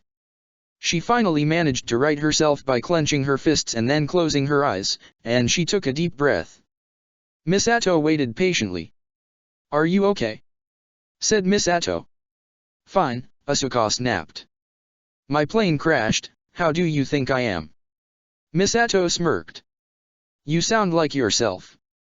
Asuka put her hands on her hips, her blue eyes sparkling with indignation. What's that supposed to mean? Yeah, said Misato. You're fine.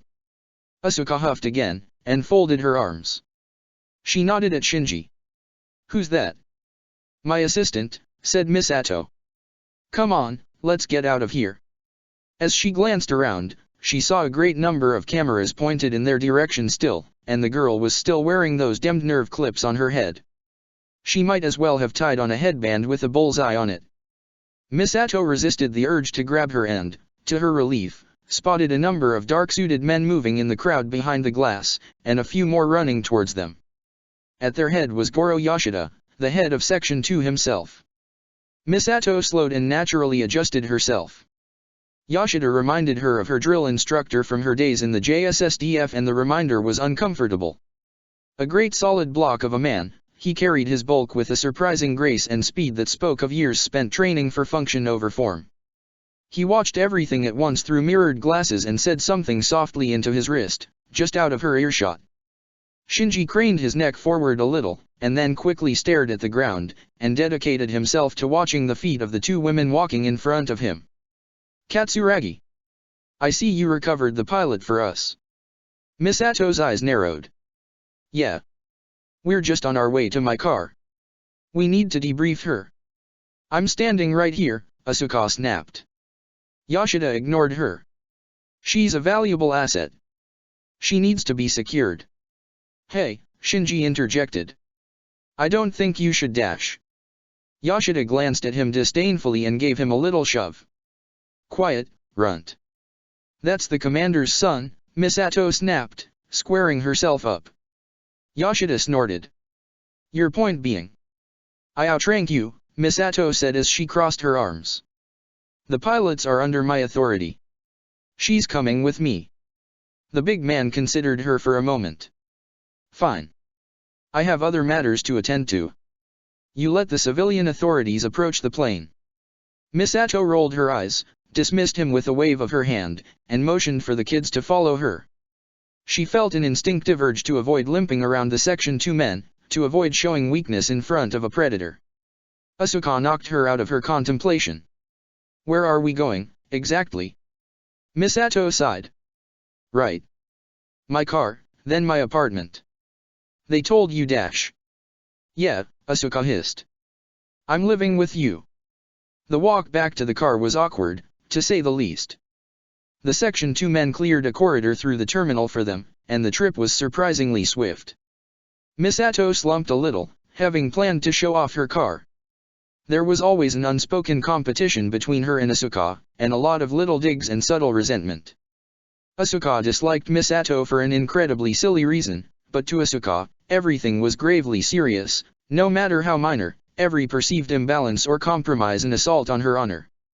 Shinji quickly moved to open the door for Asuka, and then got in the back himself. He still hadn't spoken, and Misato knew she'd start needling him soon. She realized she was right as soon as she slid into the car. So, said Asuka. A carry, right? Yes, said Shinji. I didn't get to introduce myself, I'm sore dash. You should be, Asuka said coldly. You're the reason I'm here, aren't you? The washout. Misato sucked in a breath as the girl turned and peered at Shinji over the back of her seat. There was an uneasy silence for a short time, and then Shinji simply shrugged and adjusted his glasses. Being able to pilot an EVA is a rare ability, said Misato. Asuka huffed. You make it sound like it's some kind of superpower. I didn't just get handed my status on a plate. I had to work for it. Well, said Misato, Shinji didn't have time for 8 years of training. Who would you rather have saving the world, a complete newbie or the best pilot we have? Asuka immediately brightened, and Misato let out a soft, inaudible sigh, glad of the victory. Outmaneuvering Asuka into dropping something once she'd seized on it was like trying to pull a rag out of an ornery puppy's mouth. The harder one tugs, the harder the task becomes. Asuka leaned back in her seat and closed her eyes. So, what are you doing here, exactly? He's my intern, said Misato. I wasn't talking to you, Asuka rolled her eyes. I said what are you doing here, washout? Shinji shrugged. I didn't have anywhere else to go, I guess. Her eyes widened. What do you mean? Oh, Misato said wryly, he lives with me. With us, now. Asuka sat bolt upright in the seat. What? That's perverse. I can't live with a boy. Why not? Asuka folded her arms. It's improper for boys and girls to live under the same roof after the age of 10. Oh, said Misato, settling into her seat. She twisted a little on the cheap fabric, started up the car, and put it in gear.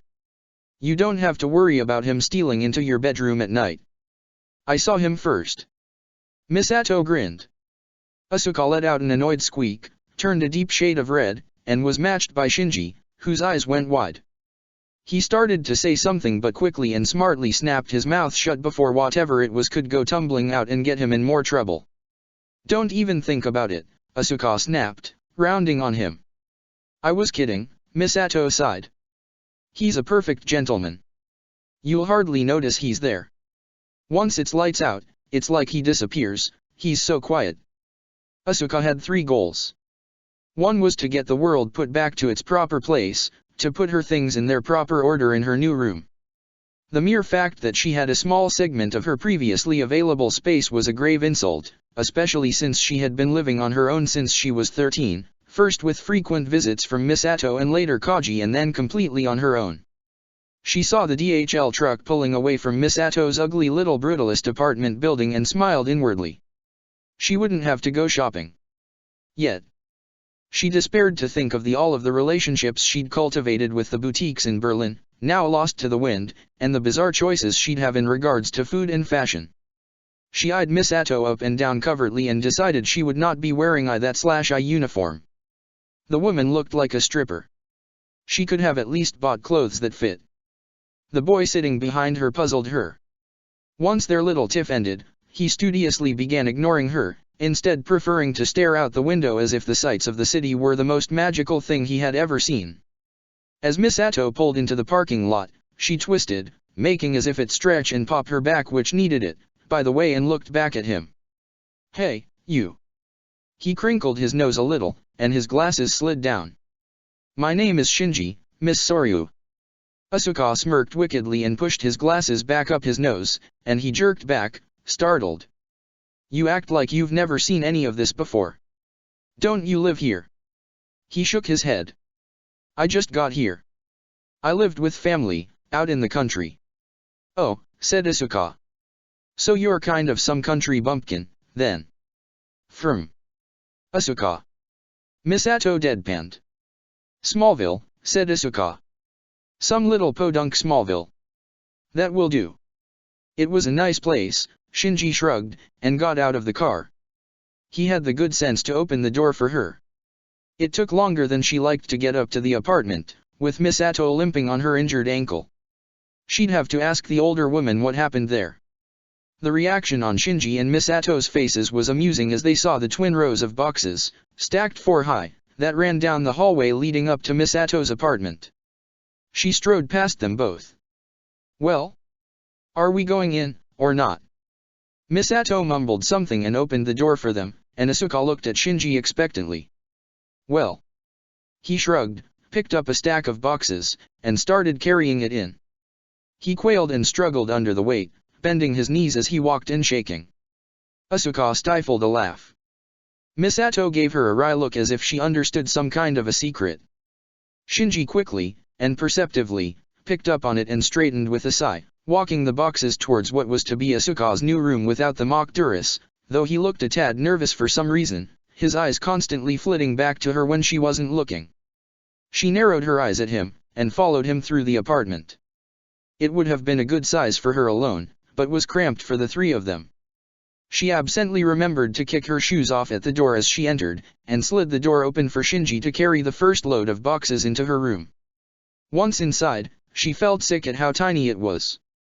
She was going to have to keep a great deal of stuff in boxes, and there was no bed. Where was she supposed to sleep? After poking around for a moment, she found folded mats and bedclothes in a small closet, and huffed. She would be buying a bed and she would be doing it soon. Well, she rounded on Shinji, that's not all. Hop to it. As he left, she quietly followed him out, and glanced at the room across the hall. When she heard him outside talking to Misato, she quickly stole across the carpet and slid his door open. The flimsy doors, which didn't even have knobs, much less locks, were yet another problem that would need to be rectified. She would have to see about getting a real door if she was to be forced to endure living in this place for very long. She glanced back over her shoulder to make sure she was unseen, and peeked into his room. She almost felt bad, almost but not quite. Shinji's so-called room was pretty clearly a closet, although a large at that, just big enough for him to stretch out on a bedroll of his own, although it looked like he never used it, it was so neatly folded. He had a small nightstand and a stack of books absent shelves.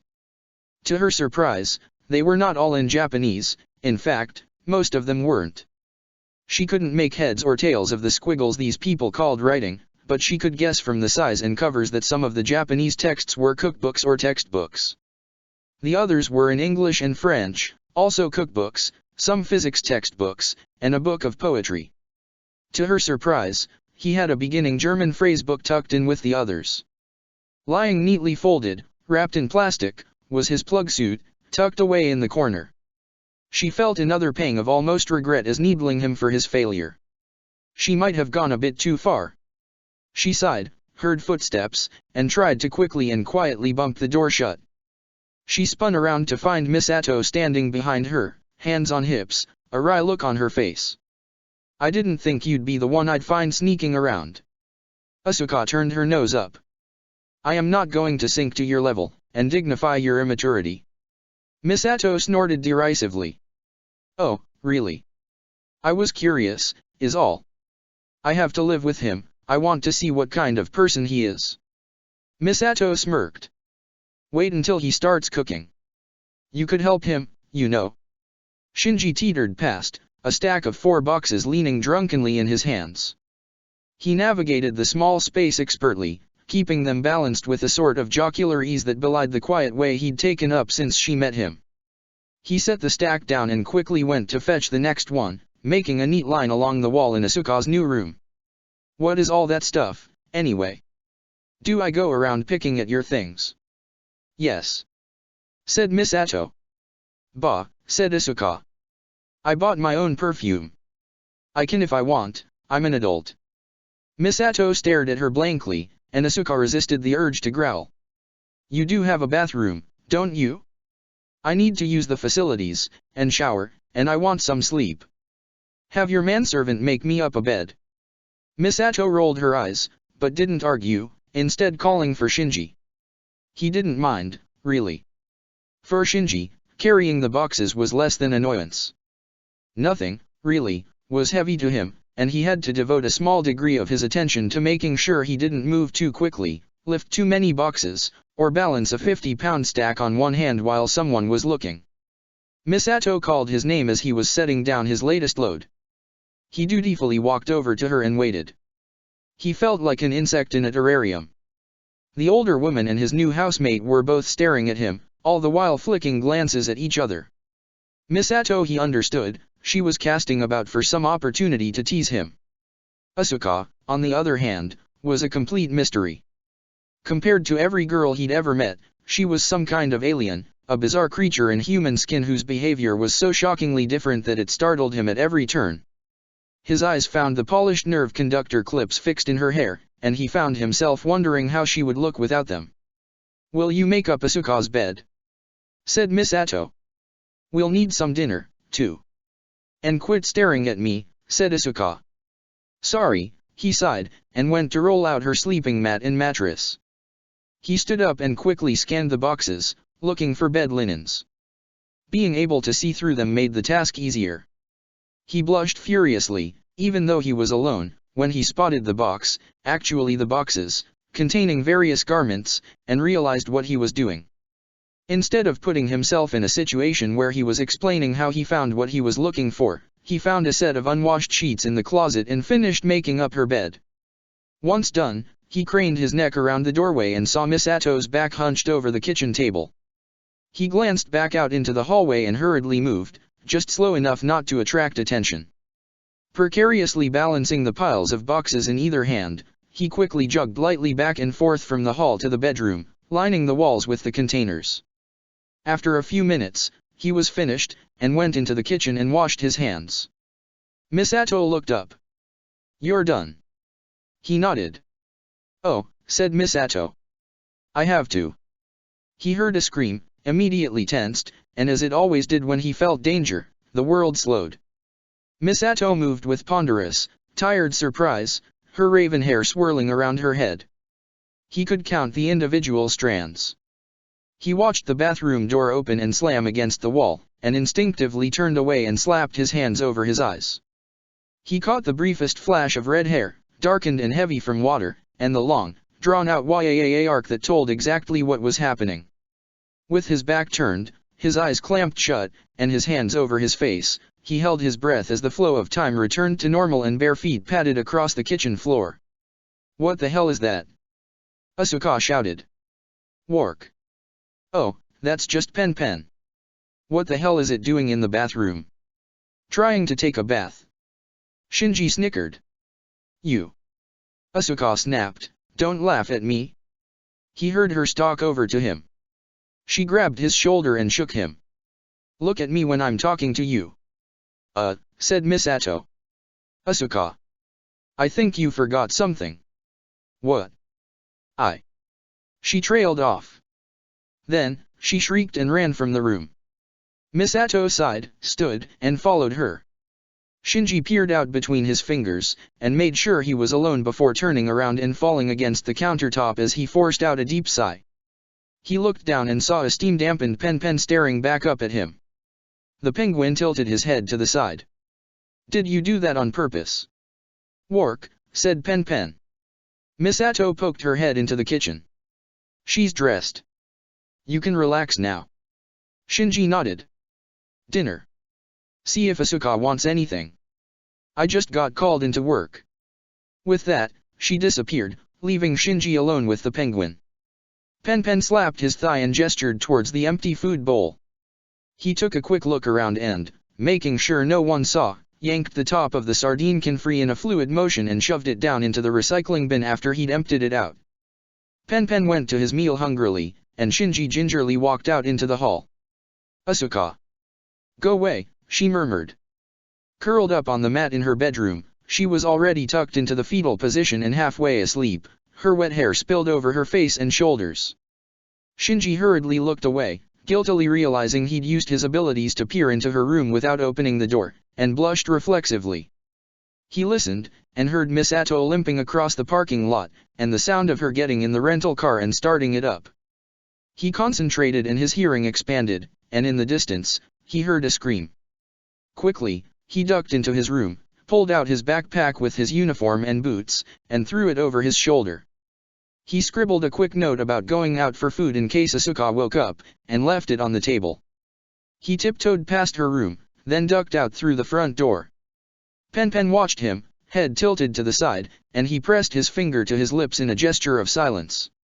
Absurdly, the penguin nodded in agreement. Once he was in the hallway, Shinji made his way to the emergency stairs, dashed down them, and left his clothes in the backpack, tucked under the fire extinguisher box. From there he ran into the alley behind the apartments, took 2 quick steps, and took to flight. It had been a long day, and Tsubaki felt weariness hanging on her like a heavy overcoat. She stumbled over the gap between the train car and the platform, and remembered, vaguely, a time when trains like this were so full she would have been trampled for making the same mistake. Now, she was one of the few people stepping off at this stop. There was a lonely severity to it, a perpetual reminder of endless loss.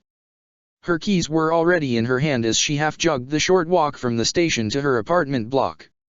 Like most, her building was half empty, and she had nearly an entire floor to herself and her son. She felt as if she would collapse by the time she made it to the door, opened the lock, and stepped inside.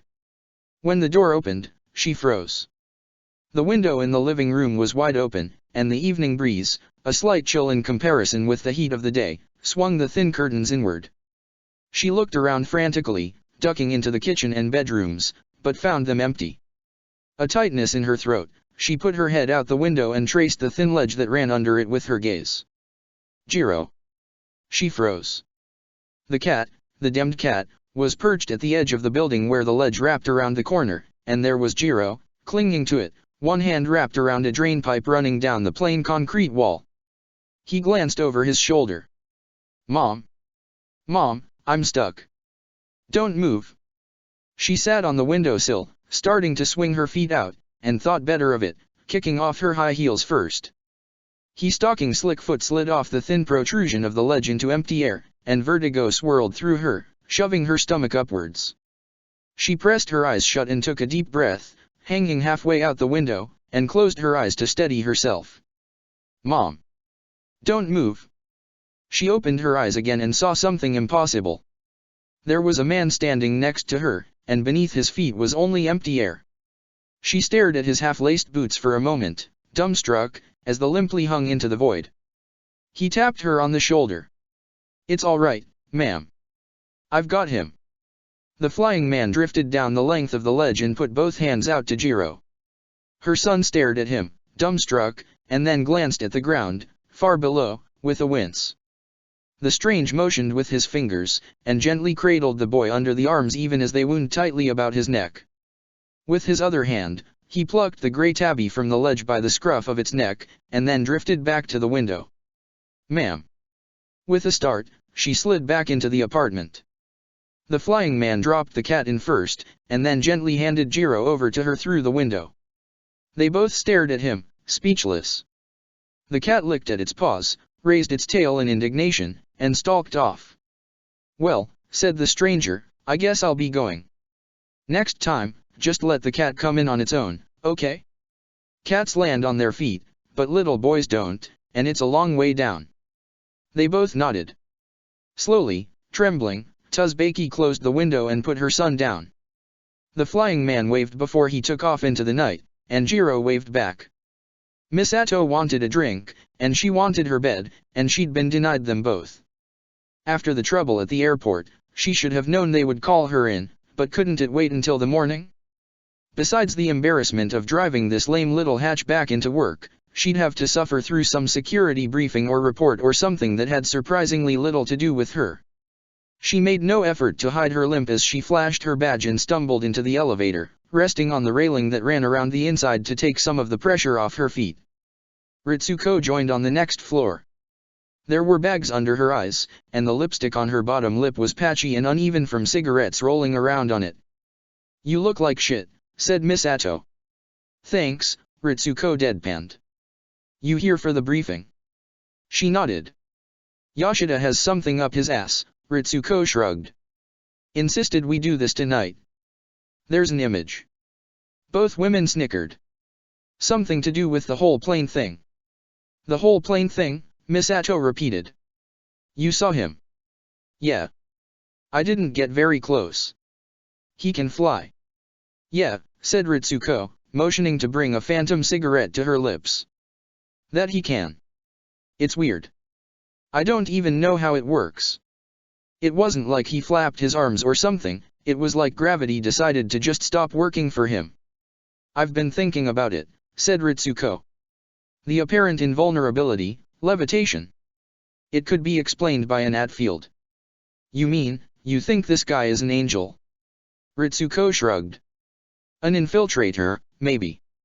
Gain our confidence and just walk in here." "That's ridiculous," said Misato. "Angels can't be people." Ritsuko looked at her blankly. Something, hidden, twitched around the corner of her eyes. She made the phantom cigarette motion again, stopped, stared sheepishly at her fingertips. "Just a theory," she said. "I wonder what we should do. I think that's why we've been called to this meeting." Ritsuko shrugged. They spent the rest of the elevator ride in silence.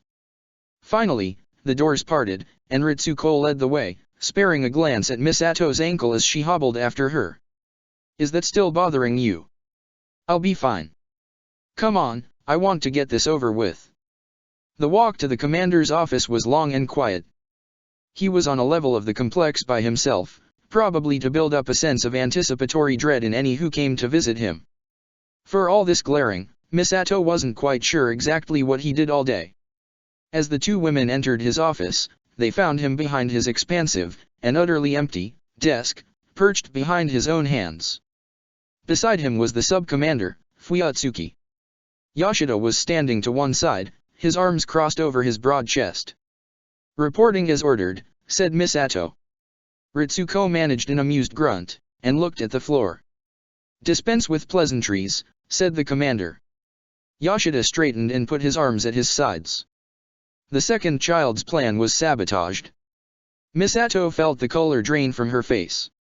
"What?" "Once the civilian authorities were cleared out, I moved my own men in. They were thorough. We're lucky she made it to Japanese airspace at all." Misato snorted. "Lucky, huh?" Yoshida glared at her. The interference of the creature was also fortunate. "The creature?" said Misato. "Yes," said Akari. The so-called flying man. We were unable to contain the situation, said Yoshida. By the time we were able to get the web filters up, the news media was already being bombarded with photographs and videos from the crash. It's out. That is a separate issue. The security of the second child is now paramount, said Akari. We must have an Evangelion pilot. Assuming that she can pilot Unit 1 at all, said Ritsuko. We don't know that for certain. I trust you will deal with the synchronization testing, said Akari. Immediately. What about the security issue? We should move her onto the base. I don't think that's a good idea, said Misato. Yoshida glared at her. Why not? She needs social interaction. I've already arranged for her to begin attending the high school. Ridiculous, said Yoshida. She's an asset. It's too risky. I agree with the captain, said Fuyatsuki. Of everyone in the room, only Akari failed to stare at him. He went on. Her psychological condition is fragile. Spending time with her peers would do her some good. She'll be of no value as an asset if she cannot function. The risks, said Yoshida. Triple the security detail around the school, said Akari. Screen everyone who enters or leaves the city. He directed his gaze to Ritsuko, a subtle gesture. Devote Magi processing cycles to monitoring all ingoing and outgoing communication. So what are we going to do about this person? Said Misato. I am still considering that. An awkward silence descended over the room. Misato shuffled uncomfortably on her feet, and winced. Ritsuko coughed into her fist. Dismissed, said Akari. Only Fuyatsuki remained in position, as the others departed. As he coasted over the city unfolded beneath him, Shinji felt like a swimmer doing a dead man's float over some sort of luminescent coral reef. Even in darkness, the world beneath him pulsed with light and life. Sliding over it, he was an invisible observer, watching in silence. He heard a screech of tires and turned his head. He wasn't sure exactly how it worked, but by concentrating, he could focus his sight on a particular spot and magnify it, somehow. He dipped down towards the sound, skimming between buildings with his arms at his sides. A heavy armored car lurched away from an automated teller kiosk. 3 men in tan uniforms sat in front of it, bound in ropes, their wrists secured with zip ties. Shinji came down beside him, and all 3 stared at him, dumbstruck, leaving him to speak first. He knelt down and casually broke their bonds, snapping the rope and plastic with the pressure of his fingers. All they could do was point. He took 3 quick steps and dropped forward onto his belly, tracing the armored car's path along the road. It leaned drunkenly to the side as it took the next corner too quick, and almost struck an oncoming car. Shinji moved up and over it, and then came down beside the driver's side window. A man in a ski mask wrestled with the wheel, while another beside him brandished a rifle. The 2 men glanced at him for a moment, and then slowly turned their heads to stare. He tapped on the window. I'm sorry, but I don't think this belongs to you. The driver blinked, jerked the wheel, and the bulk of the vehicle slammed into him, knocking him off his path and for a loop. He staggered in the air, tumbled backwards, and steadied himself before moving forward again. This time, he pushed his fingers between the rim of the bulletproof glass window and the doorframe, and pushed down. It groaned as it stripped the gears of the motor that moved it up and down. Now exposed to the air, the 2 men started screaming incoherently at him. The driver pulled out a gun and shot him. He watched the hammer drop, the primer and powder ignite, and the bullet and stream of superheated gas stream from the barrel as the slide slid backwards. The bullet hit his chest and skimmed over his shoulder, tumbling up and out into space. He darted out with his hand, pulled away the gun, and closed his fingers around it. It crumpled into a ball of angles and springs. He dropped it in the man's lap, and stared down the barrel of the rifle. Really? He felt a certain satisfaction as he returned to the automated teller machine. The 3 men he'd untied stared at him in awe as he landed with a great thump. In his right hand, he held the 2 thieves by the collars of their jackets. In his left hand, over his head, he held the armored car. He pushed the thieves away and motioned for them to sit down, and then gently returned the vehicle to the ground. It groaned as it took its weight back on its springs. When the drivers had the two thieves tied, he gave them a wave and took off, back into the night sky. Fuyatsuki waited patiently, and his patience was rewarded. Thoughts. He glanced down at Gendo. The man continued his facade even in private now, never leaning back in his seat or joking as he had in younger days. Fuyatsuki studied him for a moment, then sucked in a breath. How does the committee feel? That this person represents a threat. If we are not seen as the sole defense against the angels, the scenario is threatened. Fuyatsuki nodded. Perhaps we could approach him. That drew a reaction. Gendo leaned back ever so slightly, and tilted his head towards the old teacher. What? I see no alternative.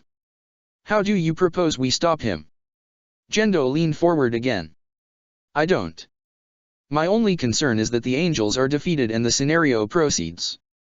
Of course, said Fuyatsuki, but as you said, the appearance of weakness is a threat. Perhaps there is an alternative.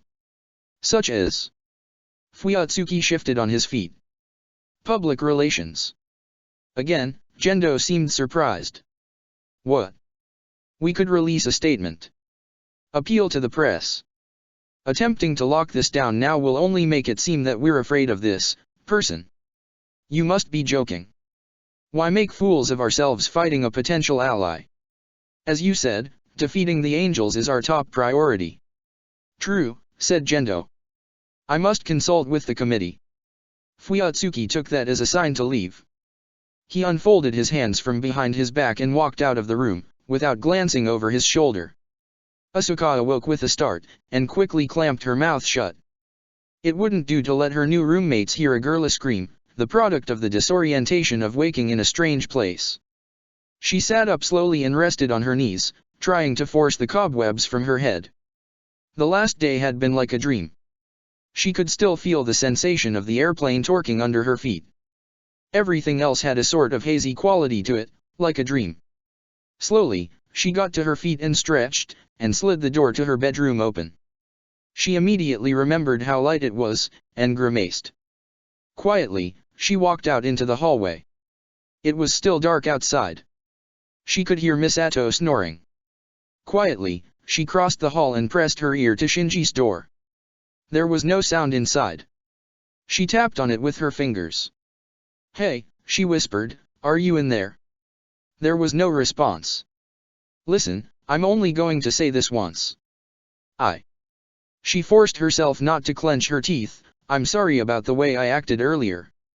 Again, there was no response. Fine, she snapped, be that way. Sighing, she wandered into the kitchen, blearily scanning the room to make sure that damnable penguin wasn't underfoot. She swept her hair back over her shoulders and opened the refrigerator. As to be expected, there was a great surplus of no doubt cheap, foul-tasting beer.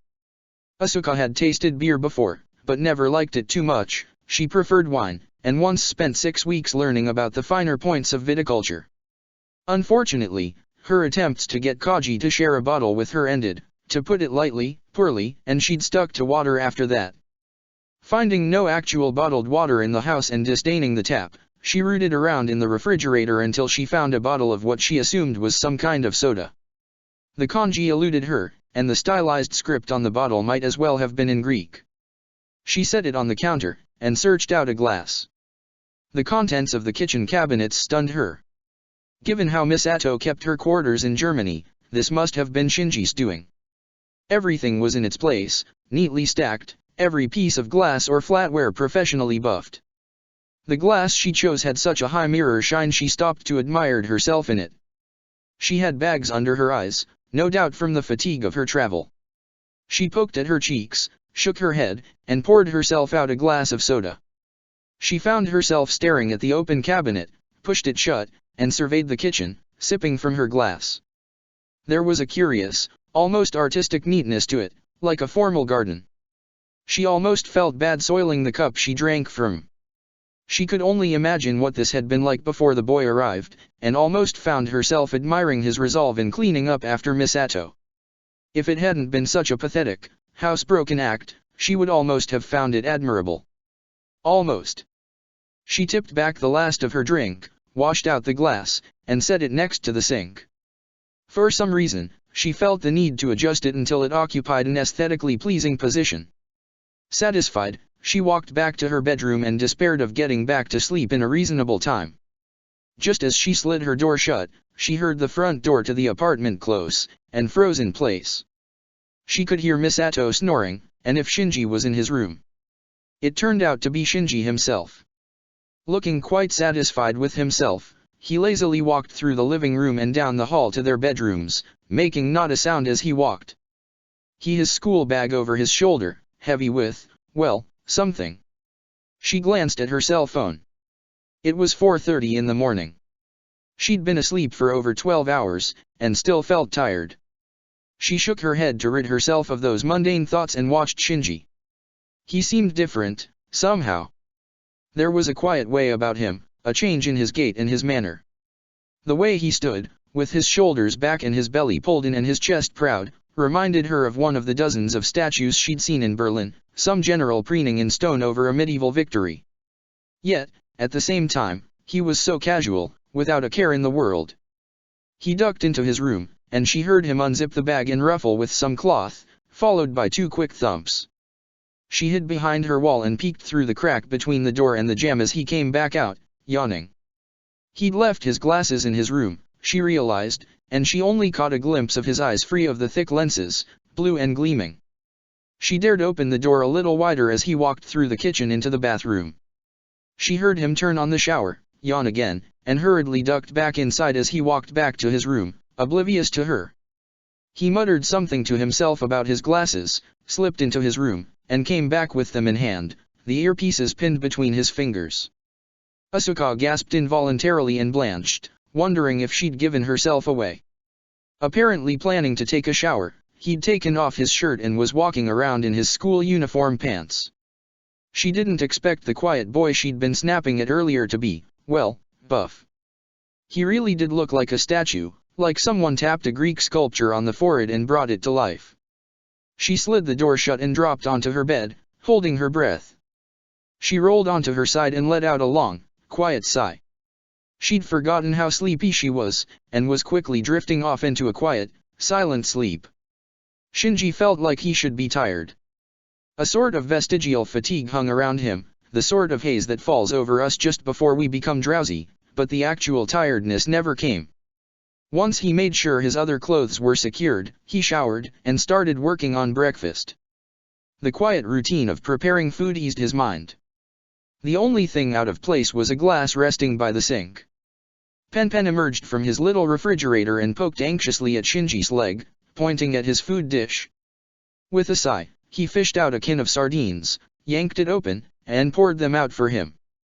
He was eating hungrily as Asuka walked, rubbing at her eyes and half stumbling, into the kitchen. Misato joined her a moment later, and the two fell into a curiously automatic routine, moving around each other's slow, haggard movements. Misato sat down at the table with a beer. She studied the can for a moment, and Shinji took advantage of it.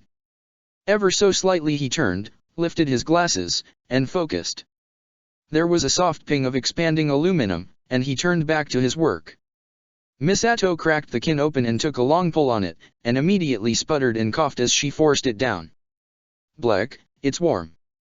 "Coffee, maybe," said Shinji, holding up a freshly brewed pot. She eyed him. "Whatever." He poured her a mug full and finished bringing the soup to boil.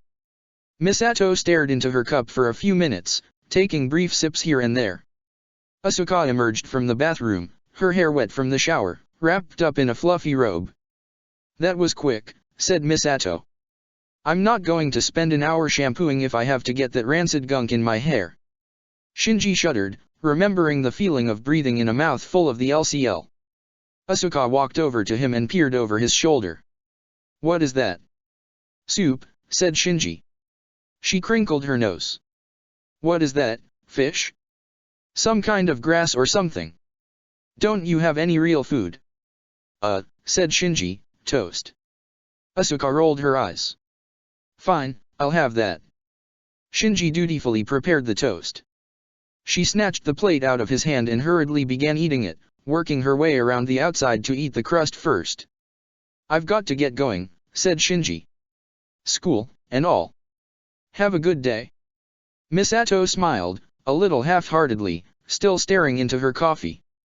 Whatever, Asuka said through a mouthful of toast. Shinji shrugged, picked up his bag, now filled with actual books and his school laptop, and headed out the door.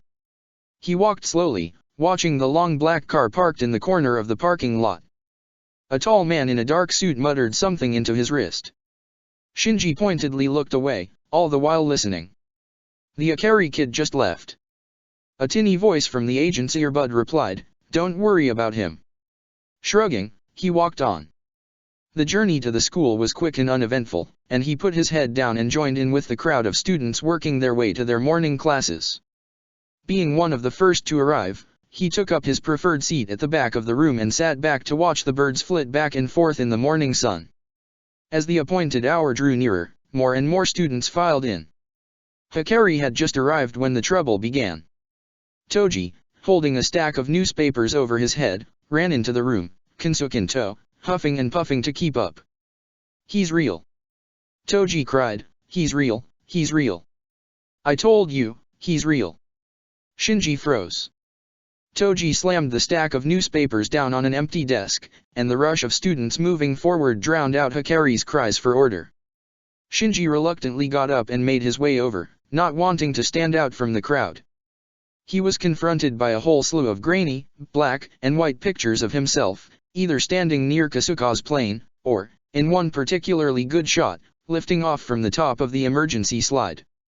"There's a reward," Kensuke grinned. "They have a reward for the first clear picture of him." "What do they call him?" Hikari asked, having given up on restoring any sort of order. She leaned over the crowd on her tiptoes, considered it for a moment, and leaned on Toji's shoulder to get a better look. He blinked. "Nobody can agree on a name," said Kensuke, pointing out the various papers. "I like this one." Shinji followed his finger to the full-width headline, a single word in bold letters. "Superman," said Toji. "That sounds right." Asuka shrugged into her plug suit, pointedly not looking at the large 02 stenciled over the backplate. Technically, it stood for second child, but there was a certain symmetry that had been broken now that she was forced to pilot the prototype. She hadn't seen it yet, but even among the technicians in Berlin it had a reputation unbefitting an inert machine as a willful, glitch system. Some of the idiots even joked about it being haunted, but there was a certain grave undertone to it, the grim sort of joke men tell when they want to trivialize something that frightens them. She sealed the plug suit around herself and walked out of the locker room, towards the cage. It was colder here, for some reason, and the smell of LCL stronger, more primal, more like blood. She told herself it was her imagination and walked out onto the collapsible walkway that crossed the Eva's chest. The cage had been cleared for her, and so she was alone, her footsteps echoing across the metal and blending with the sound of the gently circulating LCL sloshing around the Eva. It had to be continually pumped in and out in a very gentle current, for the benefit of the Eva's organic systems. She faltered a bit in her step and gasped when she saw it. Hunched forward, Unit 1 was definitely different. Besides the coloration, it had a more primal, savage look to it. The armor sections on the head fitted more closely to the biological components underneath, to the point of having a mouth that was visibly bolted shut. Heavily damaged from the last battle, half of its face was covered over in gray primer-covered layers of composite material. The damaged sections hadn't been fully repaired yet, leaving the eye lens on the damaged side fully exposed, huge and round. She could see wires running up under the plates and even caught a glimpse of the stitching in the flesh of the pale gray creature that was hidden under the armor. She understood, clearly, that even though it had genetically engineered biological parts, a bipedal robot would be an engineering nightmare without them. It was still a machine, a thing built by people. Yet, seeing the pale flesh pulled tight by a thinly healed scar covered in stitches didn't help that impression.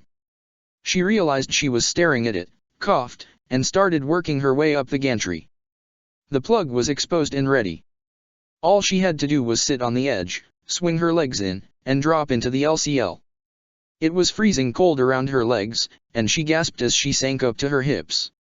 She slid down the side of the plug until she reached the chair, pulled herself up onto it, and pulled the control yoke down to lock it in place over her legs. Once that was done, she leaned back and closed her eyes to wait while the plug sealed. She heard the hiss as the door closed, then the curiously hollow sound as the LCL began flooding in around her. The plug slammed home without warning.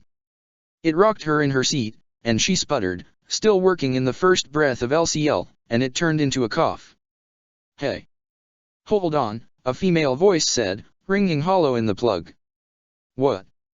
said Asuka. "Nothing," a younger voice said. "It does that, sometimes." "Does what?" "Relax, Asuka," said Miss Atto. "The prototype is a little finicky, that's all." Asuka sighed, and it bubbled the liquid in front of her face. The interior lights warmed up, and the temperature of the LCL began to rise as it started softly circulating around her face. Breathing became much easier, and she felt herself calming. In a few moments, the ordinary process would begin, and she'd pick up a sudden sensation, like an itch, and a feeling of weightlessness and the odd sensation of her limbs being doubled as the nervous system of the huge cyborg synchronized with her own. Except, it wasn't like that at all. There was a sudden, not sharp but strong pressure at the back of her neck, and she gasped involuntarily. The normal swirl of colors came, but there was a curious pattern to them, a strange sense of order that didn't fit with the random noise she was used to. She felt an intensely curious sensation, a feeling of presence, like something was watching her, and the synchronization process dragged on, the colors swirling around her for a few seconds, then a minute, more. "What's going on?" "Stay calm," said the first voice. "This is normal. The system is adjusting to you." The sense of presence increased, and she turned around, looking around the plug, but it was empty. It was alien, at first, but after a time, there was a smell, a familiar scent that she couldn't place. She wasn't really smelling something the LCL made that impossible, but there was no other way to describe it. It made her feel like she was drifting, and gave her the curious sense that someone was speaking her name just out of earshot. Then, all at once, the synchronization came. She was suddenly aware of the titanic body of the Evangelion, standing waist-deep in freezing cold liquid. She felt the tightness on her face where Unit 1 had been damaged, as if bandages were layered over her cheek. She felt the restraining bolts driven into her shoulder and hips, and her left eye twitched involuntarily, as if someone were spreading her eyelid open with their fingers. The sensations faded. "Wow," said Miss Atto. "Incredible, Asuka. You hit 68%, there, for a bit." She blinked. "Where is it now?" 43, said Miss Atto. "Not bad. My usual percentage is 48. "Stay calm," the first voice said again. "No one has ever synced with Unit 1 successfully, Asuka. It's amazing you managed it at all, much less that it was so high." She could see them, now. A view of the control room was being piped into her video feed. It was actually in her head, but it appeared to float in front of her, a product of the EVA's synchronization with her. She literally saw what it saw, filtered through the computer systems to create the impression of a cockpit, to make piloting feel more natural and normal. Miss Atto was in the control room, but wasn't actually doing anything. She was actually sitting backwards on an office chair, leaning on the back. There was a bottle blonde and a mousy girl, a few others she didn't recognize. She should have demanded proper introductions from these people before she let them shove her in this thing. "Asuka," said Miss Atto. "What did you say?" "What?" "You said something." Asuka blinked. "I did." "Yeah. It sounded like you said, 'What did they do to you?'" "I did not," said Asuka, as she crossed her arms. Fine, relax. We need to run the standard battery of tests. We can't do any movement until the repairs are finished. This'll take a few hours." "Oh," said Asuka, "lovely." Things were fairly quiet after Hikari chastened the class for their disorderly behavior. Fairly ordinary, except for the sneaking horde of men in black that had descended on the school. Shinji would have been worried, if he hadn't been able to look through their coats and read the nerve identification badges in their pockets. Something was up. He leaned back in his chair and glanced around the room. Today, about half of the students were reading the news, an unusual sight in and of itself. In particular, they were reading about the plane crash. They were reading about him. Something about that bothered him more than he thought it would. He glanced again at the agents outside, careful not to look too directly, for fear they'd notice his attention. He slouched a little, and realized how silly he was acting. He glanced around at the screens again, and propped his chin on his hand. They were there for a reason. They weren't there before. Something changed. The only thing that had changed was Asuka. They were there to watch Asuka. But Rei attended the school, and she wasn't there. Why weren't there agents before? It made no sense. Unless they had a reason to suspect something. He sat up in his seat. Of course. The plane. Someone did something to the plane. Quickly, he hopped on the internet, making sure to slow his typing so that he didn't accidentally break the keys. He got a few quick, confused looks before he slowed even further, to a more normal, but still frantic pace. He pulled up some articles about the crash, scanning past himself, until he found the flight number. From there, he searched out the tail number and more importantly, the specific type of airplane that was used. It was an Airbus, and according to his searches, it had a perfect operational record. Only one plane had ever been grounded for mechanical issues, and there had never been a crash. They were a relatively new, post-impact production, but it was still highly unusual. Backing up to the news sites, he started looking through the pictures again. Not for the pictures of himself, but for the aftermath. He caught a quick glimpse of Misato, and was relieved they didn't seem to have paid any particular attention to her, or to Asuka. The pictures were teeming with men in black. He sat back in his seat. It was all connected somehow, but how? The sudden security presence around Misato's apartment made sense, but why were there so many more men around the school? They weren't trying to be visible, and he didn't think anyone but him would have noticed them to begin with. That meant they weren't there to be seen, so there was a specific reason to. Someone sabotaged the plane. It was the only thing that made sense. Someone tried to kill her. Hey man, Toji leaned over to him, you okay? Fine, he stammered. Just, stuff. Toji blinked. Oh, okay. Shinji sighed. I have a new roommate. Oh, said Toji. Huh. What, Misato have some guy move in with her? No, she. Shinji trailed off. Revealing Asuka's identity was probably a bad idea. She's Misato's cousin. Whoa, said Toji. I bet she's a babe. You are the luckiest. Hikari turned around and silenced them with a reproaching stare. Shinji thought he had heat vision. Shinji slumped in the seat again and moved to close his laptop lid. Kensuke leaned over from the other side. Hey, he whispered, check it out. More sightings. Sightings. Shinji whispered. Yeah.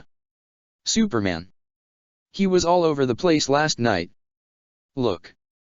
Kensuke leaned over and typed in an address on Shinji's laptop, and brought up another news story, this time with grainy, black and white stills from the security camera on the automated teller machine. His face was a gleaming blur. He sighed in relief. A clear picture, said Kensuke.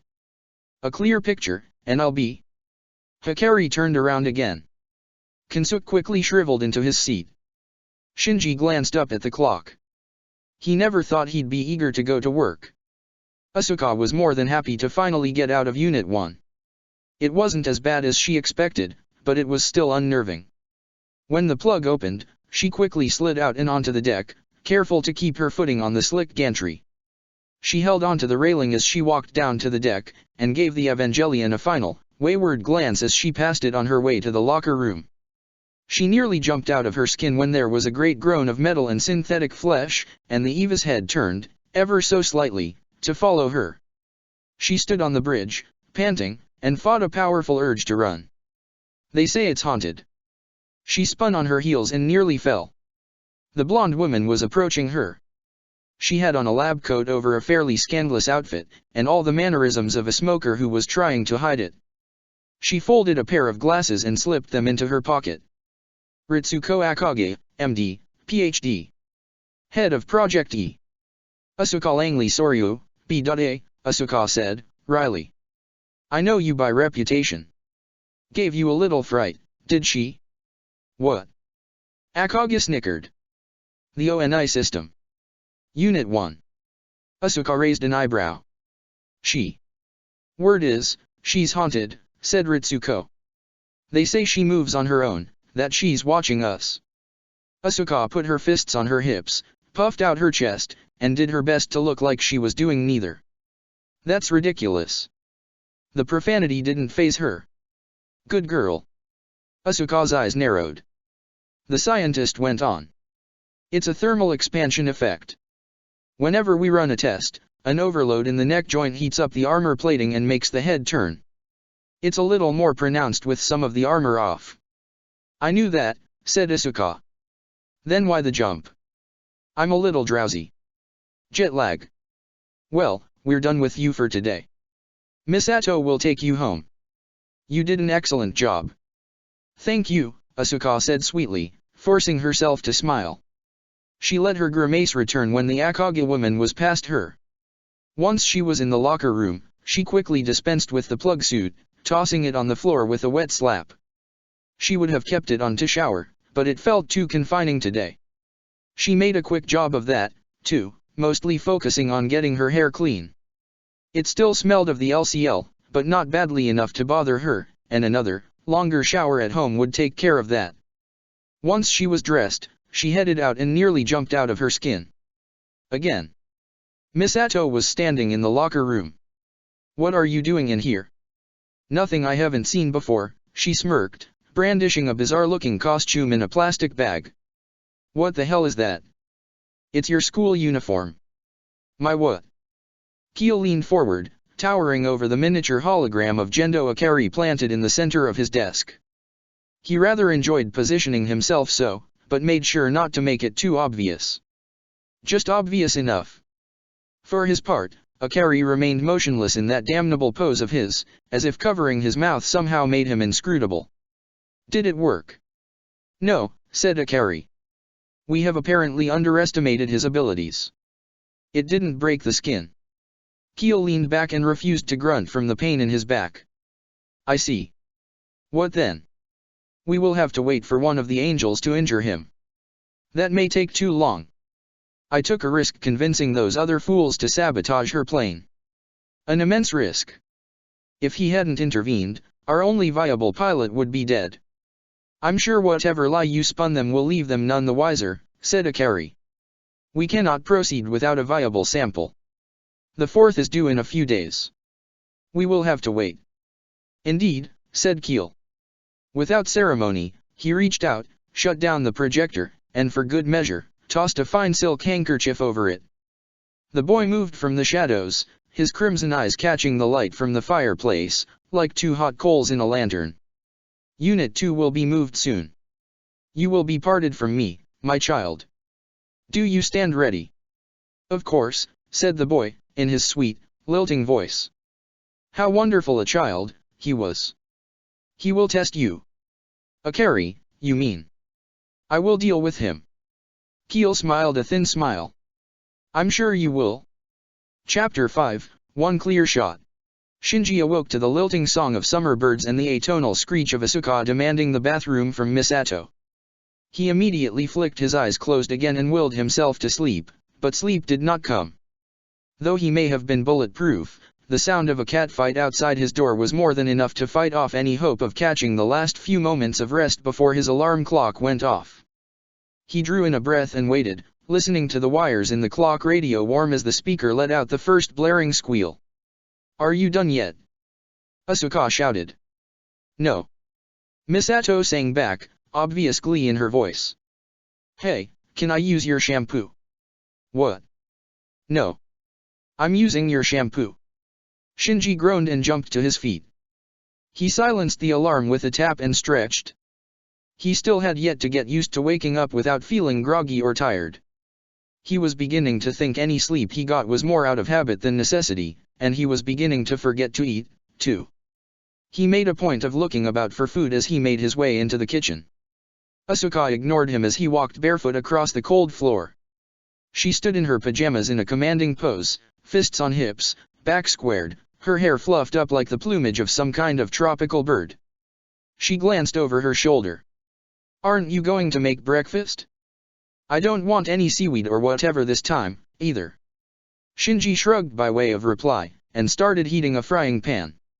When she turned away he lifted his glasses and gave it a quick burst of heat, then tossed a pat of butter onto it with the edge of the knife. Pen watched him, head tilted in a sort of bemused attachment. The bird watched as he swirled the butter around the insides of the pan, melting it, then trundled over to the refrigerator and returned with the egg carton under one wing and a can of fish under the other.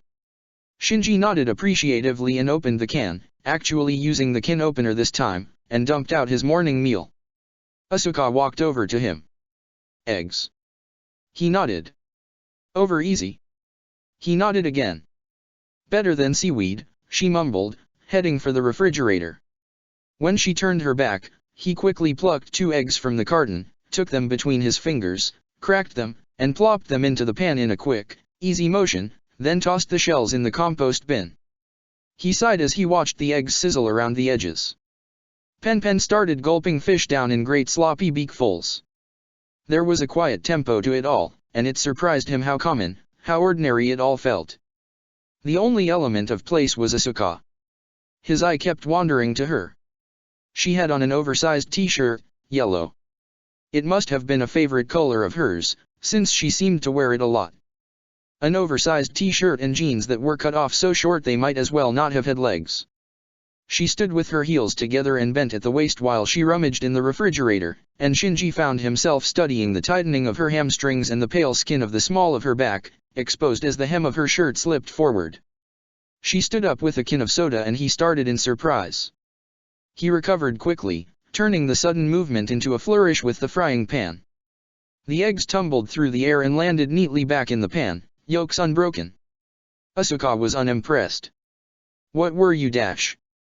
Pen, at that moment, barreled into her legs, the egg carton tucked under his wing. He let out an angry, throaty work and went about putting the eggs back in place. Asuka muttered something about a stupid bird and sat down at the table, kicking her bare feet back and forth in front of her chair as she sat idle. The balls of her feet made tiny squeaking sounds on the kitchen floor. Shinji plated the eggs and put them in front of her. Where's my toast, washout? Oh, said Shinji. He handed her a fork, grabbed the toaster, and quickly flipped the push tab to mock the sound of toast popping up. He plucked a pair of bread slices from the bread box, fanned them in his fingers like playing cards, and gave each a quick pulse over the rim of his glasses, then dropped them onto her plate. Perfect, she mused, ramming the crust of the bread into her eggs. Misato chose that moment to appear in the kitchen, swaddled in a variety of towels.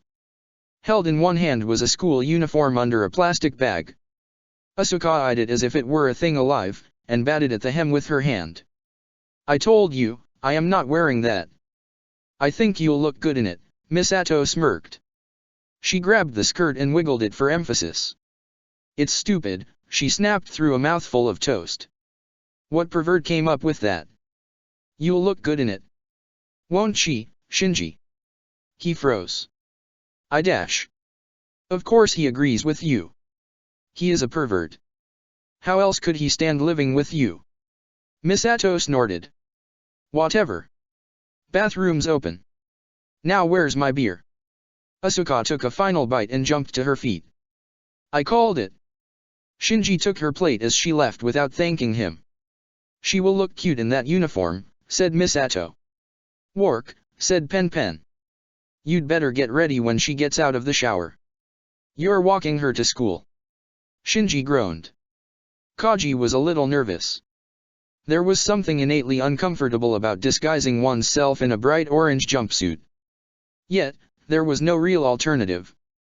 He didn't stick out like a sore thumb, being far from the only Japanese present at the Munich branch, but he felt a deep pang of fear at every lingering glance, at every hesitation, at every subtle movement of his eyes betraying unfamiliarity with these halls. He was about to steal what was, arguably, the most valuable object in the entire world, a tissue sample of the creature from which the Evangelions were cloned, a sample of the tissue from the first angel that landed in Antarctica in 1999. He had no leads on the nature of the second angel yet, where and when it had appeared and how its attack had been thwarted with the EVA program in its infancy, but the reward for his risk today would be the chance to learn that information from the beating heart of Nerve, the Tokyo 3 facility. He would transfer with Unit 2 in a few days, beginning the arduous journey to the other side of the world, and with it he would carry his bargaining chip. Right now, though, the thought foremost and heaviest in his mind was that ancient terror of all spies, voiced simply as "I can't believe I'm doing this." He focused, hard, on not glancing at his name tag as he walked into the elevator with another half-dozen men in identical suits. A major part of the spy game was what they call social engineering, or to put it in less obtuse terms, the carefully practiced art of appearing that you belong wherever you are, so no one pays attention to you. Most people think of spies as action heroes with gadgets, fast cars, and fast women, but the exact opposite was true. The meat of spy work was being so innocuous no one would bother looking at you, which, oddly, required being just suspicious enough that you weren't obviously hiding something. It was to that end that he coughed and looked at his watch. The man next to him, a big Swede, glanced over at him. "Nervous?" "Yes," said Kaji. "My wife is ill, and the company won't let me transfer back to Japan." The Swede considered that for a moment, then chuckled. "Slave drivers, they are, the bastards."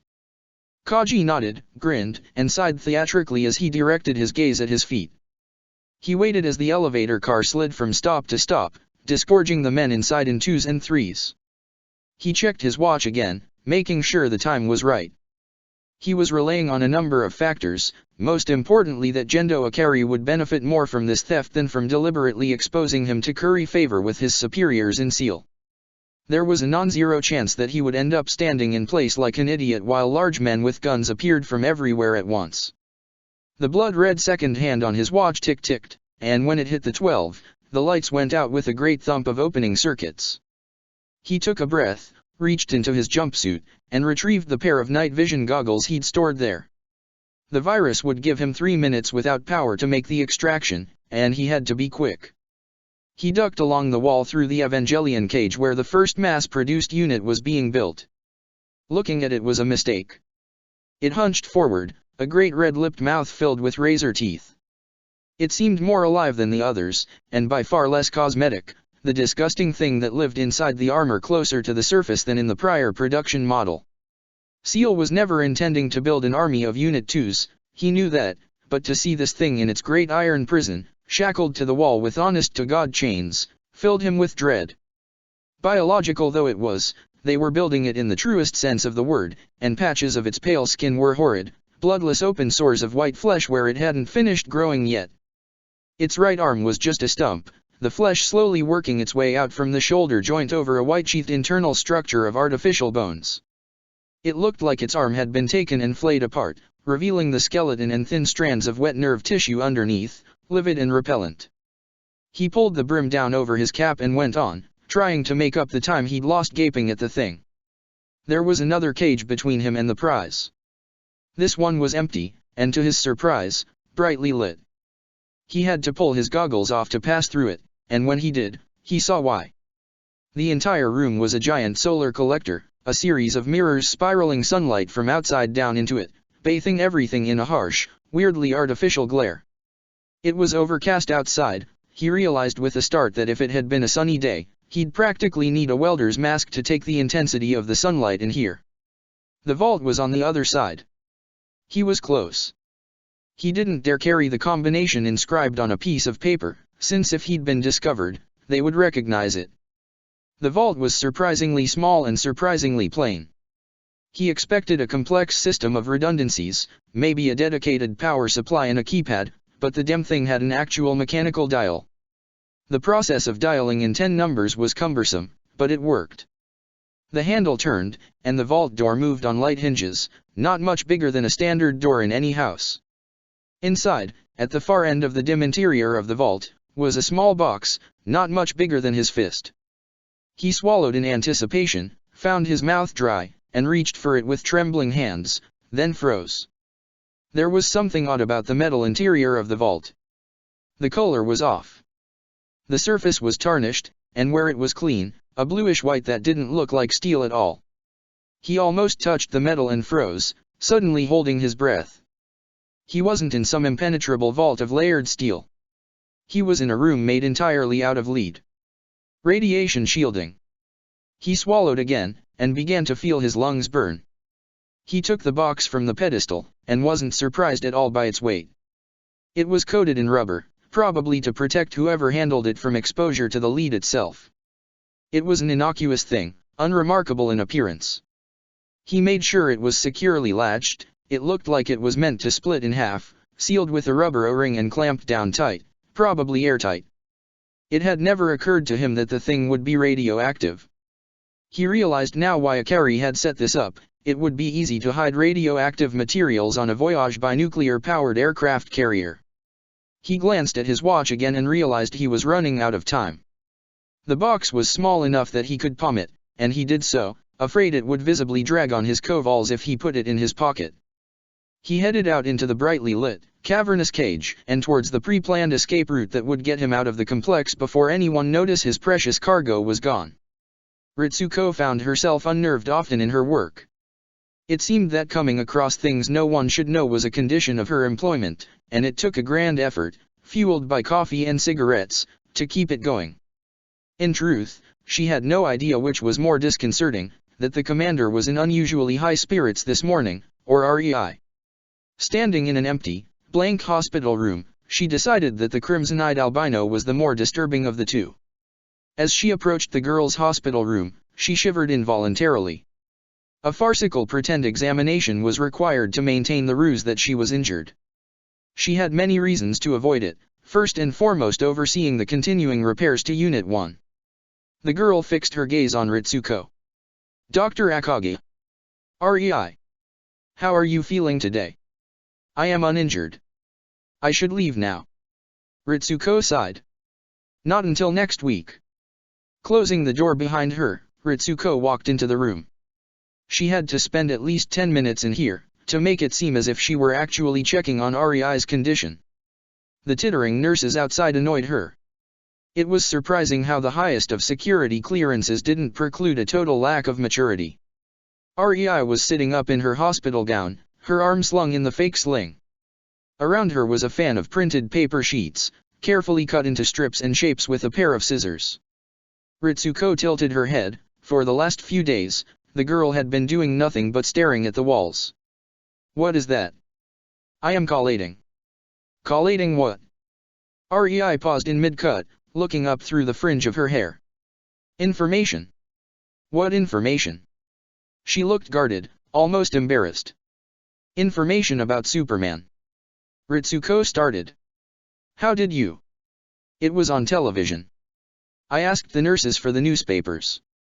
They gave them to you, Ritsuko said flatly. I see. REI apparently saw no further possibilities in the conversation and went back to smoothly cutting the strip of paper free from the page. She worked the scissors deftly one-handed, using her ring finger and pinky to turn the page under her hand as she cut. When she had the article she was collecting free, she picked it up and put it on the stack with the others, and then began flipping through the rest of the pages. Why? She stopped again, without looking up. Why what? Why are you doing that? REI looked up at her. I do not know. There was a moment of silence between them. Ritsuko heard the sound of the air conditioner pumping air into the room, felt the weight of her lab coat on her shoulders and the too smooth texture of the clipboard in her hand. The longer she stood there, the more she found herself locked in REI's gaze, drawn into her crimson eyes. She shook her head to distract herself from it. Should I stop? Do what you want. Yes, said REI. I will. I think you should put that away, now. The commander will be here to see you later. She trailed off. In the wastebasket beside the bed was a shattered vase, a cheap one of the sort one buys for too much money in hospital gift shops. A few wilted flowers lay in the bottom, stuck to the metal where the water that had once soaked them had dried. Ritsuko craned to look down into the canister. What is that? Flowers. Why are they in there? The staff avoid me? No, I mean, where did they come from? Shinji gave them to me. Ritsuko arched an eyebrow. You threw them away? No. The commander did. He said I do not need them. Oh. I suppose you don't, then. Ritsuko glanced at her watch. It had been long enough. Without further comment, she strode out of the room and pulled the door tightly closed behind her. She heard the old television set on the wall thunk to life, and the sound of talking. REI had turned on the news. Without quite knowing why, Ritsuko leaned against the door and shivered. There was something in her eyes, something new.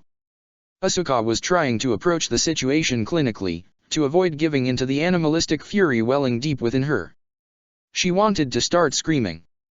She felt both over-encumbered and overexposed in the ridiculous uniform they had her wearing, a stuffy starched shirt with a ribbon tied around her neck and a perversely short skirt.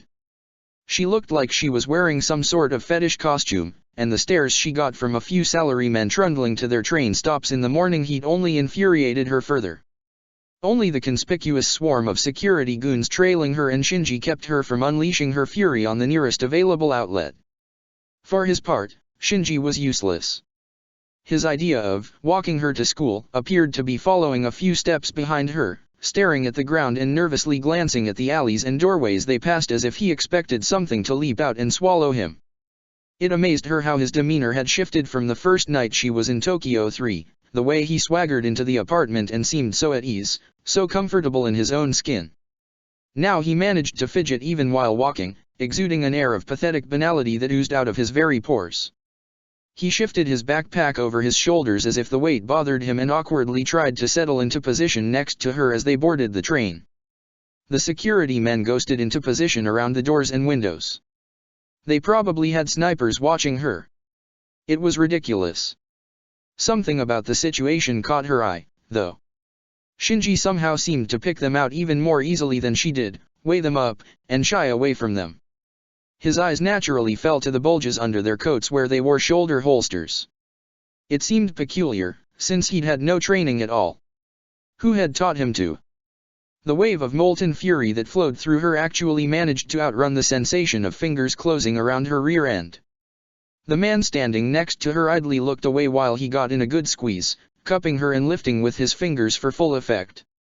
Asuka shrieked and wriggled loose, spinning in the tight quarters of the train. Shinji stared, dumbstruck, eyes so wide they looked to fall out behind his glasses. Once the initial shock faded, Asuka's training kicked in. She flicked her arms out, used her unusual height to her advantage, and laced her fingers together 2 by 2 behind the chubby interloper's neck. In the same motion she brought her knee up into her solar plexus, let her leg drop, and tightened her toes as she thrust the thin ridge of her shin upwards between his legs. Her assailant's startled cry drew the security men. 4 of them melted through the crush of people like fish through water and had the man who grabbed her by his arms and under his shoulders. With surprising speed, he was hauled off his feet and dragged through the crowd into the edge of the train. Asuka felt a feral grin split her lips as she heard the thump of a heavy fist into his gut, although he was probably feeling her blow more than anyone else's. She stood a bit taller and glanced around the train, as if to say, "Anyone else want some?" What was that? "The groping fee," said Asuka. "I will strike down anyone who dares touch my person. Remember that, washout." Shinji swallowed hard, and glanced over his shoulder. She could have sworn there was a look of pity on his face. There was another thump and he tensed, visibly. "Don't tell me you feel sorry for that lech." Shinji trailed off. "What he did was wrong, but he doesn't deserve to be hurt like that." Asuka's eyes narrowed. "So you'd just let him grope me, then?" "No. I wouldn't dash." She smirked and leaned closer to him. "Oh, so you'd defend my honor?" She straightened with a snort. "Right. What are you going to do, be pathetic at him?" "Sorry," said Shinji. The doors opened and the throng parted to let her go. There was another detail ready to meet her at the next platform, all hunched shoulders and thick necks in dark suits and sunglasses. She smiled brightly at the attention, feeling like the queen she was, arguably the most valuable person in the world until another child was identified and trained. Birds chirped. The air was clean and fresh, even if it was hot. She didn't hear the shot. You never hear the one that gets you. She jumped in surprise, though, as the crack finally caught up to her.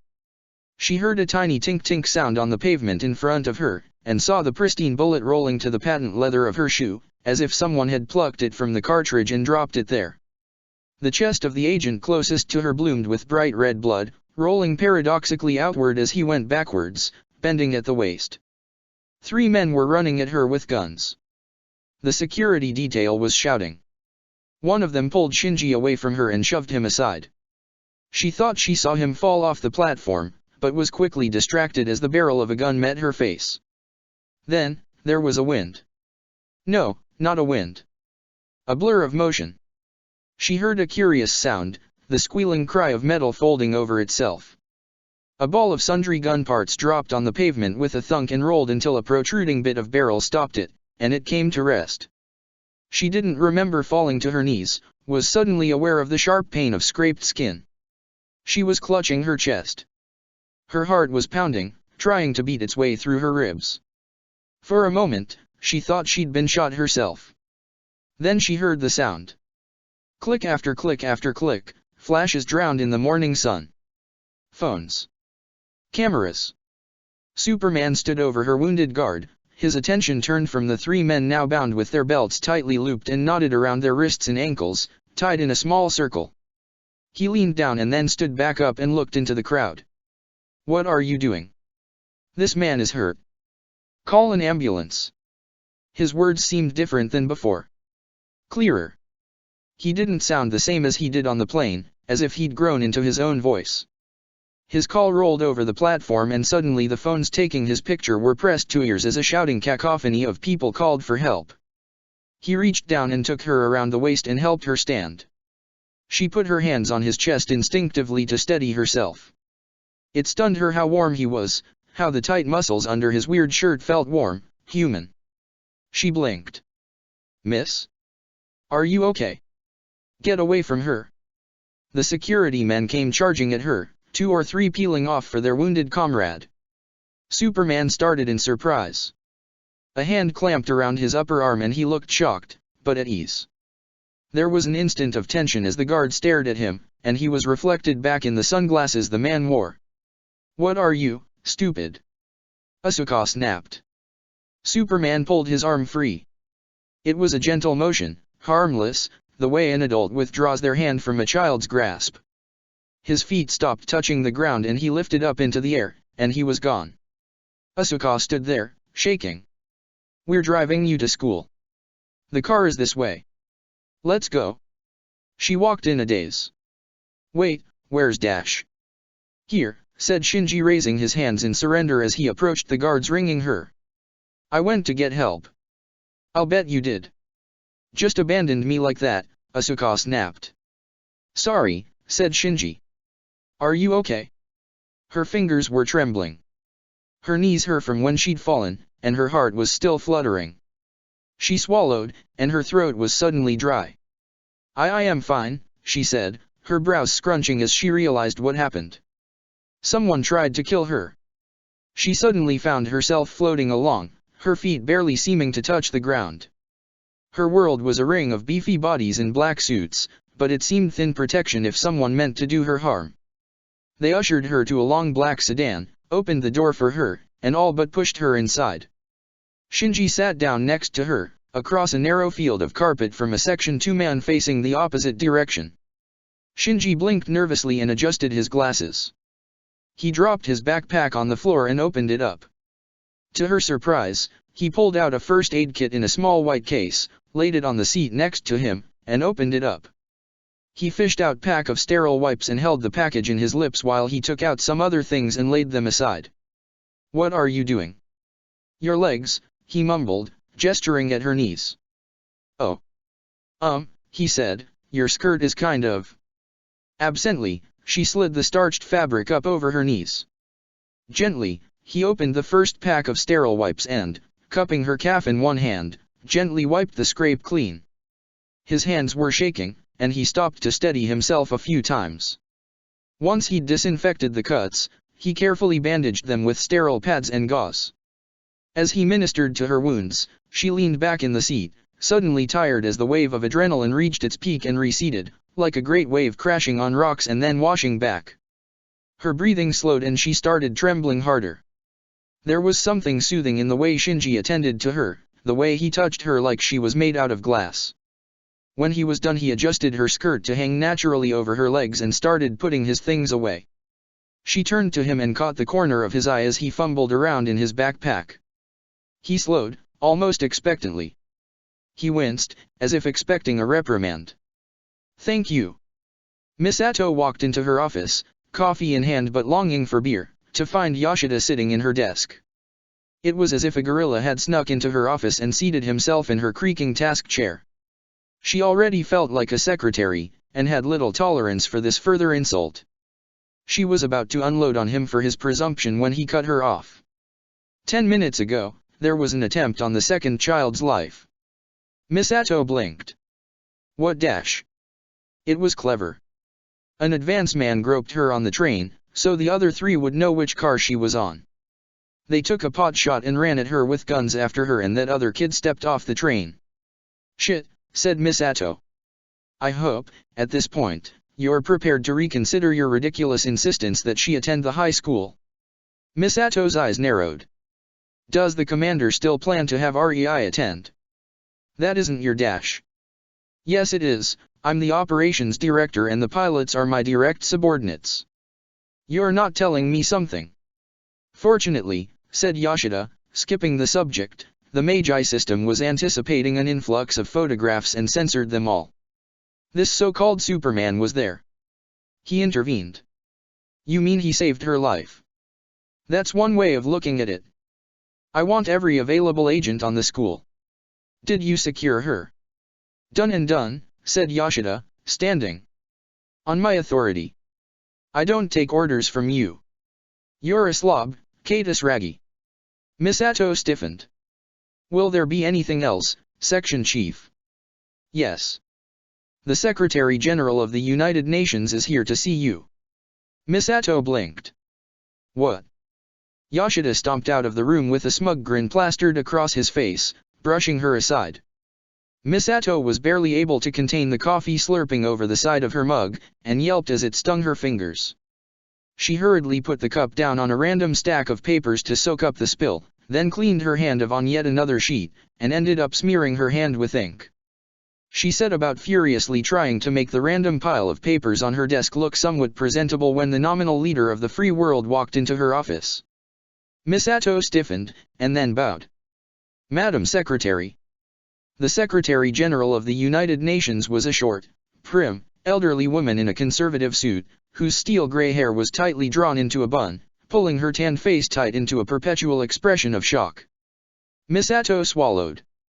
The woman hadn't traveled far, as the new seat of the UN was in the capital, Tokyo too. New York was destroyed in second impact. Despite this, Secretary Nakashima was scowling in annoyance, and Misato felt as if she were being reproached by her grandmother. "You are apparently the highest-ranking officer of this organization who will speak to me." Said Misato. "The commander is very busy, and dash." "So I'm told," said the secretary. "As is the sub-commander. Too busy to see me for the last week, it seems. Hopefully I can get the information I need from you." Misato locked her face into her best professional smile. "I hope I can be of service." The Secretary General's eyes narrowed, and she paced around Misato's desk, as if performing an inspection. She lifted up a few stacks of papers, glancing at the numbers and graphs. Misato coughed. "That material is dash. Classified, I know. I'm aware my authority is window dressing for the Human Instrumentality Committee, Captain. There's no need to rub it in my face. I have a Security Council breathing down my neck, demanding answers. The Americans think you're developing some kind of super soldier program using Evangelion technology." Misato dumped a pile of papers from a side chair and offered to her. She dismissed it with a wave, and folded her arms. "Well, the truth," said Misato, "is that we are dash. Spare me. What exactly is your function here, Captain?" "I'm the operations director." "That doesn't help me. I direct combat operations, oversee combat readiness, see to the health and welfare of the pilots. May I be frank?" "Go ahead." Misato shrugged. "We don't know who he is, where he comes from, or what his capabilities are.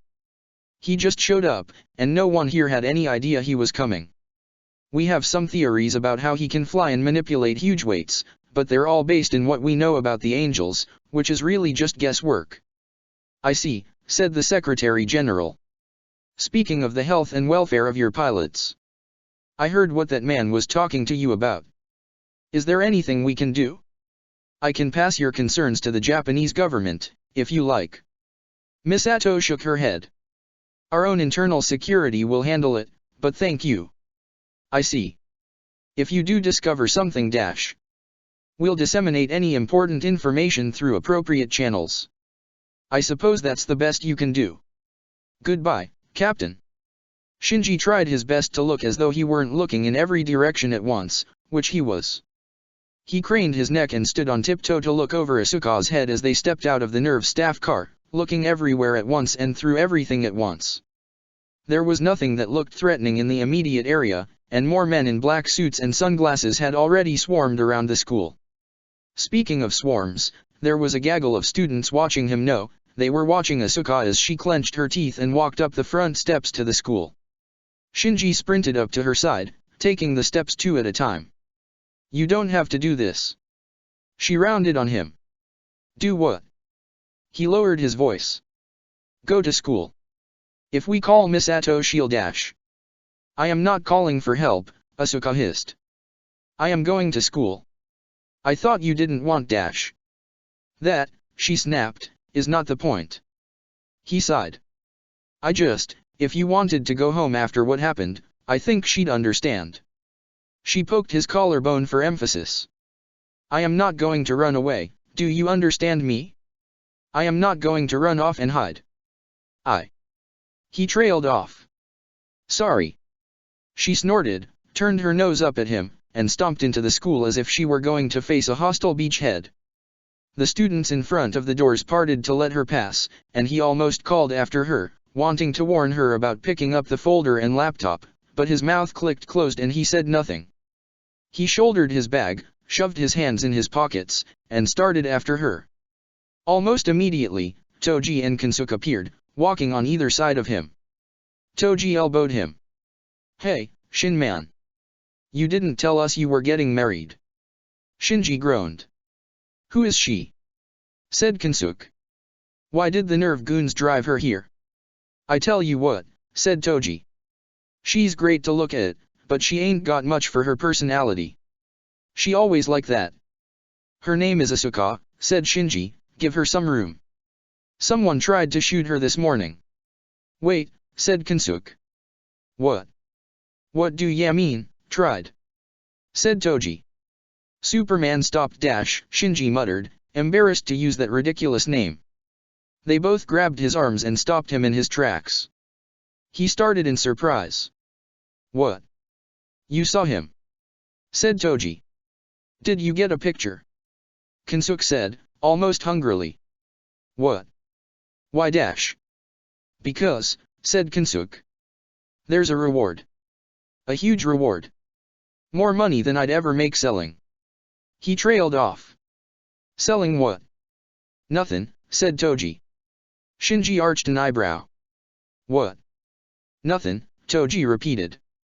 We better get to class, said Kensuke. Confused, Shinji followed them into the school, down the hallway. The air was already charged with excitement. There was a new student, and she was a fire-haired abrasive foreigner, not meek Shinji.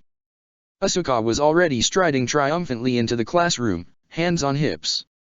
Shinji broke from the boys and rushed to her side as she looked around. Who's in charge here? Horiki came up to her, clipboard in hand, nose turned up, hair pulled up into pigtails like a commanding general's vestments. I am. Did you turn in your folder and get your laptop? My what? Said Asuka. Why do I need, whatever? Washout, go do that for me. Shinji sighed, and turned to go. Wait right there, said Hikari. In my class, we treat fellow students with respect. Shinji waited for the inevitable explosion, but it never arrived. Asuka visibly tensed, but as her eyes narrowed it was an appraisal, not an impending torrent of verbal punishment. She nodded curtly. So, that's how it is. Yes, said Hikari. I run a tight ship. Fine, said Asuka. "I'll go, do whatever it was you said." "Wash out, you're with me." Shinji glanced at Hikari and she shrugged. They still had time. He walked behind Asuka as she walked through the halls, swiveling her hips from side to side in an exaggerated fashion. Several pairs of male eyes were yanked violently from other subjects of attention and followed her down the hall towards the office. For some reason, it was Shinji's cheeks that heated, and he felt a subtle anger crawling up the back of his neck, like the beginnings of a tension headache. He trotted up to walk next to her and stood a little taller, forgetting his slouch. She glanced at him but said nothing, her blue eyes opaque. It dawned on him that seeing through walls was nice, but reading minds would be even better. When they reached the office, she looked at him expectantly. "What folder, anyway?" He slid his bag from his shoulder and fished around inside until he had the folder in question, picked up from the table where Asuka had ignored it. He handed it to her and she, in turn, handed it over to the secretary. A moment later the old woman thrust a laptop out at her, and Shinji carried it without being asked. They walked in silence back to the classroom. The halls were mostly empty now, and he felt more at ease, still glancing here and there looking for anything dangerous. They made it back just as Hikari finished her stand-bow-sit routine. "Would you like to introduce yourself to the class? I didn't get your name." "Of course," Asuka said sweetly, grinning. She carried her laptop towards the back of the room, stopped, thought better of it, and put it in a seat near Hikari's, at the front of the classroom. When he made it to his own seat and sat down, Asuka had written her full name in flowing English script across the entire chalkboard, heedless of the teacher's intention to use it. The doddering old man sort of stared at her in confusion, probably thinking in his senile haze that an ambulatory fireball had walked into the classroom and commanded everyone's attention. "I am Asuka Langley Soryu," she announced in ringing tones. "The pilot of Evangelion Unit 1. Shinji almost dropped his own computer as he fumbled to pull it from his bag. Everything happened at once. Kensuke's heart rate tripled. A dragonfly buzzed past the open windows. Toji shot to his feet, shouting something that was drowned in the din of a chorus of similar questions, and he raised his voice, stepping up onto the chair of his desk. He waved his hands for attention, and Shinji could practically feel him drawing in a breath. He shouted so loudly it startled even Shinji, and the entire room turned to him. "Do you know Superman?" he bellowed. Shinji winced.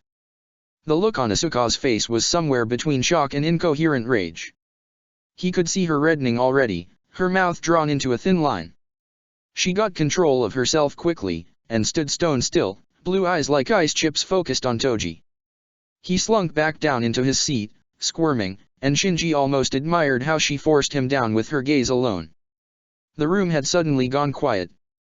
"Well," Hikari said awkwardly, "welcome." Asuka nodded primly and took her seat, folding her legs under the desk. She started setting up her laptop, and Shinji let out a long-held breath of relief. He kept scanning the windows, suddenly feeling more exposed than he could remember in a long time. Kensuke shook him out of it when he leaned over to him. "Turn on your laptop and get in the chat." Wearily, Shinji complied, only to be greeted by a blinking message from Kensuke. "Is she really an EVA pilot?" Shinji sighed. "Yes. She really is. I don't think we're supposed to talk about it." Toji's blinking icon came up. "Why is she such a bitch?" Shinji shot him an angry glare. "She isn't. I told you she's not having a good day." "Yeah." Toji typed. The two boys left their private chat and logged into the general room, and Shinji followed. The screen was flowing so rapidly with questions Asuka couldn't answer them all. He glanced up and saw her furiously typing, her shoulders hunched in concentration, blazing eyes reflected on her screen. She almost looked happy, and yet there was a distant look in her expression, like she was putting it all on. She sat back and whispered to Hikari. "Are they always like this with newcomers?" "Well," Hikari whispered back, "you're a little unique, aren't you?" Asuka grinned. Shinji almost felt relieved, and a tad ashamed for listening in on their conversation. Hearing everything around him was so natural, so ordinary that he thought little of it. He purposely focused on the general buzz of conversation in the room, letting the sounds mingle together into a general background drone. As he let his mind wander, he heard a curious sound, a sort of buzzing that flowed under the conversation. He sat bolt upright as the sound grew and flared out into a thin cry, and with a start he realized no one else in the room could hear it. An instant later, the evacuation alarm sounded. Asuka jumped up in a panic, slamming the lid of her laptop closed with a meaty thump. The Horiki girl stared at her in stunned shock, but quickly shook herself out of it and started shouting orders. Asuka ignored her and sprinted from the room, aching knees stinging her at every step. To her surprise, Shinji was behind her, somehow appearing the moment her attention was focused elsewhere, his backpack bouncing as he carried it, slung over his back. He kept pace with her easily, long strides matching hers step for step. A pair of Section 2 agents were waiting for her at the front door of the school. Misato's car was parked outside, and the woman herself was limping up the stairs. "What are you doing here?" Asuka demanded. "I heard what happened, and I came to check on you." "I'll drive you in." "Whatever," said Asuka. "Come on." Shinji started to follow, and Misato put a hand on his shoulder. "Stay here. Get in the shelter with everyone else." "But Dash." "You heard me." Asuka took the stairs two at a time, and was then forced to watch Misato limp to the car and slide in. The two agents ran for the staff car pulling up behind them, ignoring Shinji as he ran off, not back into the school but along the outer wall, ducking under the windows. Asuka craned her neck to follow his movement, confused, until he vanished around a corner. Where the hell was he going? She didn't have time to give voice to her thoughts. Misato slammed the car into gear and growled at the anemic whine the engine offered when she shoved her foot down to the floor. The lumbering staff limousine kept pace easily as she made a half-hearted attempt at a sharp turn out of the parking lot. Misato was wringing what little performance out of the ugly hatchback she could, gritting her teeth as she concentrated. Asuka felt like she was floating. Her awareness of Misato's insane maneuvers was only information, a background sensation washed over by a wave of anticipation. This was it. It was finally real. She was going to fight an angel, for real. Her hands were shaking. "Are you all right? Do I have a choice?" "No," Misato said, thinly. "I can do this." "I know," Misato said calmly, grimacing as she was forced to slow to take a turn. Finally, the alarm still droning in Asuka's ears, she closed her eyes as Misato pulled the car into the tram elevator that would carry them down into the GA front. Relieved of the duty of driving, Misato could devote all of her attention to Asuka. "Really, are you okay? I was going to pull you out of school." I said, "I'm fine." Misato chewed her lip. "When REI is ready for duty, I could arrange some downtime for Dash." "Will you stop bothering me?" Asuka snapped. "Sorry," Misato whispered. They spent the rest of the ride in silence. Toji knew he was in trouble when Kensuke grabbed his arm. "Hey. What?" They were moving with the press of students to work their way into the shelter. The big metal doors yawned open at the rear of the school, leading under the hillside behind it. While they ran to gain access, the students slowed into a shuffling throng as they actually approached the doors. Hikari had turned into yet another hovering class representative, furiously ticking off names from her clipboard as she took attendance, walking around on her tiptoes to see over the boys' heads. Kensuke maneuvered Toji towards her. "Ask her." "What?" "Tell her we need to go the bathroom." "We? What, are you gonna hold it for me? We need to get outside." "The picture." "What picture?" Kensuke shook his head. "Superman. He'll be out there. If we get a picture Dash." Toji snorted, "What's this wee shit? I guess you don't want any of the money. Or fame. Just ask her. She likes you." "She does not." Kensuke gave him a mild shove, and he resentfully started working his way towards Hikari, muttering that he couldn't believe he was doing this. He made it close enough to shout at her. "Hey. Class rep. Toji? I already marked Dash. We gotta use the bathroom." "What, now? Wait, we. Really bad." She looked around in a panic. "Just hurry up, they're closing the shelter in a minute." Kensuke grinned, checked the settings on his camera, and darted off. Toji ruefully followed. They got a few looks as they maneuvered through the crowd, but no one actually objected. In a moment, they were outside. The evacuation alarm began to wind down, going from a steady drone to a petulant whine and then a low hum before petering out completely. Once it was gone, it left an eerie, almost heavy silence in its wake.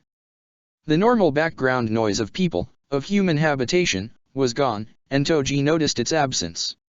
It made him nervous, while it appeared to make Kensuke excited. Until they saw the thing. It was too big just to be, and moved without apparent means of locomotion, snaking low along the horizon.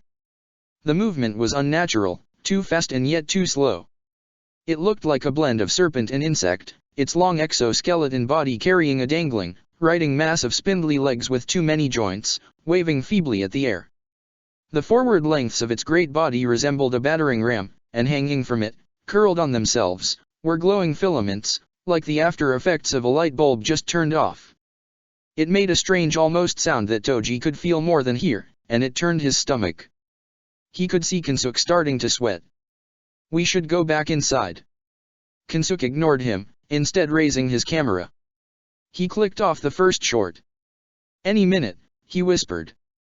There was another alarm, higher, louder, more concentrated, from nearby. The creature reacted to it immediately, bending itself to change course. As Toji watched it, he realized how huge it was, so much that it seemed closer than it actually was. One of the great slab-sided blocks of concrete and steel plate shielding that rose up when the city went into battle configuration stood in front of it, and rather than deigning to go around it, the creature reached out with its lashing light whips and bisected it neatly, sending tumbling pieces gliding slowly to earth in a great gout of dust. With a sound like twin gunshots, a pair of rails rocketed up out of the ground, followed a moment later by the robot, the Evangelion. It looked odd, with parts of its face and arm covered in unpainted, primer gray plates that must have been repairs from the last battle. Unlike last time, as soon as it snapped into towering position, it ducked away from the exit point where it emerged and moved with a clinical, practiced efficiency, almost like a dancer. The grace and ease of its movements betrayed its size and made it seem unreal, unnatural, like a puppet. Kensuke continued to snap pictures. The Evangelion circled around the angel, which came to a slow, drifting hover, and they watched each other for the barest instant, sizing one another up. The Evangelion pulled a gigantic rifle out of a nearby building, aimed it, and opened fire. The shells hit the angel before the sound reached them, washing over Toji and Kensuke in a wave that made them stagger backwards. Kensuke said something in complaint over a ruined picture, but the sound was lost in the greater din. The shells exploded on the creature and it screamed, curling on itself, its cry unearthly and inhuman. Toji covered his ears. A cloud of black smoke enveloped it, and the two boys ended up standing stone silent in the soundless void that came after. "That's it," said Kensuke. Silent, and with purpose, the angel rocketed out of the cloud, the thick carapace of its back dented and cratered by the explosions. It rammed the Evangelion head first, ripping the rifle away with its whips.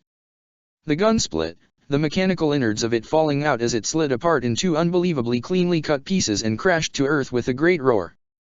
Pushed back, the Evangelion slammed through one of the shield walls, crumbling it, and onto its back. It rolled, almost got caught up in the umbilicus that trailed behind it, and reached up to grasp something unfolding from its shoulder pylon. It became a knife. Said Toji. They're coming this way." "One clear shot," said Kensuke, snapping more pictures. The Evangelion circled around, and Toji breathed out, and then around again, and he breathed in. He put his hand on Kensuke's shoulder and started to pull him. The Evangelion charged, knife blade raised high, and plunged it into the creature's side. It wailed again, corded its whips around the robot's arms, and twisted. Toji whimpered, trying to comprehend over his mind's refusal to accept that something so big was moving so fast. The Evangelion pulled up off its feet and was thrust skyward, higher and higher, propelled by the angel's fury. A great shadow passed over them as it crossed the sun. Toji realized he was shouting. Kensuke was finally moving. The shadow slid past, crested the hillside, and vanished. A moment later the Evangelion came to earth, smashing the top of the hill like a child falling backwards onto a sand castle. Toji looked up and saw a metal hand 10 feet wide swinging down onto his head. He grabbed Kensuke and, out of pure, feudal instinct, curled the other boy around as if to shield him from the blow. The wind of the hand's fall brushed over his back, whipping his shirt, and he felt a cold, absolute insistence that his time was at an end. He closed his eyes. He took a breath, 2, 3, and fell on his rear end in the mud. He opened his eyes and looked up. Superman was holding the hand over their heads. He didn't even strain. You again. Toji blinked. You should be inside, where it's safe. I wouldn't want that little sister of yours to lose her older brother. Why yeah. Toji stammered, yes, sir. Sorry. Go on, go. I'll take it from here. Superman bounced on his heels, and pushed. The hand flopped up and then came down a few yards away, gouging a deep furrow in the earth, raising the smell of turned dirt and mud. Toji stood up and grabbed at Kensuke's shoulder, but the other boy was laughing so hard he looked like he would cry. I got it. No. It was not going to win. It was not going to beat her. Misato was shouting something, ordering her to retreat. Asuka shouted something back, and wasn't sure if she'd formed words or was just snarling incoherently. She was going to kill this thing and she was going to win. She was an Evangelion pilot, the only one in the world. She was going to defeat the enemy and succeed. She was going to be good enough. She was going to be good enough. The angel came at her and she barely had time to swing the Eva's arms around and push herself to her feet. Unit 1's interface was slower and clumsier than she was used to, its movements less precise and controlled than her Eva, as if she was trying to run underwater. The angel lashed out and cut flaming slices through the dirt beside her as the ponderously moved the machine away from where she lay. It seemed almost too easy, and she grinned. It was just a big bug. It missed her. She heard a ringing chime and realized it hadn't missed. The battery timer appeared next to her head. The angel capitalized on the distraction, looped its coils around her leg.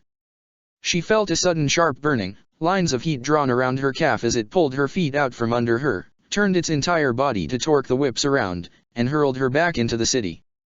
She was suddenly weightless, for the barest instant before she crashed through another shield wall and dug a furrow in the street. She felt someone's car crush under her palm as she stood up, and sprinted at the angel. As she moved she saw the battery drain faster from the strain, the timer suddenly skipping numbers as a young child skips stairs. She ignored it. She was going to have to end it, now, or she would be defenseless, unable to raise her protective field. She ran through the angel's whips, feeling the white-hot wires racing along her chest and face as she pushed through, and caught it in a bear hug. She managed to drag it to the earth, mount it, and drive her Eva's knees into its belly. It cried out and grew frantic, whips lashing out wildly. She pushed it down, gouging her fingers into it, and she felt her stomach turn as the sensation of the Eva's fingers prying into cold, soft flesh from the thing's underbelly seeped into her hands. She realized she was wasting time, the core was there and she could see it, glowing red and gleaming beneath a thin membrane of tissue. One hand pushing it down, she used the other to grasp and pull back the flesh until the core was exposed, and raised her fist to pound on it. She heard a thump, practically felt circuits opening. The sensation of synchronization, of piloting itself, fled from her, and she was suddenly floating half limp in a cold amniotic void, just a bare inch above the seat in the plug. The timer read 0, and the auxiliary power gave her just enough energy to see and hear as the angel shoved her back. Limp, the Evangelion rolled onto its back, and the angel curled its whips around the Eva's body. She could no longer feel it, but she could actually smell it burning, and heard the crack as the whips tightened around the neck armor. It was trying to cut the Eva's head off, to expose the entry plug. It was coming after her. Not like this. Not like this, please, not like this. Her hands were on the control yokes, and though they were gloved she knew her knuckles were white from the strain of her grip. She tugged at them feebly, a wave of childish indignation rising from her that the machine dared not respond, even absent the vital power it needed to move. She felt a burning in her eyes and bit her lip, and a gurgled cry of anguish racked her. Not like this. There was a sound, then, a strange thing that shocked her from her fury and sent her falling back into the seat. 2 heartbeats, thump thump, like rolling thunder. For a moment she felt the twinge of almost sink, but the sensation faded. She almost didn't realize what was happening. He was there, outside, standing on the Eva's neck, pulling at the white-hot wire whips. Him. Superman, again. Her auxiliary power was almost out. She watched him tug, frantically, at the glowing lines. He stopped and stared at the palms of his hands, then redoubled his effort, pulling at the whips again. As the power died and the plug went dark, she could swear she saw him take it in his teeth. "I must be crazy," Shinji stammered. The whip things, they hurt, they left his hands feeling raw, in a way he only dimly remembered from his youth. He didn't have much time. He took the first light whip and pulled it tighter than it already was, pulled with all his might as he grasped it, tensed his back, and spread out his chest. When it would stretch no more, he leaned into it, put his teeth on it, and bit down. It tasted like hell. His mouth went numb, but it worked. There was a suddenly joyous release of tension as the whip broke.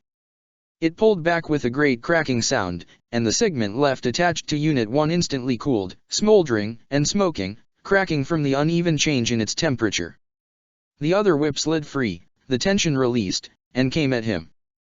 He dodged, forced to lift off from the Eva's chest as it tried to curl around him. The Angel's vast attention turned to him, and he took off, drawing it away. It left Unit 1 lying in the crater it had made, and gave chase. He was smaller, and faster. He had to use that. He turned in midair, sharp enough that the most maneuverable of fighter jets could snap in half, and the Angel couldn't make the turn. He skirted between its still functioning whip and the stump of the other and flew towards the glowing red sphere Asuka had exposed, already growing over with new flesh. He put both of his fists out, put his head down, and moved as fast as he could, willing himself to greater and greater speeds. He felt the air coalesce and compress around him, and there was a sudden thunderous boom followed by absolute, cloying silence. He'd broken the sound barrier. He hit the Angel. It rolled back from the space it occupied, curling around in the impact. He felt his hands plunge into the red sphere to the wrists, and a great crack opened in it. He pulled his hands out, put his palms on it, and pushed. The Angel's body spasmed, and it rolled over onto its back, and came crashing to the ground. He wedged his fingers into the already closing imperfection in the sphere, feeling it compress around his grip, the edges razor sharp. Before it could close he pulled, and there was a horrid, churning breaking sound. The thing cried out almost pitiably, its scream on every frequency at once, rattling his teeth. The core came apart with a series of tearing pops, cracked neatly in half. The moment the pieces were separated, it went dark, coal-black, and the Angel was silenced. He stood on it for a moment, panting. It relaxed under him, seemed to soften, and rolled onto its side, dead. He lifted up to avoid being carried with it, and stood on nothing for a moment, stunned at what he'd done. A single thought jerked him from his reverie. Asuka. He raced to the Eva's side, and fumbled along the back of its neck. When he couldn't find the hatch for the entry plug, he put his hands under it and rolled the Eva onto its side in a single motion. Somehow, the last time he'd done this, he'd missed the emergency ejection switch.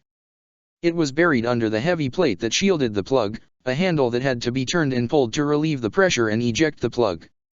He turned it and yanked, unintentionally pulling it completely free, wires and bits of metal trailing after it. The plug came loose in a single hissing motion, ramming sideways from the Eva's neck. He clambered up the side, pulled the hatch free, and pushed through the sluice of link control liquid that came rushing out. He almost said Asuka, but instead said, "Miss? Are you dash?" Her crimson nerve clips clattered against his chest. "Get out!" she screamed, rising from the seat, hands balled into fists. "Leave me alone. I dash out." He blinked, and then fled, racing out of the plug and into the sky. His hands didn't hurt anymore, but he felt a sting all the same.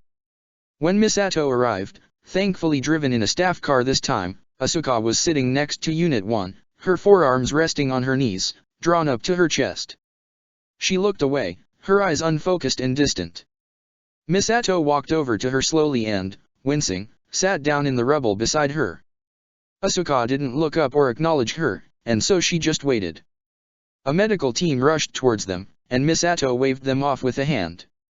She resisted the urge to throw her arm around the girl, knowing better than that from hard-earned experience. Instead, she sat until Asuka's breathing slowed, and she started stealing glances at Misato from the corner of her eye. "Let's go home." "No." Misato blinked. "What?" "I want to use the simulator." "But dash." "Now," Asuka growled. "Asuka," said Misato, "you can't hold this against yourself dash." "I'm not." She screeched, spinning on her heels to face Misato. "I was winning, and that showboating glory hound stole it from me." Misato wearily stood up. She knew when the girl was likely to surrender and when she was not. Right now, Asuka needed to be humored. Misato would shield her the best she could, but the truth was she failed, and was nearly killed. Misato's own career was up for grabs, and if another angel attacked before Unit 1 could be repaired, it might not matter. She said none of these things as she took the towel one of the medics offered and put it around Asuka's shoulders, to warm her and to wipe some of the gunk off of her. Shinji came trotting up, and wisely averted his eyes from Asuka's plug soot-clad form. Misato was stunned to see her cover herself with the towel as if she were naked, rather than her usual brazen defiance of the suit's body-hugging indecency. She shuffled along next to Misato as Shinji reached them, pointedly staring at her feet as though he were averting his eyes from royalty. "I came as fast as I could, they just let us out of dash." "Young man," said Misato. "I told you to stay put." "I did." Misato couldn't help but smirk. "We're setting up a field command center here while we put up a perimeter around that thing." Misato gestured at the looming corpse of the angel. "There's a fresh set of clothes in the back of the car. Will you go get it?" The command unit, a heavily modified RV, came rolling up, and as it disgorged a group of agents, Misato led Asuka inside.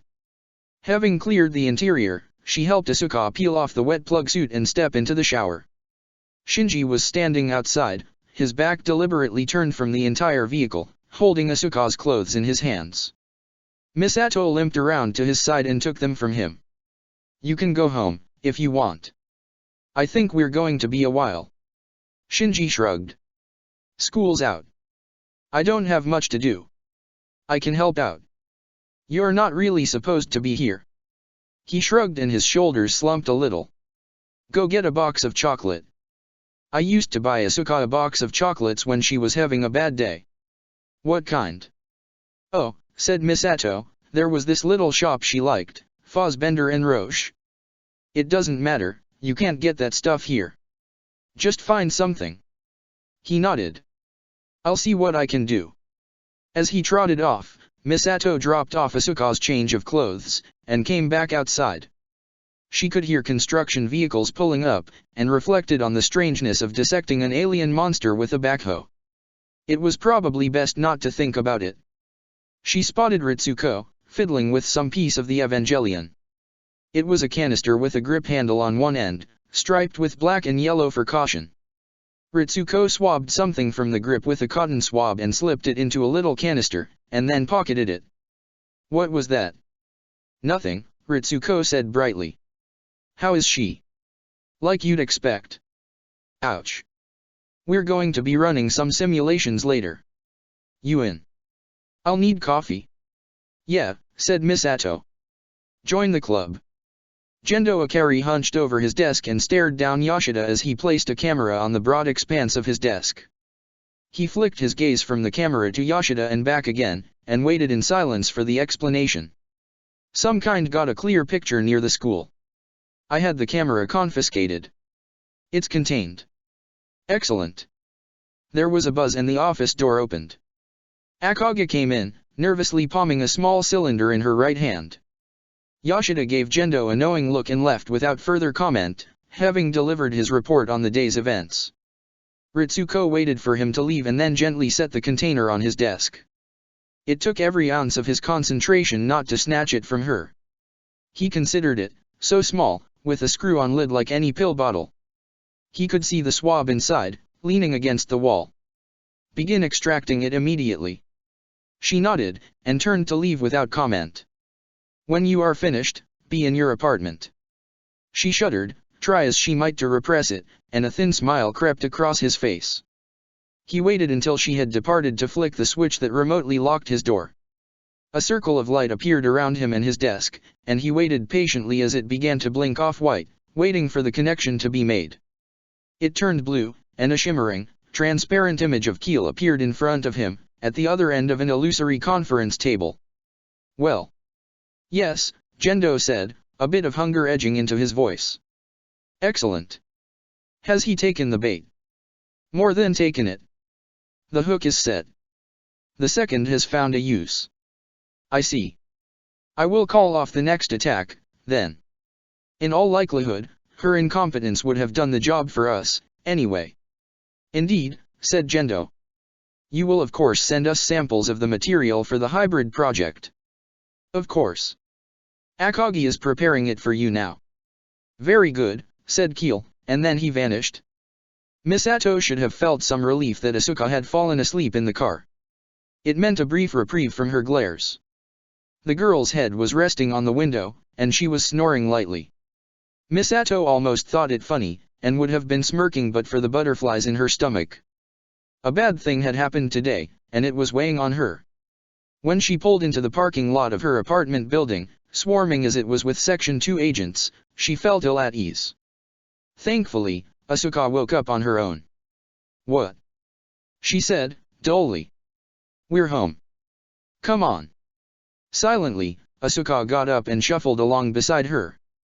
10 hours in the simulator after the day's stresses had wiped her out. Surprisingly, her scores and performance had improved ever so slightly as the night wore on, until fatigue took its toll. Misato helped her up the stairs and for once, she didn't snap at the presumption. When they arrived in the apartment proper, Asuka ignored the kitchen and wobbled straight into her room. As she rolled, still in her clothes, onto her sleeping mat, Misato knelt down beside her and unplugged her alarm clock. Shinji was in the kitchen. I turned off her alarm. Let her sleep in tomorrow. Will you pick up her schoolwork? Sure, he shrugged. Want something to eat? No, Misato sighed. Just a beer. Shinji eyed her warily as she went to the fridge, took out a can of beer, and cracked it open. Her eyes fell on the box on the table. She blinked. Fassbender and Roche. Shinji, she said between pulls on her beer, where did you get that? He adjusted his glasses. I am in reality Superman. I flew to Germany, bought Asuka a box of chocolates, and flew back just in time to sneak in here before anyone saw me. Misato eyed him. She did her best to keep her lips tightly pressed together, but the laugh escaped anyway, and she almost dropped her beer can. Shinji smirked. You'd better watch that, Misato sighed. I don't think Asuka wants to hear the S word anytime soon. If you say so, said Shinji, a little gloomily. You should get to bed. I didn't say you could have the day off. Shinji shrugged, and left her alone in the kitchen. Check the description for the links to the author.